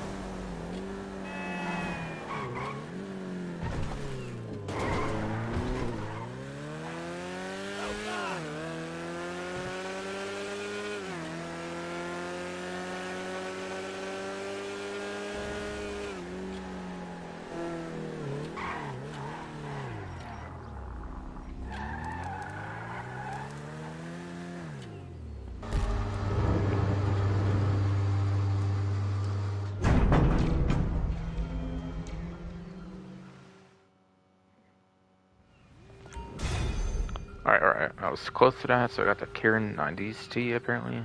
Apparently. Yeah, I got 20k and then another 20k I think for the level up, I believe. Man, for him to go to the 250, I think. And then once seeing 250, you don't actually get that many things, I think, after 250, I think. Sadly, for that, though. Do.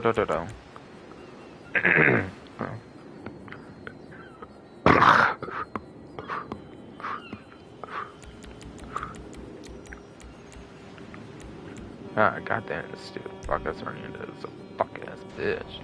Fuck.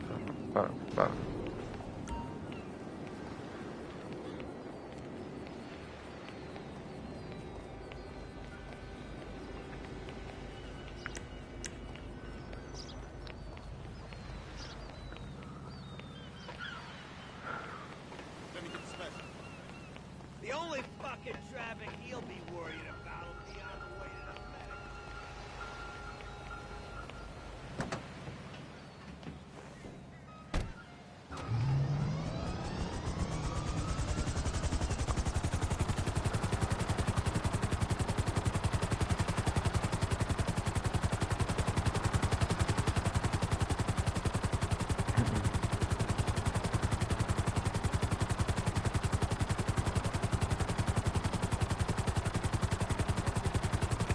Garment factory hit $34,050 for MK.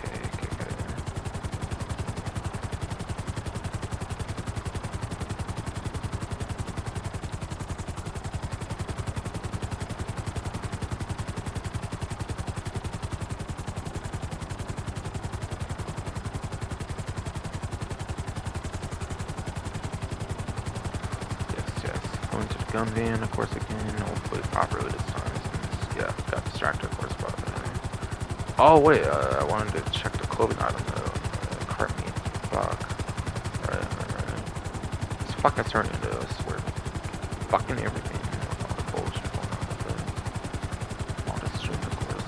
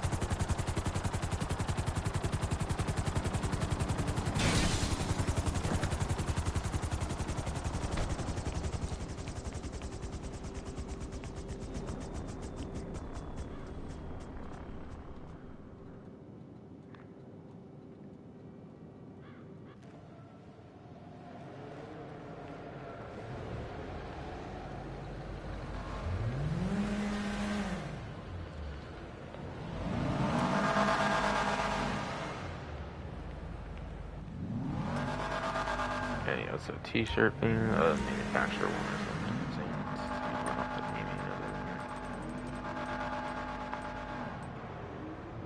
Right.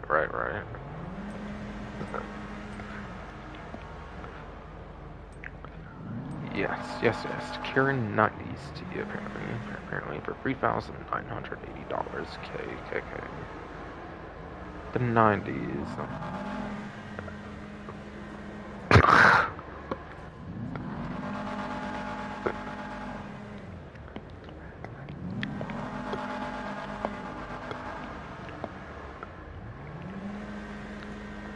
And 90s apparently.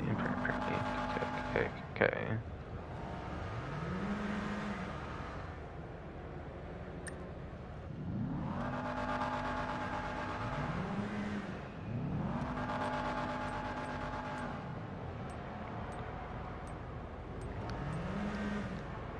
And then the last one is apparently for level 400. Like I said, I think after like 250 you don't actually get that many clothing items unless it's like a huge milestone. Like 00 or like a 50 at the end or something maybe. Maybe.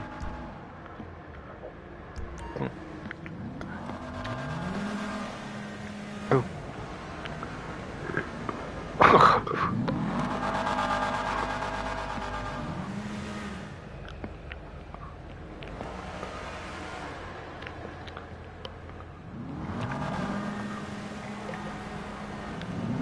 Like, holy, what the fucking hell are you annoying fucking nerd? God damn it. God.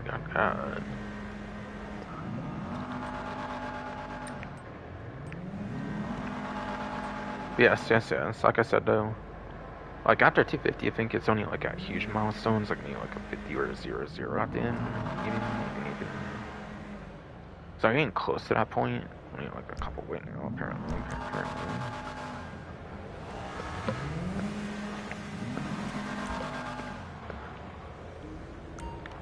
Interestingly.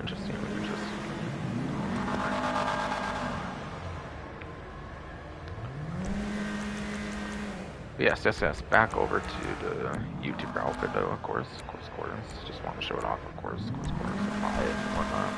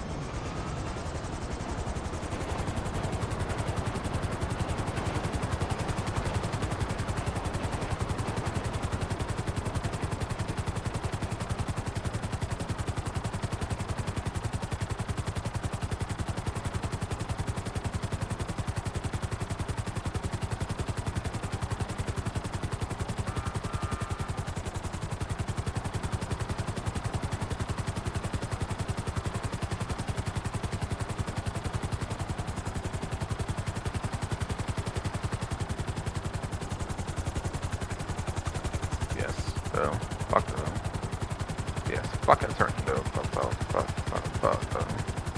Like, let me at least do one fucking part of my stream properly, please. Without fucking over every damn moment. That would be nice though. That would be fucking nice though, but I'm not counting on it, of course.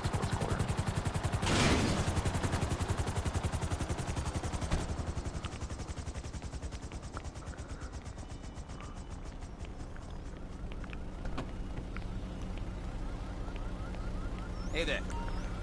Some new stuff I think you'll want to see.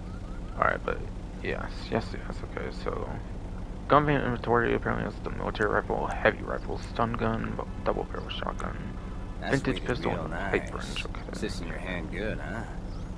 So those are the 6 things for the main weapons apparently, and the gun van this time.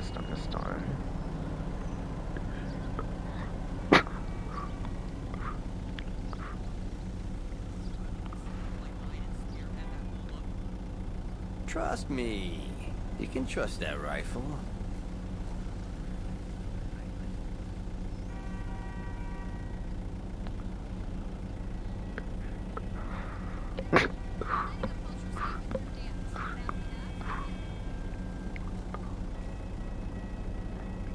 That kind of rifle speaks for itself.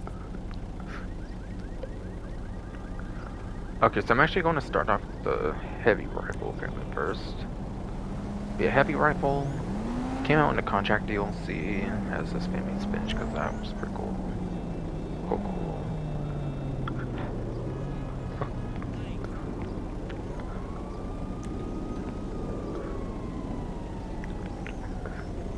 Yeah, now that rifle's a modern classic. It has extend clip, raising the ammo clip to 60 or whatever, like a lot of them have. Scope. It's one of the latest weapons that actually has a scope. In fact, I think it is the latest assault rifle that has a scope if you're on PlayStation 4 Xbox One PC Legacy.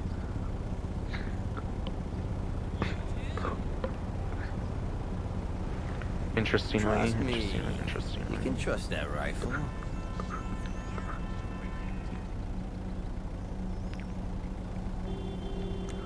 Also has a flashlight, suppressor, and grip apparently. Okay.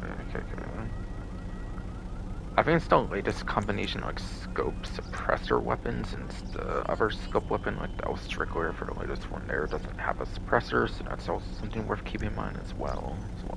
No tax, no paperwork, no bullshit. But I hear people don't really like the heavy rifle too much from what I hear, I think.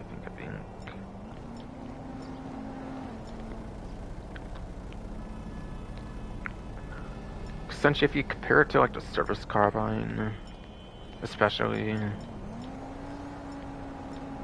you're kind of trading off like fire rate, it looks like, for damage a little bit.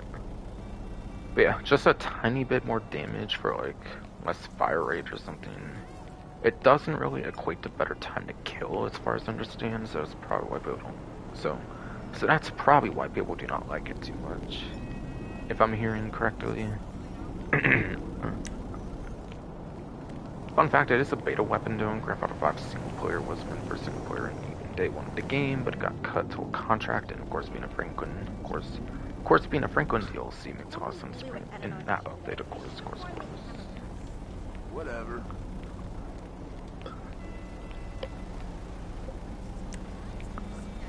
Yeah, people say in-game stats do lie, but it's not always the case, I think. But yeah, I think I do hear it does trade off some fire rate for just a little pinch more of damage, which yeah, it kind of equates to not a great time to kill or something, from what I understand. Yeah. For why it's not like one that people tend to use all that much, basically, over something like the service carbine, over something like the service carbine, even. Whatever. Check out my cell. But again, I think it's the latest weapon that has the scope suppressor combination for the assault rifle class, of course. So that's interesting, of course.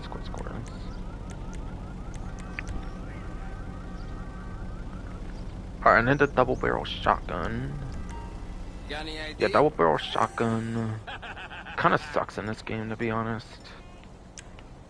It's nowhere near as iconic as the Red Dead Redemption double barrel shotgun, even like the first one from like 2010, which is pretty pathetic. Since this came out like 6 years later than that, I think in the Bikers DLC, of course, for 2016. I think it came out 2016 for GTA 9. Yes.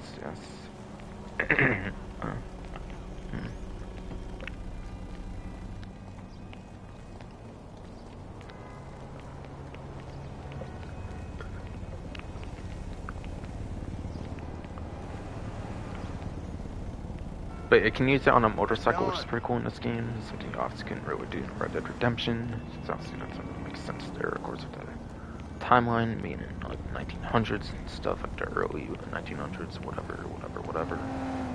Like late 1800s, 1900s and stuff.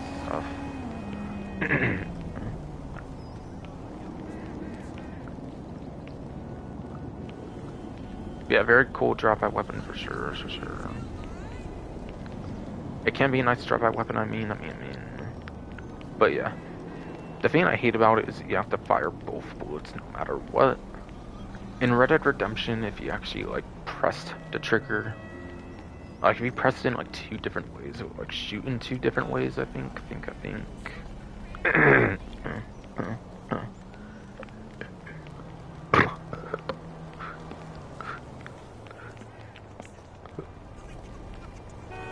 Yeah, forget though. If you like slightly press the trigger, it might shoot like 1 bullet in Red Dead Redemption 1. And yeah, in the first Red Dead Redemption as well, if you like fully press it, I think it does both bullets. So depending on like how you press the trigger, I think it actually does the bullets differently. Not the case in GTA 9, unfortunately. It just does 2 bullets no matter what each time, which is annoying as fuck. Which is definitely annoying as fuck for sure. I think it would be a lot better if it worked like the first Red Dead Redemption. I think it would be a lot better if it worked like the first Red Dead Redemption, where it actually like shot, depending on like how you did the trigger.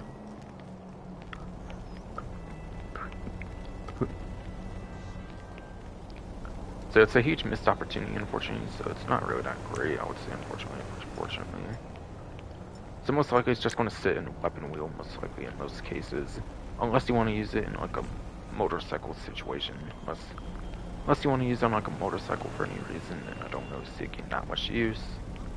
You can also use it on like a boat, I think, as well, since you can use like motorcycle stuff on a boat, I think, all the time as well.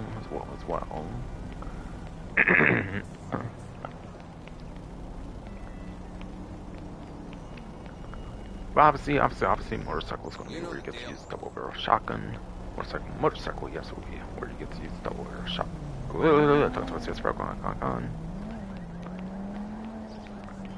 Motorcycle, yes, will be where you get to use the double barrel shotgun, of course. effectively, of course. No one followed you, right? And then onto the vintage pistol. It's a beautiful looking pistol, basically, and that's about it, honestly. It's 14 rounds. Pistol Mark II has a Mark II version, so it's probably what's this was 8, of course. Combat pistol is 16. I'm sure regular pistol even has like 16 or something as well. Mark II might have like 16 if you use like regular bullets, of course. Pistol .50 has 12 and has like a huge damage increase, which I don't think the vintage pistol really has. Alright, might be better than the SNS pistol. I think the SNS pistol may have less than 14. Could be wrong though, but it has a Mark II anyways. Has a Mark II version anyways. Like, quite frankly, it's kind of a joke for the vintage compared to the SNS, even just because it has a Mark II version.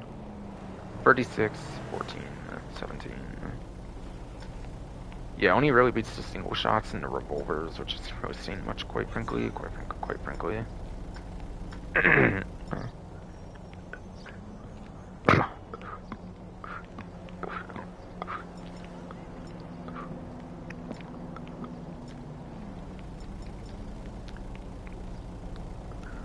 But yeah, pistol .50 at least has a damage increase to compensate for having 12 shots instead of 16 or like 14 in this case or something.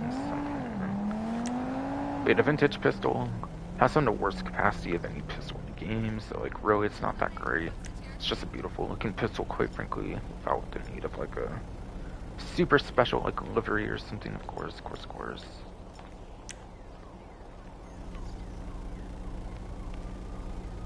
Hey there. Make it quick.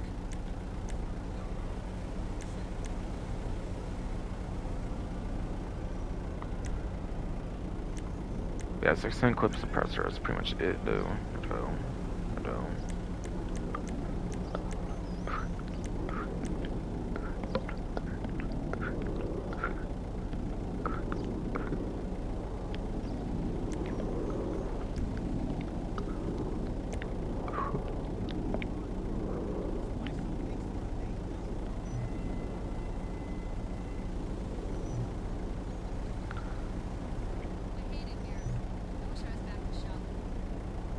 You land a blow with that? Good night. No, yes, you do have the pipe wrench. Just a basic melee weapon.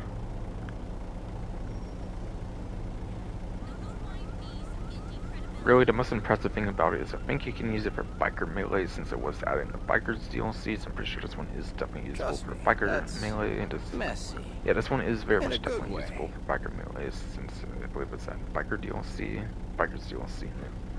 Was the DLC that added the biker melee feature, of course. So aside for that, there's really like nothing to say, really. Okay, you fuck ass hurt me. God damn it. Fuck. Can I even do any of this without you killing me? Easy to clean. Shit. God damn it, bro. Fuck.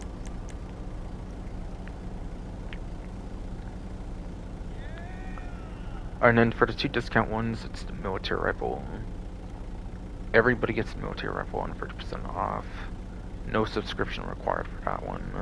That one. Which is basically just a suppressor version of the service carbine I was using in the stash house, of course.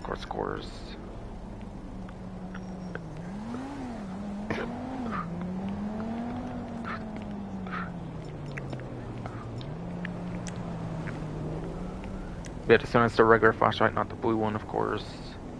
You have to buy the extended clip separately. It doesn't come with just 45, like outright, whatever. It doesn't come in like with it already as soon as you purchase it, like Del Strickler does.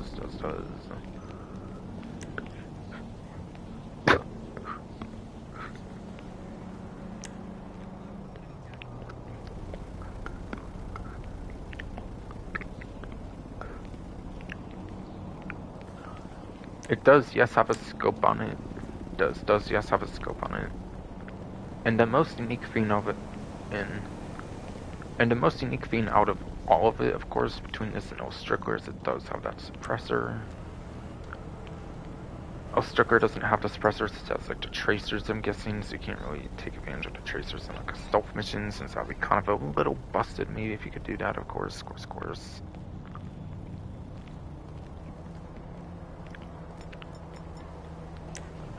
But if you like the Stricker and you wish there was like a suppressor for it, and military rifle is for you, basically. But it does have 45 rounds instead of 60, so you do get -15, which isn't as bad as 30, at least on battle rifle, of course. But yeah, battle rifle with extend clip, of course, only has 30, which is kind of a joke. At least that has 15 more than that, at least, so it's still serviceable enough, even without like 60. I feel, honestly, I feel it's pretty serviceable even with 45. I feel. If you actually did want to run it, I think it would be pretty fine to do so. For sure.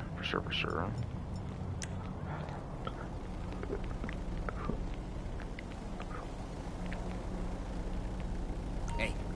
Okay, let's do this. And last but not least, a stun gun is on 30% off, but you need a subscription for it. So you need to have PlayStation 5, Xbox 360, PC enhanced, and you need tongue twister, that's right, and you do need that 30%. To get that 30% off, you do need a subscription.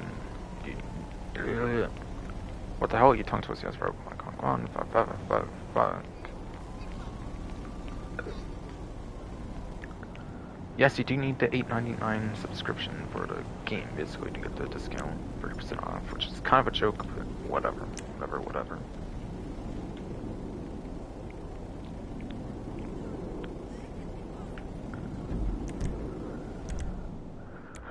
But yeah, two areas where it's pretty useful for. The main one is $1 bounties, which is why tier 2 gives you the finishes, because that's very useful for the bounties, of course.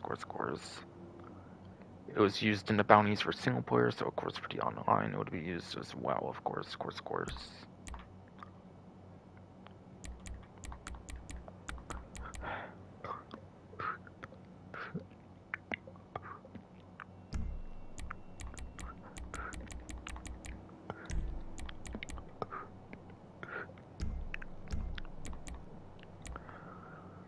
And then survivals. Believe it or not only did I do complete 10 wave survival mode points solo with the stun gun, I also did manage to reach wave 16 playing endless waves solo and with the stun gun as well. Believe it or not.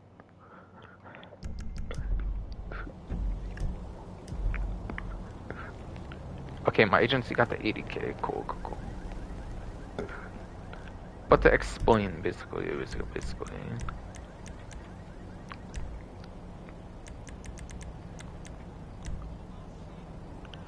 The map I did that on was Nuclear Silo Survival. You have these like orange doors, I think like enemies come out of them, I think during like actual finale, of course, for like Act 3, like finale, for the Doomsday scenario, whatever.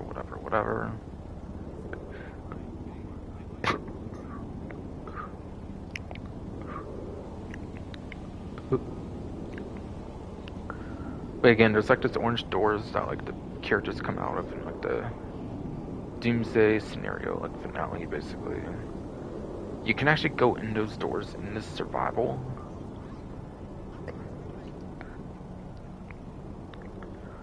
And you can essentially just camp inside of them, and you can basically just camp inside of them, just wait for all the enemies to go towards you.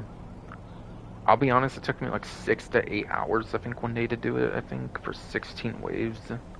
I think it was for all 16 waves, it took like 6-8 hours.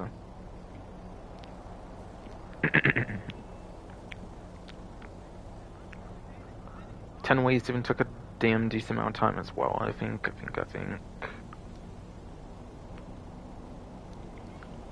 But it's possible solo if you do the stun gun. I also used like the service carbine, I think was what was out at the time when I did it, as like the latest assault rifle. So you can basically, so yes, you can basically just use your like assault rifle of choice, stun gun. Probably even use a combat MG, and that works pretty good as well. I'm pretty sure.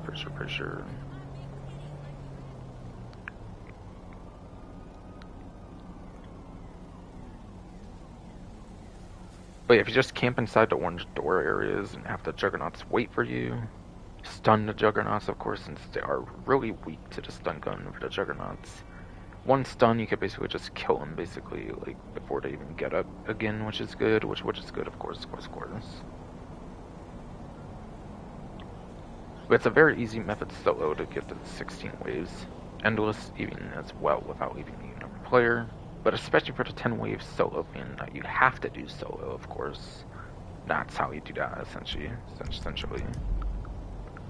I think there's another one that uses like the Methlab survival that also has like helicopters to deal with and stuff, but the vents on top I think would just keep blowing up on me or something, so I just quit doing that. Or I was doing it with like another player and like another player was being like dumb or something. But I found Nuclear Silo to be the good map for doing it, since you don't have helicopters for one, and then two, you only have Juggernauts because of that as well. And then yeah, three, the orange corridor doors are crucial, of course, for camping inside of an area, of course.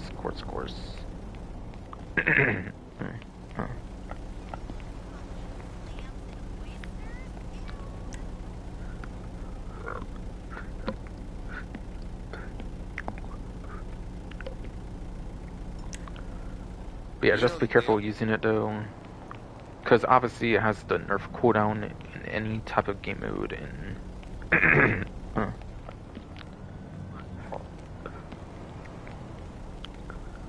yes. The GTA Online version of it does have the insane like wait you have to wait for, of course. So just be careful of that, of course. If you do the strat, of course. But if you know how to deal with it, of course, it's not that bad, and you should be able to do it easily that way, of course. Alright, so that was it for the weapons. No one followed you, right? Throwables now. Yeah, Pipe Bomb from the Bikers DLC. Originally for GTA series, it was for the Grand Theft Auto 4 Lost and Damned DLC, initially came out in.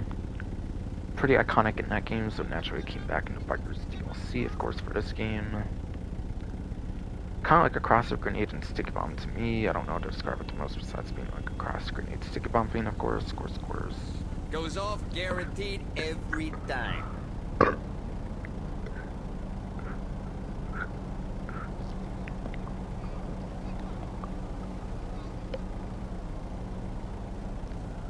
But it cannot blow up in your hand.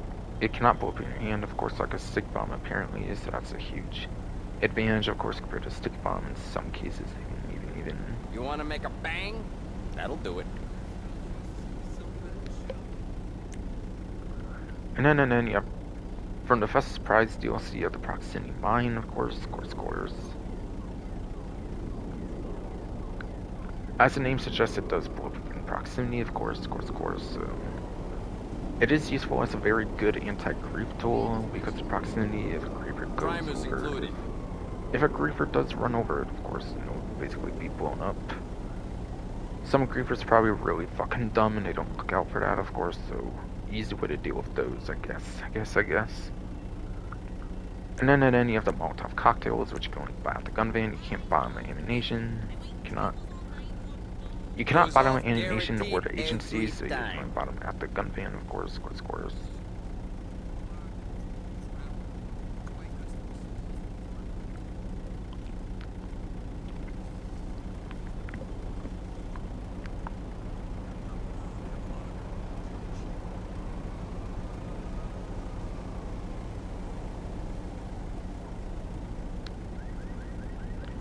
You want to make a bang?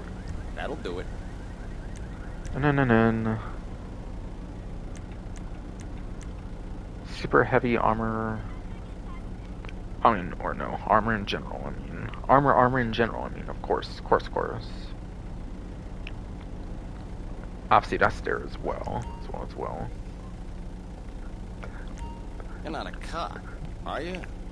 I hooked him up too. But I like to know So that these does it for the things. Gunvan content, so now it's really just HSW town trial, and then I get to be done, basically.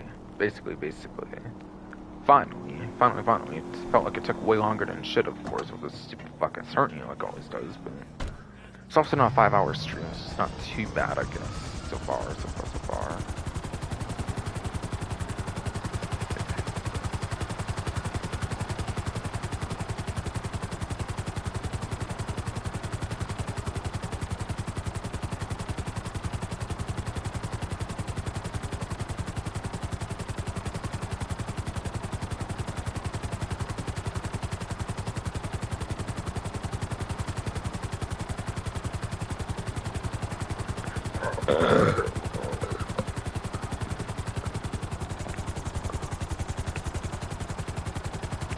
Fuck, I'm so sorry to sit here and just be that much of a bitch. Fuck.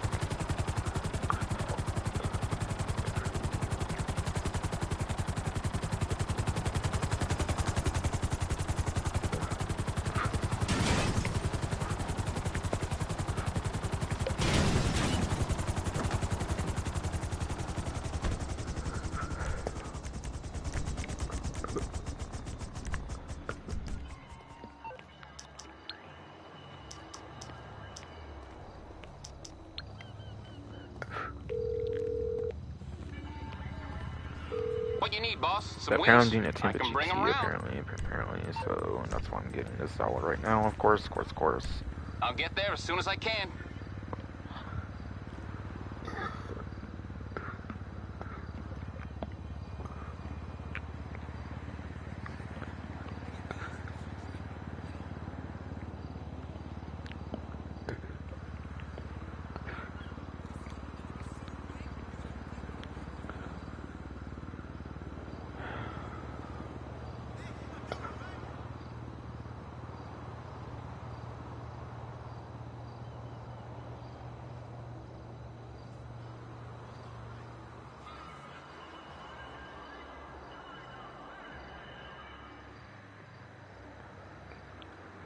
But yes.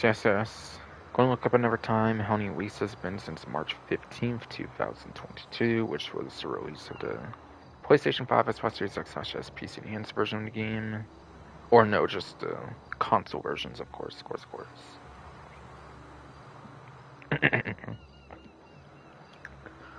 As of August 12th, it was exactly 178 weeks, but Newswire got posted on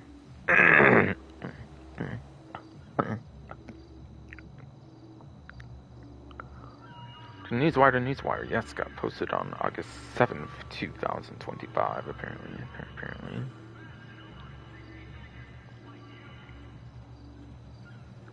Which was like, what, 6 days ago, it seems?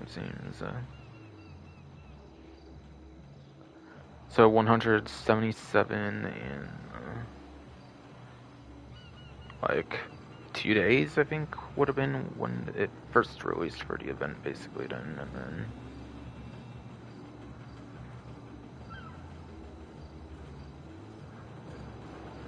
I think so. And then looking at my notepad, if I go to my notepad for all that stuff, basically, I do have it noted down for weeks 177.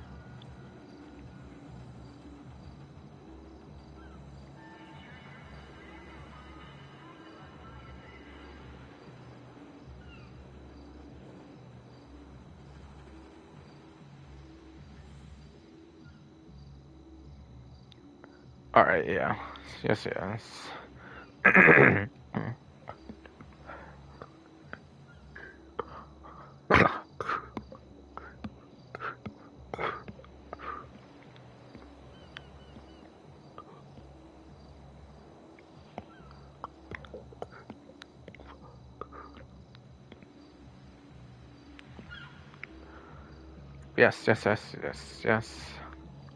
I am indeed on the Tampa GT, apparently, so.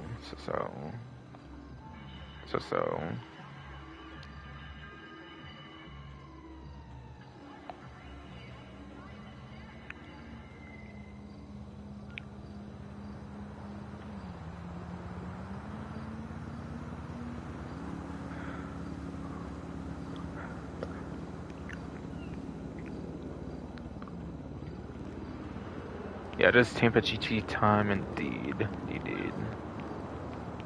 Okay.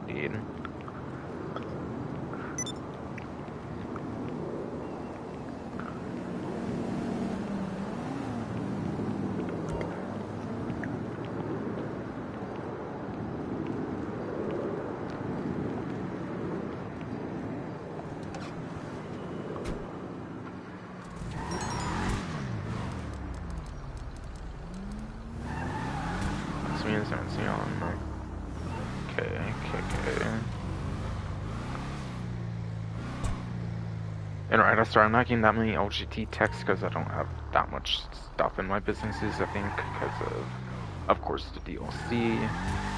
Of course, in preparation for the DLC, I did make some money, of course.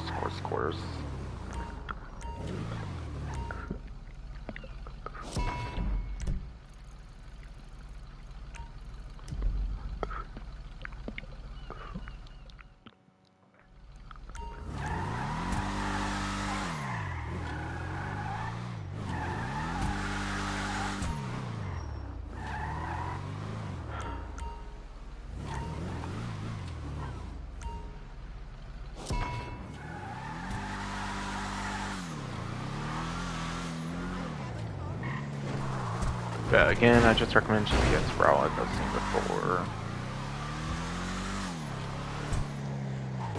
Again, this is very insane on top speed, but it's really terrible on the last time. Just keep that in mind. There's that kind of balance on the vehicle.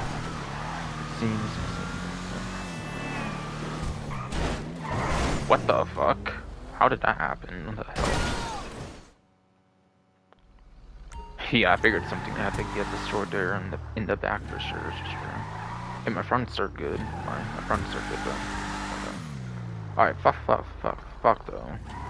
Stupid fuck ass Tornado, can you let me just enjoy one part of my stream without killing me every damn second? That'd be nice. That'd be nice though.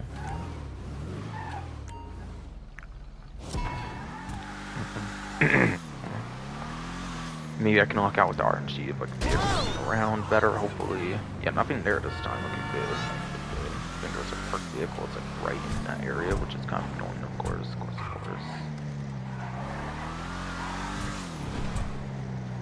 Oh, come on. Wow, I'm surprised I didn't screw it harder or anything. Alright, not go crazy over there like the last time. At least started making it further than see how actually insane this turn speed is. It seems actually really crazy impressive, but it's not, of course. Not surprised, of course. Yes, probably 132 made a mistake when he first went over it, but yeah, he corrected that and he got like much better top speed value after that. So like, it's definitely one to believe that was correct, of course. Apparently forgot like one upgrade or something, I think, for the vehicle or whatever.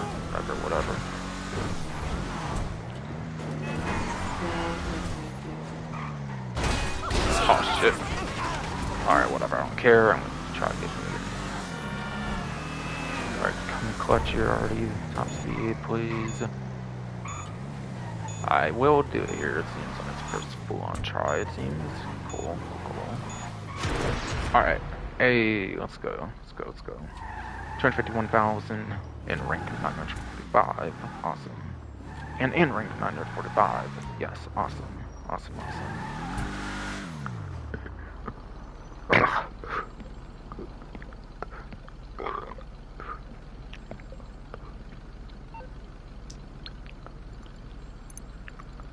Alright, got 251,000 after that all in the bank. Or will be in the bank, of course. Getting me to 13,851,840 Okay. Awesome. I hate getting up early in the morning for Okay. For sure. After almost 4.5 hours, dying like crazy to stream, of course, because my fucking body's a bitch, apparently.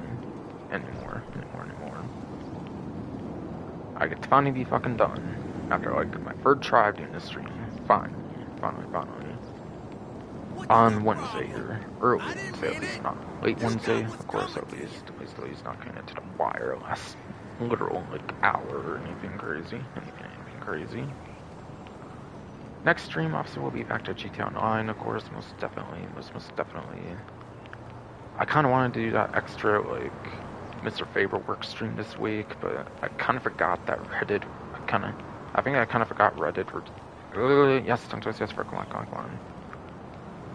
Yeah, I wanted to do the extra GTA, Mr. Favorite work stream I wanted to do, of course, plenty this week, but I did completely forget, though, that there was, Reddit online to cover everything for the event, so, for the month, actually, for the month, of course, of August, of course. So yeah, Saturday ended up forgetting that, unfortunately. But yes. I think that will finally for sure truly be it for the stream though. Next stream will of course probably be the next GTA Online stream like I usually do anymore. Not sure on any videos, of course, within like 10 months of GTA 6 possibly, because of this fucking ass hernia never improving like 100% I feel ever anymore. So my plans there are very uncertain, unfortunately, for any sort of video content ever coming up anytime soon. So I think that will sadly finally be it for this stream. Hope you enjoyed.